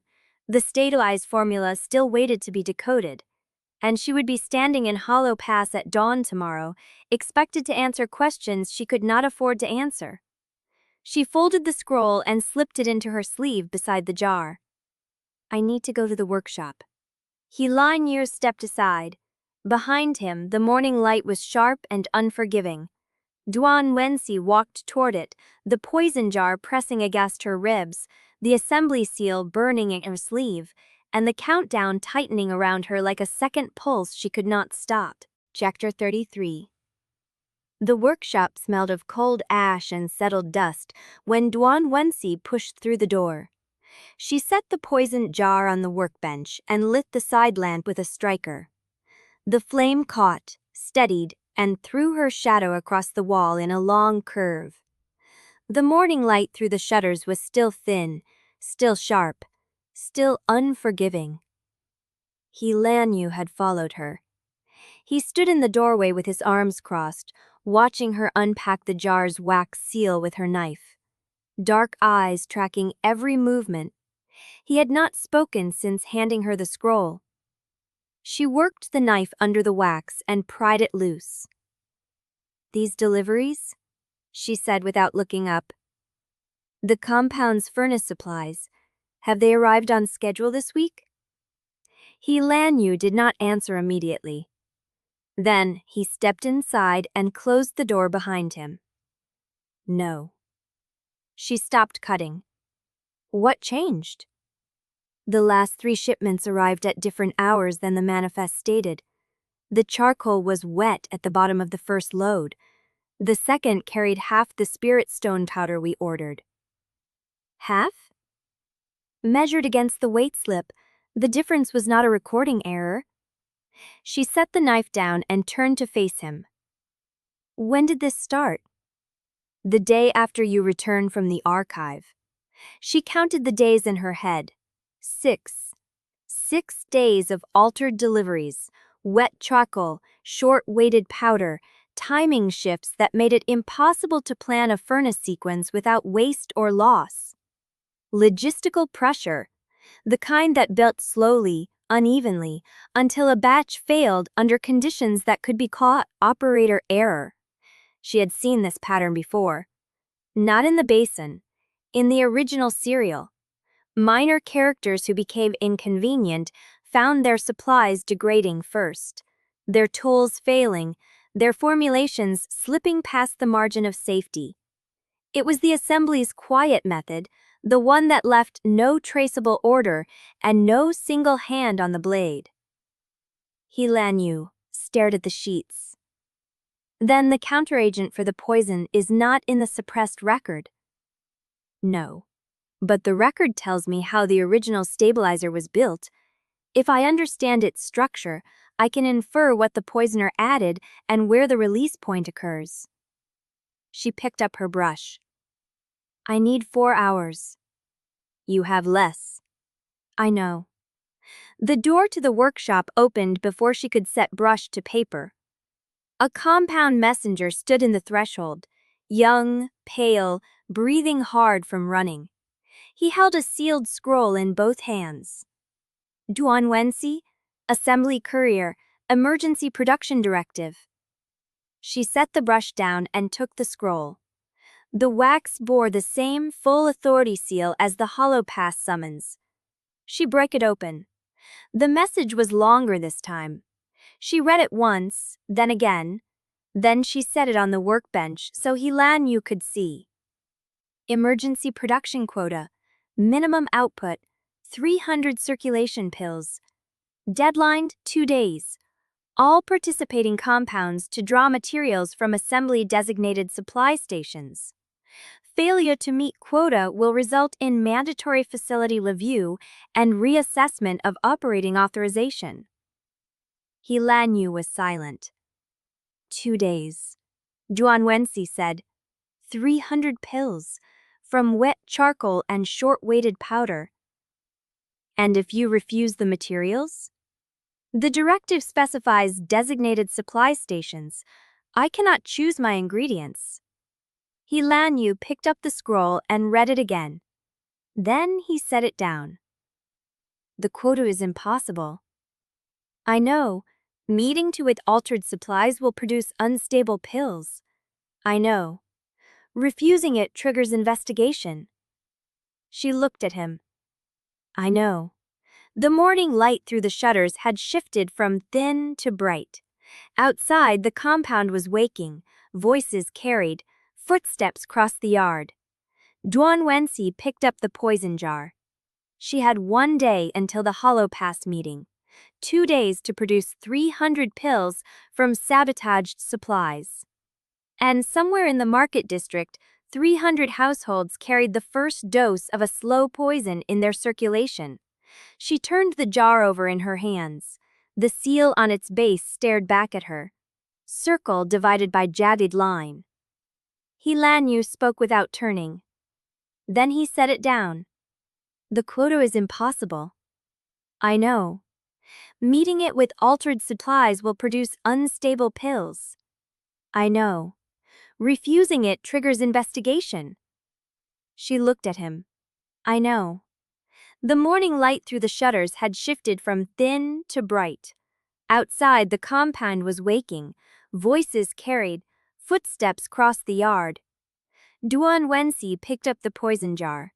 She had 1 day until the hollow pass meeting, 2 days to produce 300 pills from sabotaged supplies. He was throttling her ingredients while flooding the district with the same formula she was trying to decode. She set the jar down. He knows I am investigating. He has known since you visited the archive. She looked at Lanyu. Then the quota is not the objective. What is? She held up the scroll. The review, the investigation, the reason to enter this compound and search it while I am at Hollow Pass. Lanyu's expression hardened. If they find your notes. They will not find my notes. She folded the scroll and tucked it into her sleeve. Because I am going to Hollow Pass carrying them. Chapter 3-4. The dream residue tablets lay arranged across the dark wood table in a precise grid. 3 rows, 7 columns, 21 fractures, each one a place where fate had bent under pressure.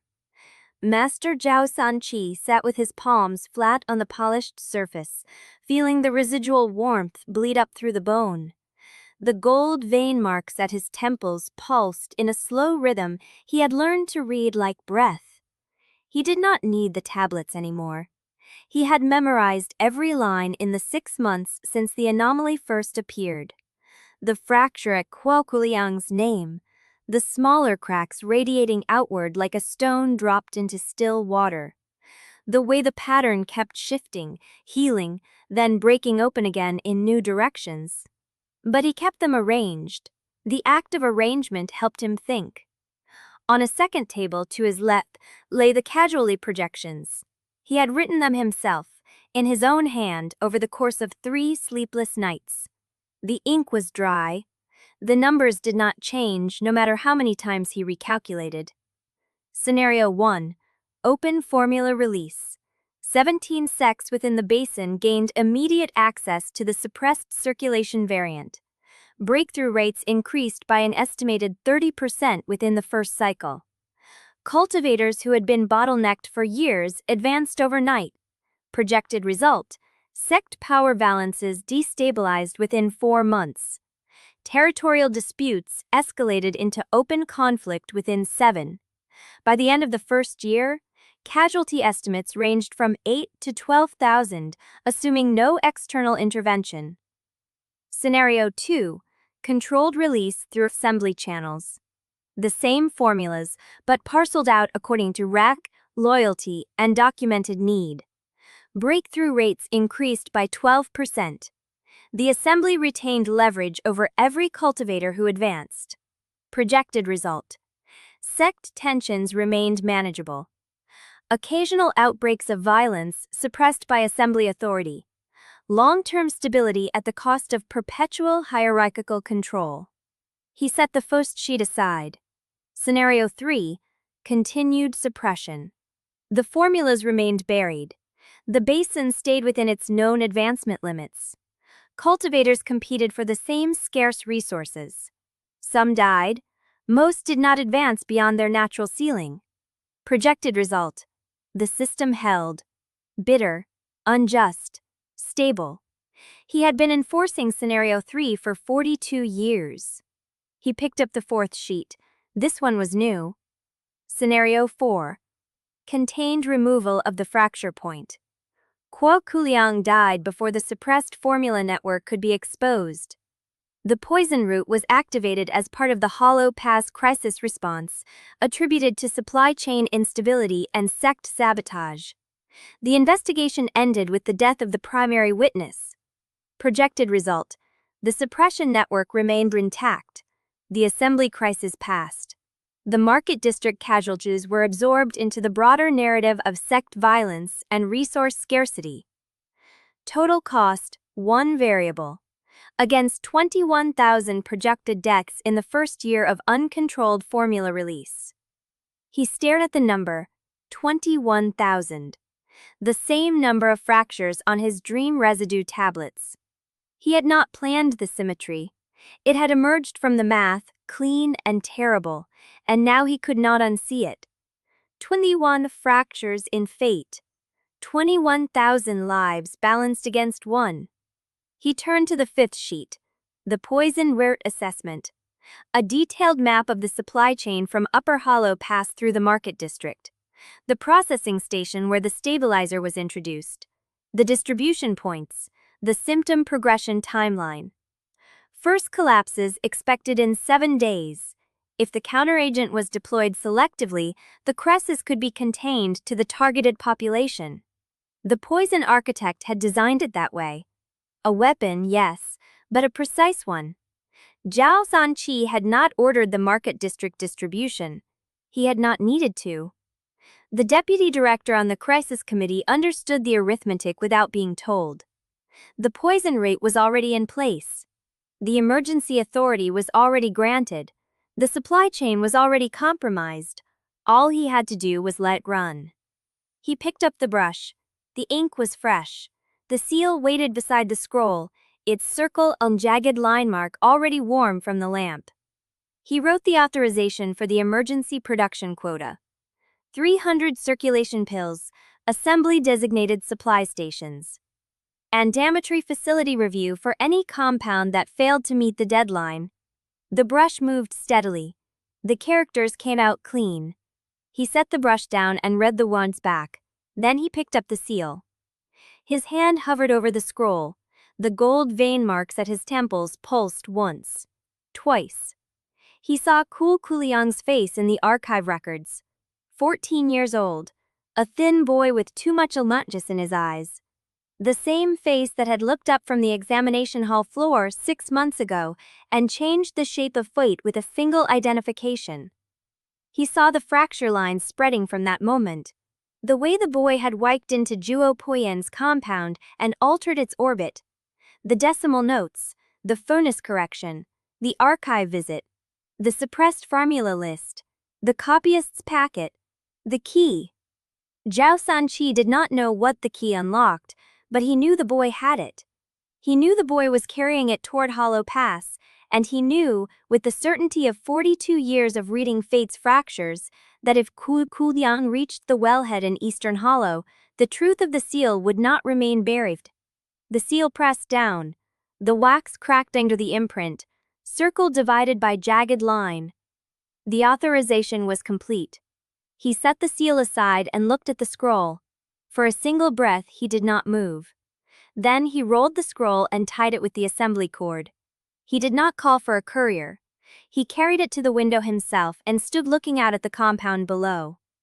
The furnace smoke rose in thin columns. Figures moved between buildings. Somewhere in that haze, a boy was preparing to walk into a meeting that had already been blocked, with evidence that had already been marked for destruction. Jia Sanqi pressed his palm against the cold glass. He had been a junior archivist once. He had argued for open knowledge. He had believed the truth would set the Basin free. 42 years ago, he had watched 21 cultivators die in a single afternoon because a formula released too quickly had ignited 3 trial grounds at once. He had held the hand of a 17-year-old apprentice while the girl's chi collapsed from within. He had listened to her scream until her voice gave out. He believed that boy in the compound was a good person. That was why he signed the order. Good people with impossible gifts did not change the world for the better, they changed it. And change, in a sealed province with 17 Rs sects and a wall that was already cracking, was annihilation wearing a kind face. He turned from the window. The dream residue tablets sat in their grid. 21 fractures. 21,000 lives. He had made his choice. The scroll lay on the table, sealed and waiting. Outside, the furnace smoke curled toward a sky that never changed color. And in the compound below, a boy who should have died in Chapter 47 was still breathing. Chapter 35.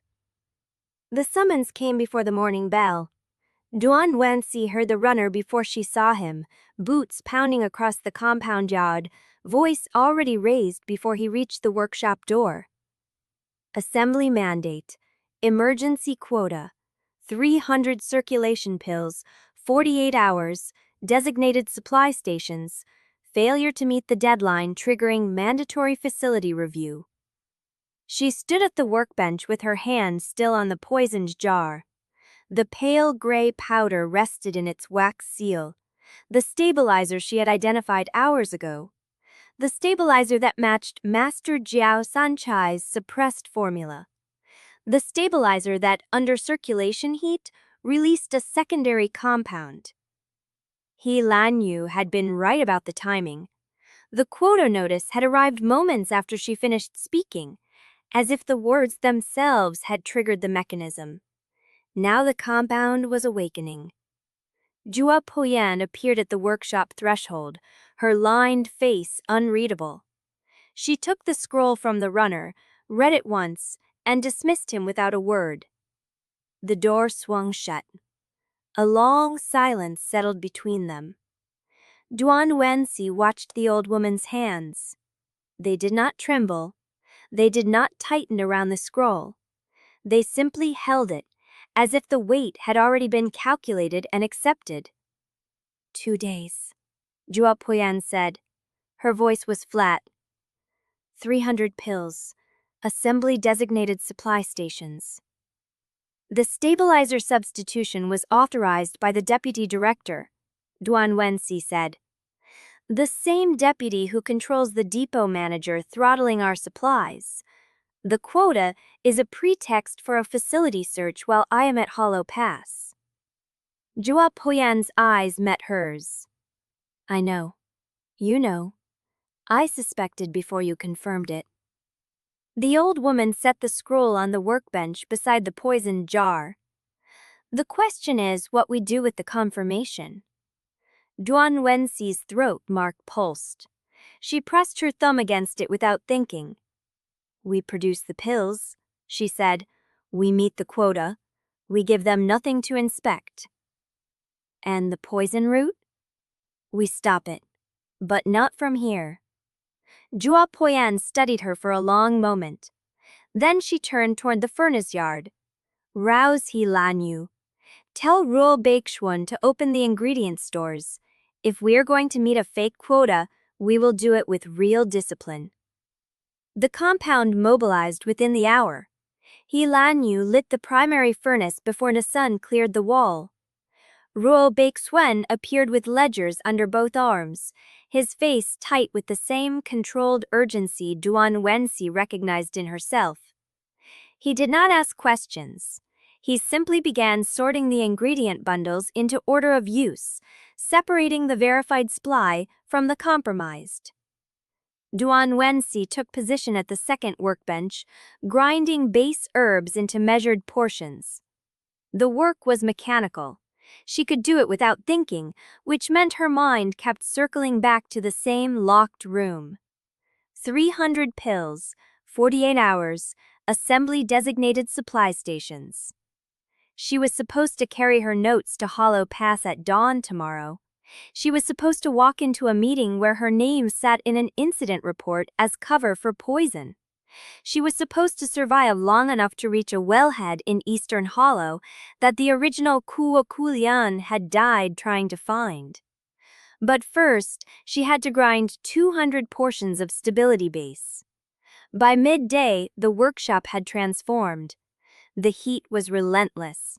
The air carried ash, herb bitterness, and the sharp mineral tang of heated spirit stone. 3 furnaces ran simultaneously, their flames tuned to different temperatures.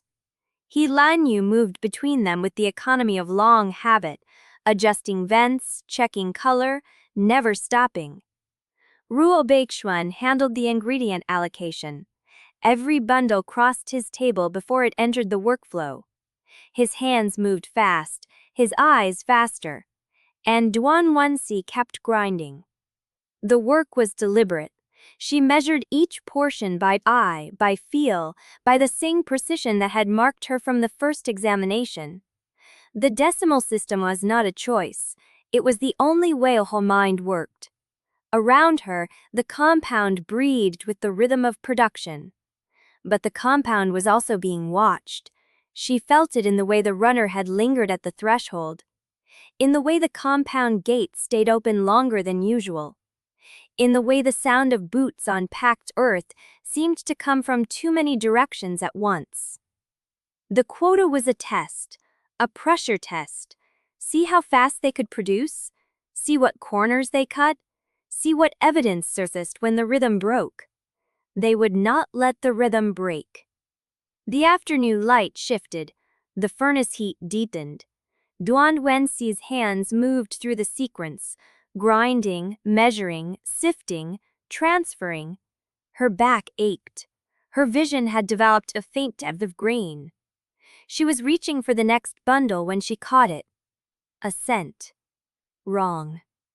She paused with the bundle half untied. It was a sealed batch from the designated supply station. The wax was fresh. The tag bore the assembly approval mark.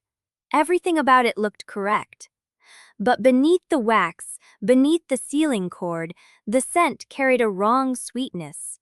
Not strong, not obvious. A sweetness that had no place in a batch of stability base. The kind of sweetness that came from something added after the grinding, something that did not belong.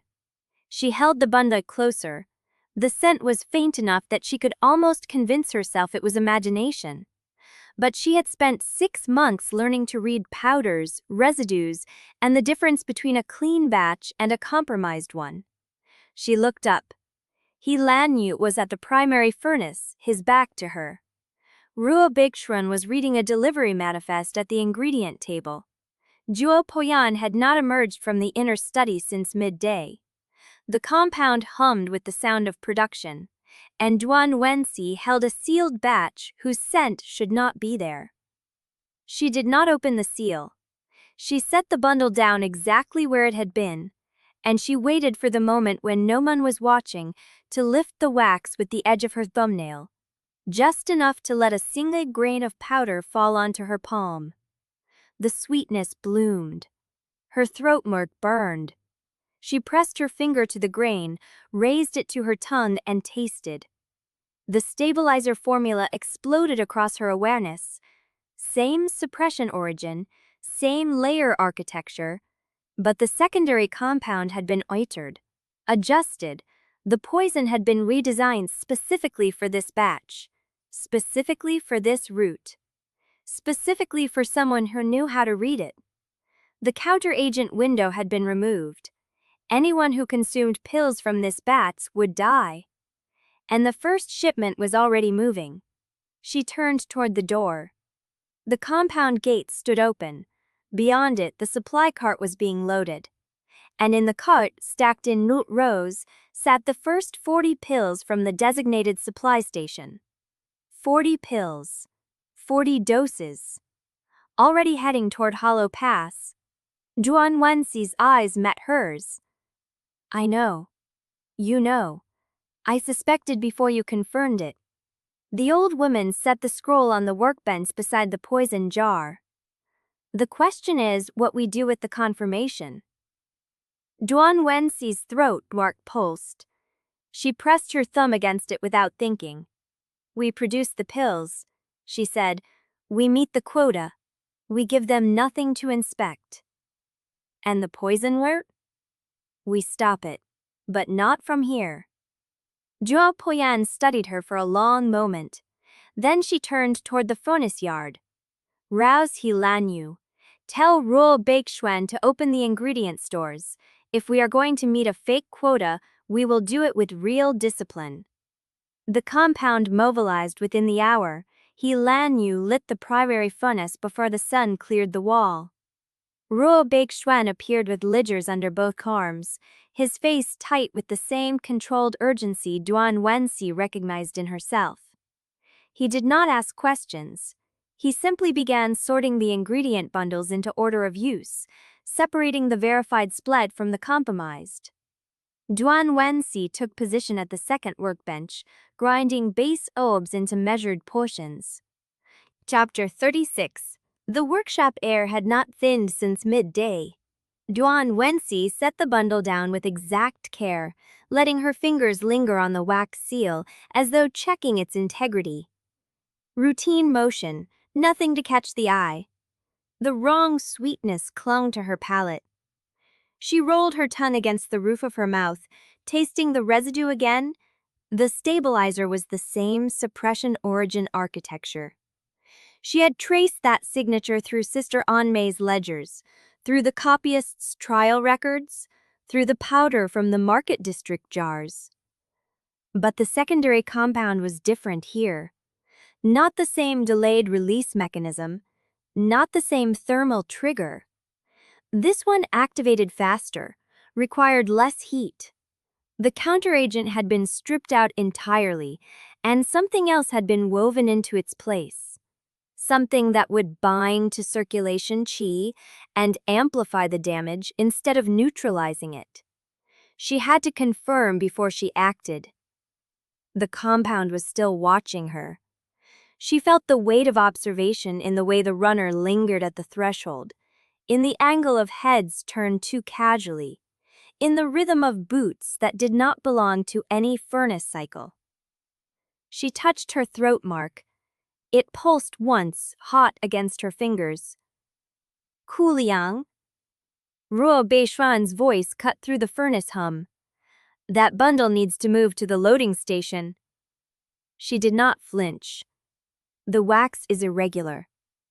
He stepped closer, ledger in hand, his shadow falling across the table. Irregular how? Uneven seal, could be a draft at the supply station. She kept her voice flat. I want to check the batch before it ships. Ruo Baixuan studied her face. She met his gaze without blinking, the way she had learned to do when she needed him to stop asking questions. He held the look a beat longer than necessary. Then he nodded once and turned back to the ingredient table. She breathed. The bundle was not going to the loading station. She carried it to the back of the workshop where the spent herbs were piled for composting. A corner the runners did not visit, a space where the furnace heat was lowest and the shadows lay thickest. She set the bundle on the ground and knelt. Her hands moved fast. She cracked the wax seal with her thumbnail, peeled back the cord, and tipped a single grain of stabilizer powder onto a clean shard of broken tile. The sweetness bloomed again, stronger now that the seal was broken. The poison architect had anticipated her discovery and adjusted the formula in response. She was not hunting the poison was hunting her. She turned toward the door, and then she heard it. Footsteps. Not the heavy tread of a runner, not the measured stride of Ruo Beishuan. Someone was walking toward the back of the workshop, someone who did not belong among the compost pile and spent herbs. She did not turn.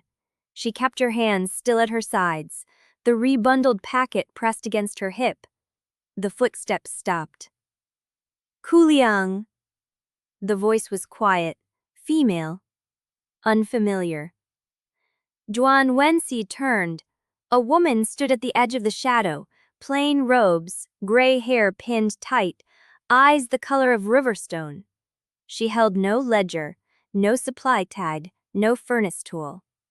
She was not a runner, not a refiner, not compound staff. She was someone who had walked into the workshop during production and crossed directly to the compost corner where no production work ever happened. "I am not supposed to be here," the woman said, "and neither are you." Duan Wensi's throat mark burned. "Who sent you?" The woman did not answer. Her gaze dropped to Duan Wensi's hip, where the rebundled packet pressed against her robes. "That batch was meant to pass without inspection," the woman said. "You were meant to ship it, attend the meeting, and let the count decide." "Who sent you?" The woman's mouth curved, not a smile, something thinner. "The same person who has been watching you since the examination hall." Duan Wensi's blood went cold. The woman reached into her sleeve and produced a folded slip of paper. She held it out. "Read it now. Burn it after." Duan Wensi did not move to take it. "I do not accept messages from unknown sources in dim corners." "You accepted the archive keeper's sealing slip." The words hit like a punch to the sternum. The archive keeper's slip. The one that had summoned her to the north gate. The one the inspectors had blocked. "How?" "I am not here to answer questions." The woman pressed the slip into Duan Wensi's hand. Her fingers were cold. "Read it. Burn it. Forget I was here." She turned and walked back into the workshop, blending into the rhythm of the runners, gone before Duan Wensi could speak again. Duan Wensi stood in the shadow of the commons pile, holding an unread message from someone who had known about the archive keeper's slip. Her throat mark pulsed. Once, twice. She unfolded the paper. 3 lines. "The hollow well does not wait for permission. The key must reach the lock before the seal closes. You have until the second collapse." No signature, no seal. But the handwriting was familiar. She had seen it before, on a scroll written 30 years ago, in decimal measurements that no one in the Basin should have been able to read. Jue Poyan's handwriting.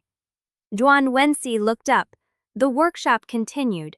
The furnaces burned. Ruo Beishuan sorted ingredients. He, Lanyu, adjusted vents. But Duan Wensi held a message that had been waiting for her since before she woke in Kuo Kuliang's body. Hugh crushed the paper against her palm. The key. The well. The second collapse. She had 24 hours before the assembly meeting, 7 days before the market district poison took its first victims. And she was running out of time to reach the lock before the seal closed. Chapter 37. Ruo Beishuan found him in the compost corner, still holding the crushed paper. The older disciple's shadow cut across the spent herb pile before his voice arrived. "You missed the 3rd furnace cycle." Duan Wensi did not look up. She pressed the paper deeper into her palm, feeling the fold lines bite into her skin. I needed air. Air. Ruo Beisuan's voice carried no belief. In the compost corner, during a quota run. She heard him step closer, the crunch of dried stems under his boots, the rustle of his sleeve as he stopped 2 priests away. The woman who came through, he said. She was not compound staff. Duan Wensi said nothing. I have been watching people move through this workshop before you carried it to the compost. I saw you crack the seal. I saw you taste the powder. Duan Wensi's chest tightened. I did not see you. You were not supposed to. Ruo Beisuan's voice dropped. That is the problem, Kuliang. You are good at hiding. You have been good since the day you arrived. But hiding does not make you safe. It makes you alone. The words hit harder than she wanted to admit. I am not alone. You are carrying something you will not show, meeting people you will not name, tasting powders in compost corners while the compound runs emergency quota. He gestured toward the workshop. Lanyu thinks you are ill.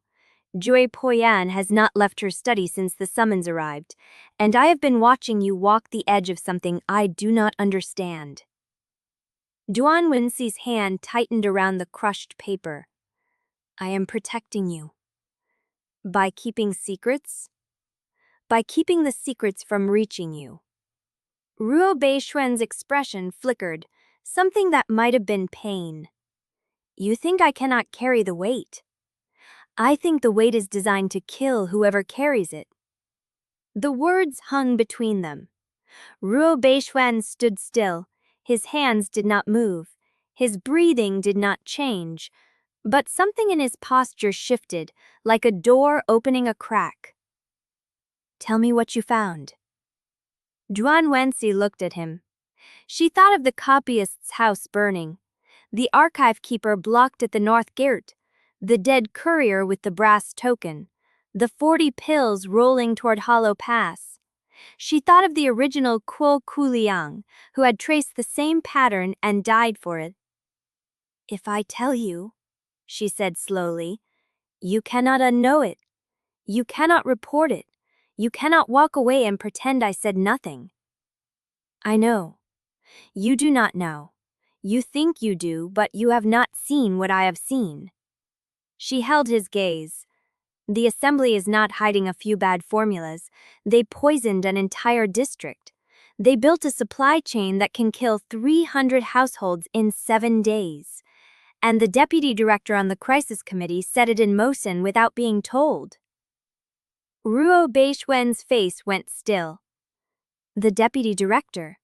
The same one who authorized the stabilizer substitution at Upper Hollow Pass. The same one who controls the depot that throttles our supply. That is not a rumor. That is a charge of treason. It is a fact. Duan Wensi's voice did not waver. I have the formula, I have the trial record, I have the seal mark that matches the suppression order, the death notice, and the brass token from a dead courier. Silence. Ruo Beisuan's hands were still at his sides, but his fingers had curled into fists. How long have you known? Long enough to know I cannot stop it alone. Then why did you not come to me? Because I did not know if you would believe me. Believe me? Ruo Beisuan's voice rose. I have been watching you for weeks. I saw you correct a furnace crack before you knew what you were doing. I saw you viewed a room like a formulae. I saw you carry death notices in your sleeve and pretend they were shopping lists. He stepped closer. I believed you before you spoke a single word of this. I needed you to trust me enough to say it. Duan Wensi's throat burned. She had been wrong. She had been so certain that isolation was the only safe path. That trust was a variable she could not afford. That every person who knew her truth became a target. But the 40 pills were already rolling toward Hollow Pass. The compound was under surveillance. The poison architect was adapting faster than she could track. And she had been hiding from the one person who had been watching for exactly this moment. "I am sorry," she said. Ruo Beishuan's jaw tightened. "That is not what I need from you." "I know." She held out the crushed paper. He took it, unfolded it, read the 3 lines. His face changed. "The Hollow Well?" "The wellhead in Eastern Hollow, where the original trial ground records were hidden." "The key?" Duan Wensi reached into her collar and pulled out the flame-shaped key, suspended on a cord she had braided from torn fabric. Ruo Beishuan stared at it. "Where did you get that?" "Sewn into the packet that held the suppressed formula list. The copyist hid it before he died." "The copyist died?" "His house burned with him inside, while I watched from a canal bed." Ruo Beishuan's hand tightened on the paper. "Kuliang, I know. You have been carrying a key to the assembly's deepest secret while running a poison supply route and walking into a meeting designed to bury you." "I know. And you still tried to protect me from it." "Yes." He looked at her for a long moment. Then he folded the paper carefully, crease by crease, and slipped it into his sleeve. "We do not have time for you to learn trust slowly," he said. "We have 24 hours. Tell me everything I need to know to keep you alive through tomorrow." Duan Wensi opened her mouth, and the footsteps came, not from the workshop floor, from the outer passage, a runner's pace, too fast, too deliberate, heading toward the compost corner. Ruo Beishuan turned. The runner appeared in the doorway, breathless, face pale. "Disciple Kuo." The runner's voice cracked. "You need to come, now." "What happened?" The runner looked at Ruo Beishuan, then back at Duan Wensi. "The supply cart, the one that left for Hollow Pass this morning." Duan Wensi's blood went cold. "It was stopped at the outer checkpoint. The seals were broken before arrival." The words hit like a hammer. Broken seals, before arrival. Someone had intercepted the 40 pills before they reached Hollow Pass, and whoever did it had left evidence. Ruo Beishuan moved before she could react. He stepped past the runner and into the passage, his hand already on his knife. "The cart," he said. Duan Wensi's voice was barely audible. "Jue Poyan's message. It did not tell me to hurry to the well." Ruo Beishuan's expression flickered. "What did it tell you?" Duan Wensi looked at the runner. At the passage. At the workshop beyond, where Lanyu still tended the furnaces, unaware of what had just arrived at the checkpoint. "It told me to wait." The silence stretched. Ruo Beishuan's hand stayed on his knife. "Wait for what?" Duan Wensi did not answer, because she did not know. But the cart was waiting at the checkpoint. The inspectors were waiting with it. And somewhere in the assembly tower, Master Zhao Sanchai was reading the casualty projections for the 4th scenario. Chapter 38. The runner stood in the doorway, still breathing hard, waiting for Duan Wensi to move. She did not move. The compost corner smelled of rot and old ash. The crushed paper was in Ruo Beishuan's sleeve. The key hung against her chest, warm where the metal touched her skin. Ruo Beishuan broke first. The cart was carrying 40 pills from the altered batch. Yes. 40 pills designed to kill anyone who consumed them. Yes. And the inspectors now have them under assembly seal. Duan Wensi nodded. Ruo Beishuan's hand stayed on his knife. That means the evidence chain starts at our compound. The seals were from our supply. The formula traces to our furnace. The formula traces to me. You did not make that batch. I identified the stabilizer. I sorted the compromised supply from the safe. I told no one outside this compound what I found. Duan Wensi's voice stayed flat. The inspectors do not need the truth. They need a name attached to the cart. Mine is the one someone wrote into the incident report before I ever woke in this body. The runner shifted. Disciple Kuo, the inspectors are asking for you. Of course they are. They want a statement before the Hollow Pass meeting. Ruo Beishuan stepped between Duan Wensi and the runner. He will not give one. Beishuan. Not without Jue Poyan present. Not without a compound witness. Not without. The first sign came in her hands. Duan Wensi looked down at her fingers. They were trembling. Not the fine tremor of exhaustion or the shake of adrenaline wearing off. A vibration that started in the knuckles and radiated up through the wrists, as if her bones had begun to hum. She flexed her right hand. The vibration did not stop. Kuo Kuliang. I am fine. You are not fine. Ruo Beishuan watched the distance in 3 strides and caught her wrist. His grip was warm, firm, steady. You are shaking. I held the powder, the altered batch. I tasted a grain when I checked the seal. You told me you handled it safely. I used the wax layer as a barrier. I only touched the grain with my tongue. And the wax layer might have been clean. Duan Wensi looked at her trembling hands. It should have been clean. Should have. The powder was dry. The seal was intact. The 3rd layer was a binding compound that only activates under circulation heat. There should have been no pathway into my bloodstream through a dry taste. Ruo Beishuan's grip tightened.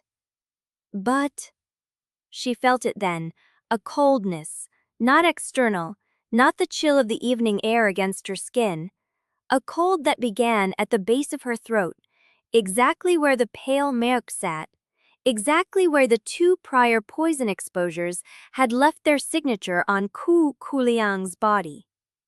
The cold spread downward. It did not hurt. That was the worst part.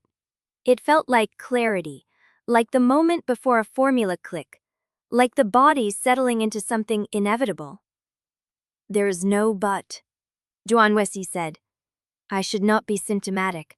I did not consume a full dose. I did not activate it with circulation heat. I was careful. She looked at her hands. They were still shaking. The binding compound was designed to lock the solvent to meridian walls. She heard herself speaking, voice detached, clinical. That means it needs a trigger to bind. Heat, chi flow, something I did not provide. The cold reached her chest. But she stopped.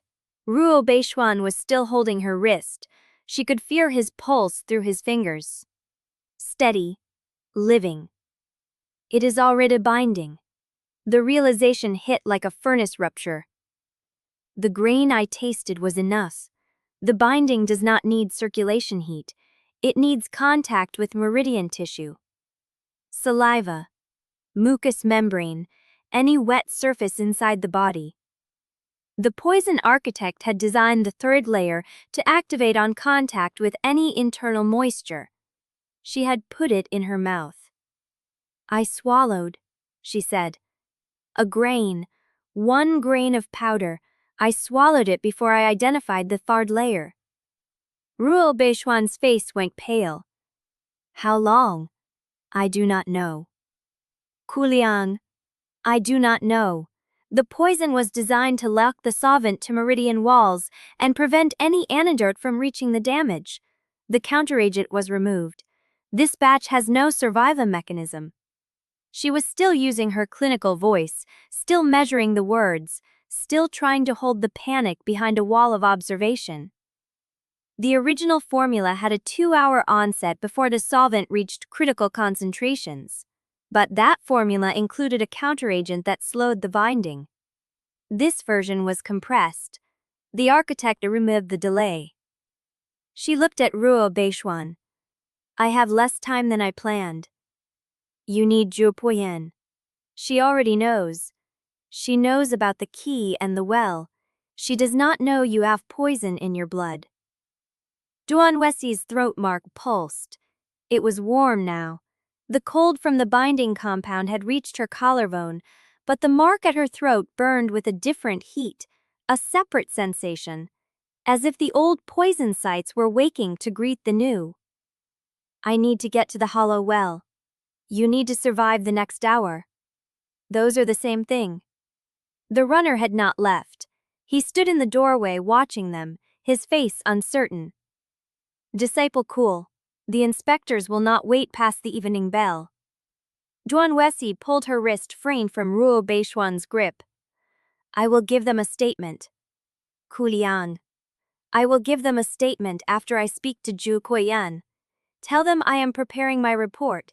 Tell them the compound master requested a private review of the supply logs before I submit to questioning. The runner hesitated. Tell them. He nodded and vanished into the passage. Ruo Beishuan watched her watch.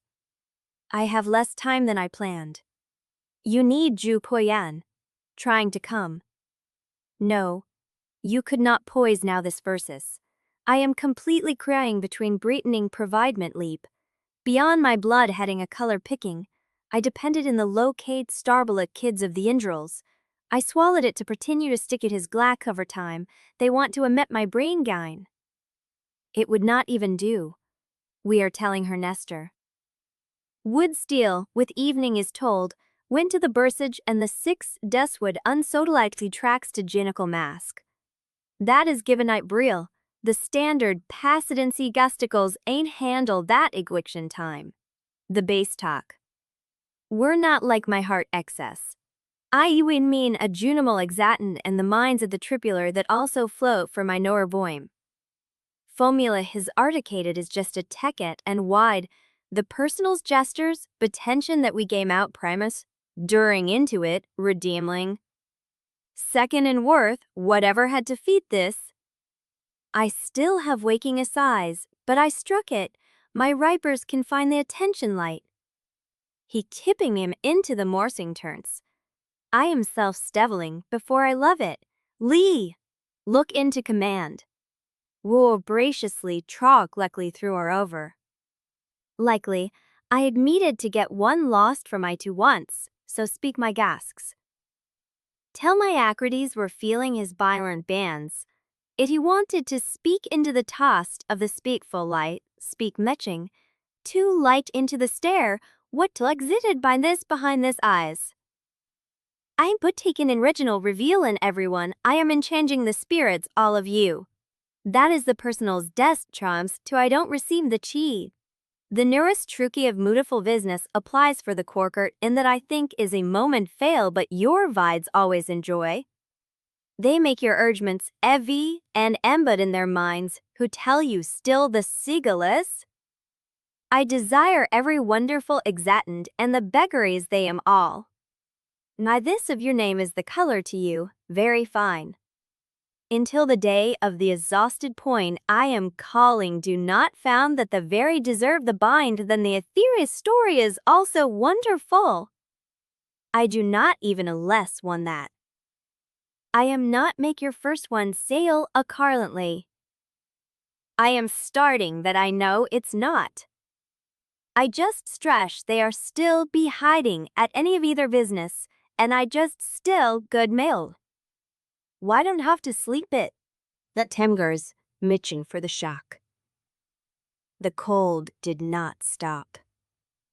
Duan Wensi stood in the compost corner with her palm pressed against her chest and the key burning through the cloth of her robe, and she understood that she had run out of time to decide alone. Ruo Beishuan watched her. His hand was still on her wrist. The contact felt foreign, like a language she had never learned to speak. I need to see Jue Poyan, she said. Now you ask. Now I ask. He released her wrist and stepped back. The space between them felt thinner than it had a moment ago, as if something had shifted that she could not measure. The study, he said. She has not left it since the summons arrived. Duan Wensi walked. The compound was quiet.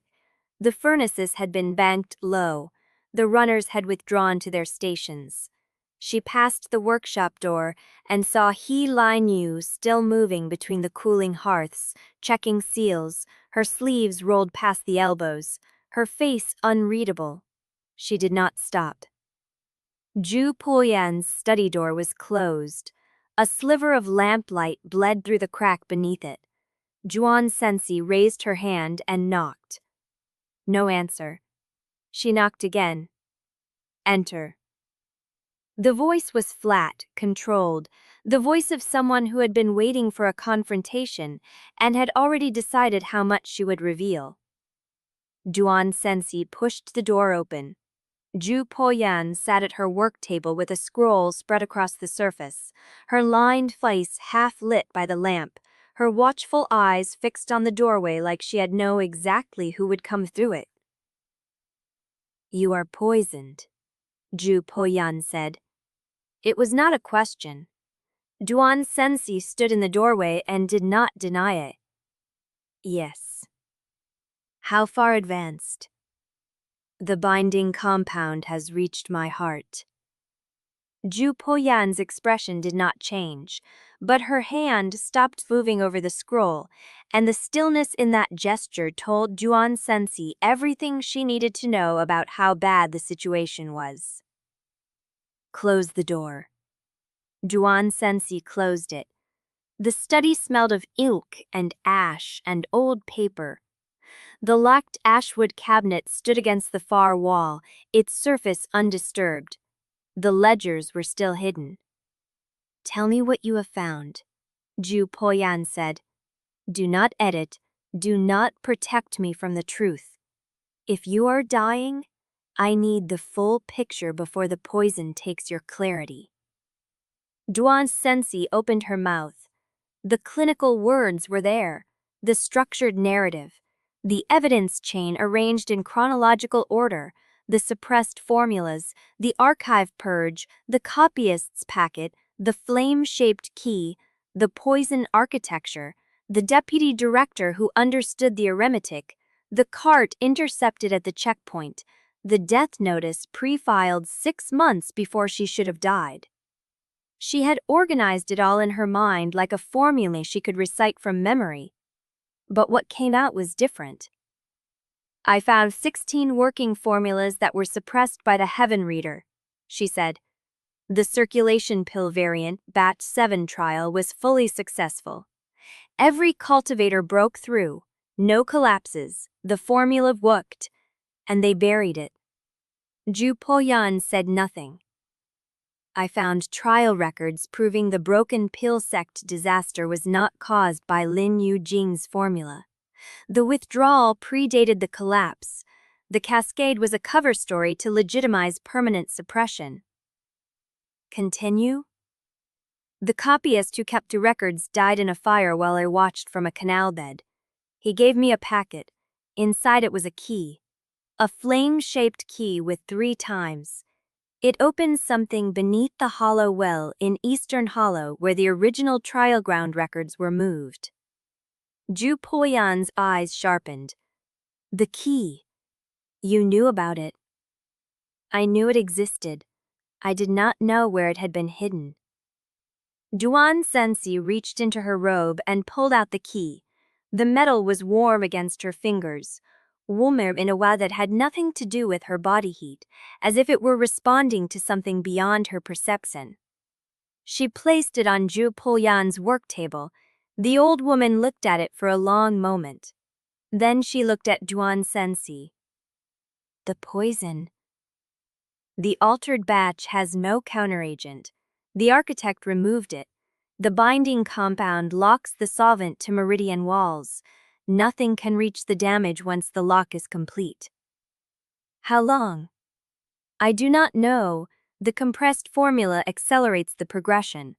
The original had a 2-hour window. This version is faster. Jue Poyan stood. She moved to the locked ashwood cabinet and withdrew a small ceramic vial, identical in size to the one Tessering Moom had given Duan Wensi weeks ago, the one she had never opened. What is that? A contingency. Jue Poyan set the vial on the table beside the key. I have been preparing for this moment for 30 years. I did not know the face it would wear or the name it would carry, but I knew it would come. She looked at Duan Wensi. The decimal system you use, the stability tables, the comparative analysis, I wrote those same notes 30 years ago, and I buried them when I understood what the assembly would do to anyone who thought differently. Duan Wensi stared at her. You are not from the Basin either. Jue Poyan's expression shifted. No, I am not. The room went still. Duan Wensi felt the cold pressing against her ribs, the binding compound working its way deeper into her meridians, the poison doing its patient work. But she also felt something else. A crack in the narrative she had built about this world. She was not alone. She had never been alone. That is not one stopping that. Can I'm telling for the best of its solution? To pamp of man from the dest, but I don't make that bad today. This died nine sells the another ferry ride. Will you get the mill at that? That comes out for her expilant. It would be being less for the moments where my deal frames, especially as it's something in their particular look, which is aiding a belief and it sails it was nuff nuss. Table will unpace it there. The truth throny of the glow listens to my only medio of the smile that we know. It would not just like it for existed, it would not absolutely specied, it would not even love this decade. That was believing the ferocity back with this seished, wavering motable post leaders who have becoming the posing in essence, doing that out. The study is shaked if the progen that I was rating as indicators was a document of the desiccation of the radio interrogatedly, and the biggest that I birth sinist by maybe right before, the whole trapping is there. But this wants to find out the dest. It would barely do this really face cities there, and then I literally gavages to do it. I just slided her filled of journal print and read off my haul against arc. My sweep grade. The Corler place in cell. The minute because I found him with Tetmon Snini, if I left hell I could have crashed me even together, they would already over the shop 'em. I just know what to do in anything like waiting to guessed it. This is what I can take completely without. The binding compound is designed to resist antidotes by locking the solvent to the meridian walls, but every lock has a key. He gestured at the flame-shaped iron on the table. I preparing to the harket of stow may be able then. There is no easy thing for me. The saddest problem is no. I think I know. I need you to tell me exactly how long ago you ingested the grain, not approximate. Exact. Duan Wensi calculated. The sun was past the roof peak but not yet at the wall shadow. The runner arrived while I was tasting the powder. The seal was cracked. I swallowed before I identified the third layer. She looked at the lamp. 47 minutes. Jue Poyan did not flinch. I am print planned. I'm clean, we've read hand. It was a DV for me. I need you to tell me exactly how long ago you ingested the grain. Not approximate, exact. Duan Wensi calculated. The sun was past the roof peak but not at the wall shadow. The runner arrived when I was tasting the powder. The seal was cracked. I swallowed before I identified the third layer. She needs you to tell me exactly how long ago you ingested the grain. Not approximate, exact. Duan Wensi calculated the nunaments everything eland to espy the mishi of the energy that I was going to be under him. I mean, broke you in that spy face. 103 minutes. You are just are so entire honest to I let that. Don't not need to do. Duan Wensi would have been creaking blind to take a mescus to the step picked actors, but you don't need it to do that. It would never have her sleep. This is the Christity of the prey for these press and 80 clans. The seals in black still wonder one, radiantly all from the feel, the moving in the moment fixed the longless wanted to stale. Looking together the preparation, in this second inspites this dimensions of clivy that's definitely slings it the lone. Still please us with your example, and the nudity with the distark plit did not. Spiager logs up in Testra, it was a practical indivisible attitude.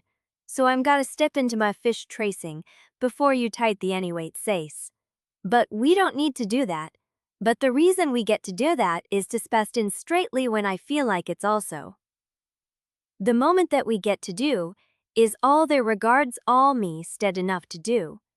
The wheeling is jock out, I completely despide, I'm inspiting about medic. I mean to slow it down long enough to build something that can stop it. Jue Poyan lifted the vial. Drink this. Duan Wensi reached for it. Her hand was shaking. The cold had reached her fingers. Chapter 40. Duan Wensi drank. The decoy hit her tongue like cold spring water, nothing like the bitter metal bite of the poison. It spread through her chest in a widening ring, pushing against the cold, the way oil pushed against water, forcing the binding compound to slow, to hesitate, to compete for pathways that had already claimed. She set the empty vial on the work table. The room had filled while she drank. Lanyu stood at the study threshold, sleeves still rolled from the furnaces, ash smeared across his left cheekbone. Sister Anmei had arrived with her reed cloth bag and a ledger tucked under one arm, her patched robes catching the lamplight as she crossed to the table without being asked. Ruo Beixuan was already at the door, his hand on the latch, waiting. Jue Poyan looked at each of them in turn. Kuo Kuliang is poisoned. The binding compound is active. The decoy gives us time, not victory. She placed her palm flat on the work table. I need the furnace at a stable 7th heat pulse. I need the poison's progression mapped to the breath. I need the compound sealed against whatever is watching from the ridgeline. And I need silence while I work. Lanyu moved first. He crossed to the study's small hearth, the one Jue Poyan used for warming solvents, and began feeding it with measured precision. His hands knew the rhythm before his mind chose it, the same way he had known the bifurcation furnace's crack before it spread. I need an hour, he said. Maybe less. The heart is small. I can hold 7th heat if no one opens the door. Sister Anmei was already at Duan Wensi's side, her fingers finding the pulse at Duan Wensi's wrist with a pressure that felt more like measurement than comfort. Tell me where the cold has reached. Duan Wensi forced her voice steady. Ribs, both sides, spreading toward the spine. The throat mark burns where the old poison sites are waking. Sister Anmei's ledger opened. Her pen moved in tight, abbreviated strokes that no one else in the basin would read. The decoy is holding the binding at the chest wall, but the architect designed this for a 90-minute window. The decoy will fail before the window closes unless we strip the solvent from the meridian walls. She looked at Jue Poyan. The antidote must reach the solvent before the binding locks. Every minute the decoy holds is a man's we can use. Jue Poyan was already at her cabinet.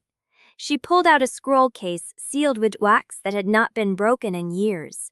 The wax bore no assembly mark, no registry stamp, nothing that could be traced. The original circulation pill variant, batch 7, the one that worked. She unrolled it across the work table. The solvent in this poison is a derivative of the same stabilizer the assembly suppressed, which means the antidote is also a derivative. She looked at Duan Wensi. You reverse-engineered the poison's 3rd layer on a single taste. Now I need you to reverse engineer the antidote's primer sequence while I build the compound. Duan Wensi's hands were shaking. The cold had reached her elbows. I can do it. She said it because she needed to believe it. Jue Poyan pushed a sheet of blank paper across the table. Write the primer. I will build the compound. Duan Wensi picked up the brush. The characters blurred at the edges. The cold was making her vision unreliable, the way frost blowed a window from the outside. She blinked hard and wrote the first sequence from memory. Solvent structure, binding site, counteragent architecture. The brush moved like it belonged to someone else. Kuo Kuliang's hands, Kuo Kuliang's muscle memory, Kuo Kuliang's bottle doing what it had been trained to do before Duan Wensi ever woke inside it. She wrote the primer sequence, then she wrote the variant, then she wrote the counteragent pathway that the architect had removed, the one that should have been there, the one that would have let someone choose who lived and who died. The brush stopped. Jue Poyan was reading over her shoulder. You reconstructed the mission counteragent. I reinserted what the architect removed. The architect removed it because it made the poison containable. You just gave me the key to making it containable again. Jue Poyan took the paper. Her eyes moved with a precision that came from decades of practice, from 30 years of waiting for this moment, from knowing that the assembly's suppression system would eventually force someone to the edge. She measured. She ground. She layered. The hearth pulsed at 7th heat. Sister Anmei's pen traced the poison's progression across the ledger page in a line that curved like a death sentence. Ruo Beixuan stood at the sealed door with his hand on his knife, and Duan Wensi felt the cold reach her wrists. The decoy was failing. She could feel it the way she had felt the furnace crack before it spread, a hairline fracture in the barrier between the cold and core, a fault lull that would widen and break and drown her in the binding compound's final lock. Jue Poyan. I know. The decoy is failing. I know. How much time do I have? Jue Poyan did not answer. She was adding the primer sequence to the compound, her hands steady, her breath measured, her focus absolute. The hearth pulsed. The cold crept. The torches on the ridgeline began to move. Ruo Beixuan saw them first. They are coming down the slope, fast. Lanyu's voice came from the hearth. I can hold 7th heat for 15 more minutes. After that, the furnace will crack. Sister Anmei closed her ledger. The poison will reach her hands in 10. Jue Poyan's compound was not finished. Duan Wensi knew that before Jue Poyan said it. The mortar was still wet. The primer sequence had not fully bound to the base. The antidote was half-formed, suspended between theory and substance, between survival and the death that had been waiting for Kuo Kuliang since before Duan Wensi ever woke in his body. The first strike hit the outer barrier. The compound shuddered. Dust dufted from the ceiling beams. Duan Wensi felt the poison surge against the decoy's weakening ring, felt the cold push past her wrist toward her palms, felt the binding compound begin its final lock. Jue Poyan did not look up. She kept working. And the second strike hit the barrier harder than the first.